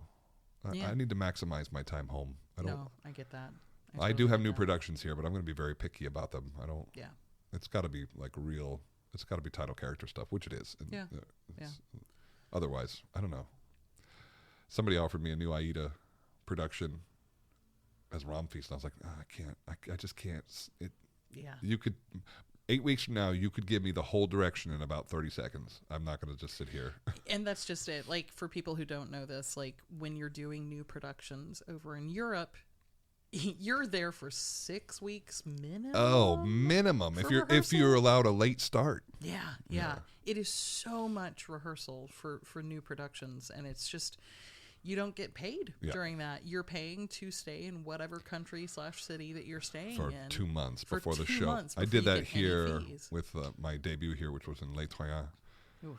And I insisted that I show up late because I'm not in the first 2.5 hours of the opera. Yeah. And I was like, oh, no, we need everybody here from day one. I was like, then you need somebody else. Yeah, I can't. yeah. I don't. Thank you. Thank you for the generous offer. I just can't get myself to do it. God, Munich, when we did that ring, we averaged 1 rehearsal per week for the Norns. That you were called. Yeah. Oh, my God. 1 rehearsal. It's a lot of schnitzel. A lot of Haxen, Weisswurst, beer. Beer. God, so I much know. beer. But what do you do now? No gluten. You can't drink their beer. Actually, I'm lucky. I can have low amounts of gluten, so beer is fine. It doesn't mess me up. It's just things that are made That in... stein of beer out in the beer garden on a spring day. Dude, so Ian Patterson and I were both in that particular ring cycle. He was doing Gunther. I was doing Zweite Norden. We were both going on to do our very first Wotan and Frickas together in Houston. Oh, yeah. And so he grabbed me one day and he was like, hey, do you want to go get a beer in the English Garden? I was like, yeah, sure. Yeah, it's awesome. We sat down, and I tell you, Ian tells this story, and I'm a little bit proud of it. I drank him under the table. Oh, really? You went hard. Only barely, though. Yeah. We both went hard. We had 4 Mosses. Moss? You had 4. Yeah. So we get finished with the 4th one, and apparently I turned to him, and I'm like, It's a liter of beer. you want another one? And he was like, no. The food there's so good. Give me one of everything and as many Yes. beers as I can hold. Everything's fine. Gosh. We ended up literally, we left that beer garden and we walked up to an Irish pub and got some kept it fried rolling? Yeah, food and yeah. some Guinness. It's a great night. It's a great night. It was fantastic. I've never felt sick on German beer. I've never No. had too much. I went to the Wiesn. I went to Oktoberfest and drank and still aces the next morning. Like, It's just so clean. thank you for figuring this out, people. The Germans figured out beer. The French figured out wine. You know, like it's. Thank you to both. And they shouldn't switch because French beer is awful and German wine is like, nice try, guys. I like a good Riesling. I like a good Gewürztraminer. Okay, fine. It's not. But no, I agree. Pop, you know, like, Chudanoofy to poopy. Chudanoofa doofa. Napoopy. Chudanoofa doofa poopy. I played these for my son, and he was like, "You have got to be kidding me." Could you please name this episode Chudanoofy to poopy? These things were so funny, and I played them for him, and he was, because my son has a hard time with accepting somebody doing or saying something wrong. 2 + 2 is 4, and he's like, he's fine. 2 + 9 is 4, and his head is going to explode. Papa, that is not right, you know. And so I said, this is a instruction manual, I think they call, or pronunciation guide. Yeah. I remember, there was just a time when there were so many of them coming out. He's going to love listening to this episode, too. My son doesn't miss an episode. Oh, hey, Coulter. Oh. You don't remember me, but I remember you, and you're awesome. Chudanoofy doofy poopy. Chudanoofy doofy. Napoopy. Napoopy. This is old too. Somebody showed me this 15, 17 years ago. Mio de noche. Mayonnaise. No. Buenos dias. Mi amo. Mio de noche. My name is Mayonnaise. Mio. Oh my god. Oh, the internet was so silly back then. It was just full of silly. This one's Barack Obama. Banksy boom boom. No. What is it? Banksy boom boom. Banksy Boom Boom? Bank. I don't even know. And then they cut off the third one. It's so funny to me. Oh, Mayo de noche. Hola. Me amo. Mayo de noche. Oh my god. That's amazing. There was one that ended up astronaut. Oh yeah. One more. Last one. Because I played it for a 5-year-old and he like, oh no, his head was going to explode. Having a fit. It was too good. Yeah.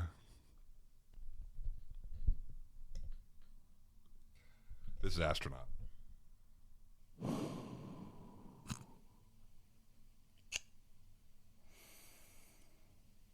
Ass donut.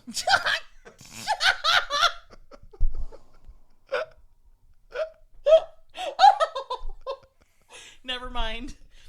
Ass donut. That's the name of the episode. Ass Donut with Jamie Barton. Oh my God.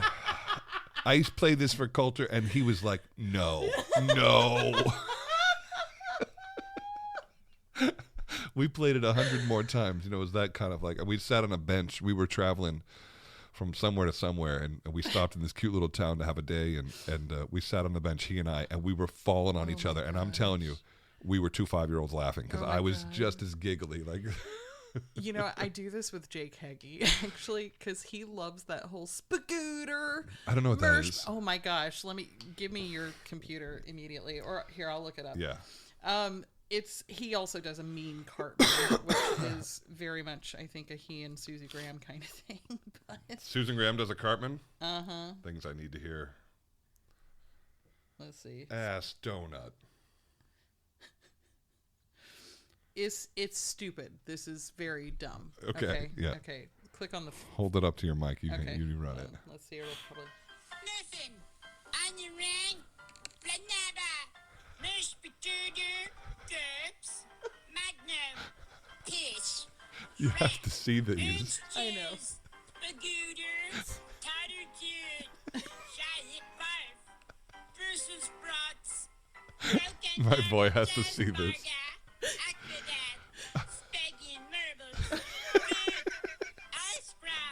Ice cream.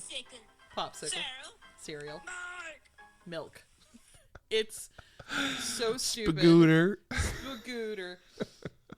I cannot tell you how many times I get like a little text message from Jake Heggie, and he's just going spagooter. He's the coolest guy, and I've never sung any of his music, but he comes to all the shows in San Francisco, Yeah.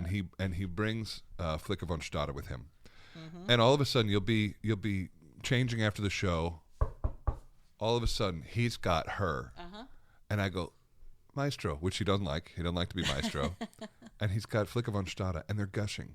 That's how I met them. Was it HGO? Do they have any idea what that means to our generation? The two of them? That pair came backstage when I did Third Lady for the first time when Yeah. I was a young artist. To come tell you. Went up to the second floor of dressing Right, rooms like you had to come make an knock- extra effort. Exactly. Extra effort. I mean, and that's just, that says everything you need to Yeah, know about yeah. the both of them. Well, it also means they've got good ears because Yeah, they weren't going well. to come all the way up there for nobody. Yeah. But I mean, they've got big hearts. I think they came up there for Real literally fans. everyone. Oh, yeah. I don't think they left anybody I out. shared a wall with her in a hotel in Philadelphia for like a month, Kinky. and I was terrified. I was like tiptoeing around. I was like, "Don't disturb her." Did you feel nervous to like warm up or do anything? Stephanie like Blythe was that? on the other side of me, Oh and my so God. Stephanie would like light up the hallway warming up, Jesus. and Jesus. What a freaking hallway. Steffi, me, Flicker von Stade, same hallway. What was this Yeah. for? It was Philadelphia season, 2018. Oh my god. Yeah. Sorry, my mezzo dreams are just like, oh my god. The fire alarm went off at like 7 a.m. one time on a Saturday, and so we all ended up on the street in our pajamas. And once we got down to the bottom to the street, we realized we weren't going back in for a while. And so it's August, so we're not like cold or anything. Stephanie turns to me and she goes, "There's a Denny's 2 blocks away. Are we down?"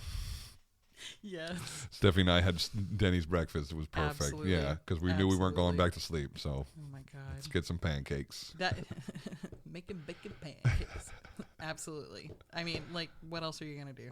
I could have you here all day and do this. I know, But we're at like 3.5 hours.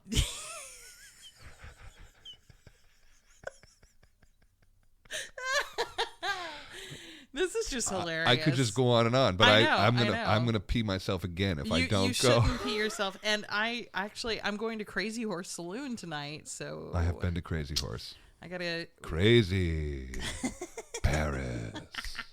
Crazy. So I gotta go like Paris. put my face on and Yeah. put a cute outfit on. It was. You wanted it to be sexier than it is. The girls are beautiful, but I think we've seen so much now that this is a very PG evening. Yeah. Well, I'm going. But the host is, I mean, out of central casting. I love it.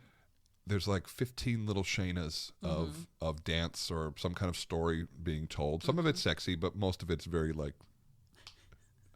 When you just keep framing an ass and that's just there's nobody That's the attached to entire it, thing. it's just the ass. You're like. But it's a lot of tourists, and it's a cool vibe, and everybody's down to see the show, and they're good. I mean, they put on a good show, but it's not like it doesn't like warm you up to like a good night, you know? Well, I'm going with Will Berger and his husband. Okay. So like the queer trio is coming in for this tonight. So I think it's just going to be kitsch. Yeah. Well, I mean, that's what it is. It's like it's sexy French kitsch, So. like slightly burlesque. Yeah. Yeah. I mean, everybody looks good, but you know. Oh yeah, I'm sure. Yeah. We're in France. Everybody looks good. Mostly. I love you for doing this. Dude, thanks for having me. It's Jambo been part fun. 2 and 3. I was going to say, it's been fun to chat with you for 17 hours. I'm glad we did this. I don't know if we've got the record, but we might. It's possible. It goes by fast when it's a When you're- real friend. When you're giggling through Yeah, like and when you're not afraid to be 90%. you, and like Totally. I don't know if I'm going to edit. We'll find out. We'll see how we feel. And there's a couple of parts. Yeah, maybe in the beginning I should get rid of some of that. And the part where you said you'd work for less, I want to get rid of that. Yeah, thank you. I appreciate it. I will work for all of them. All of Jamie's it. coming in 20% less. Go, go, go. Maybe your calendar just lights up. Listen, if it's happy making stuff and it pays the bills. It's like Black Friday. Having a Black Friday sale. The next 3 things offered to me get 10% off. Honey, right now it's a fire sale. Okay. Going out of business sale. We're not going out of business. I love you for listening. Thank you, everybody. Jamie Barton. Mwah. Thanks, Billy. I appreciate it. Thanks, man. Cool.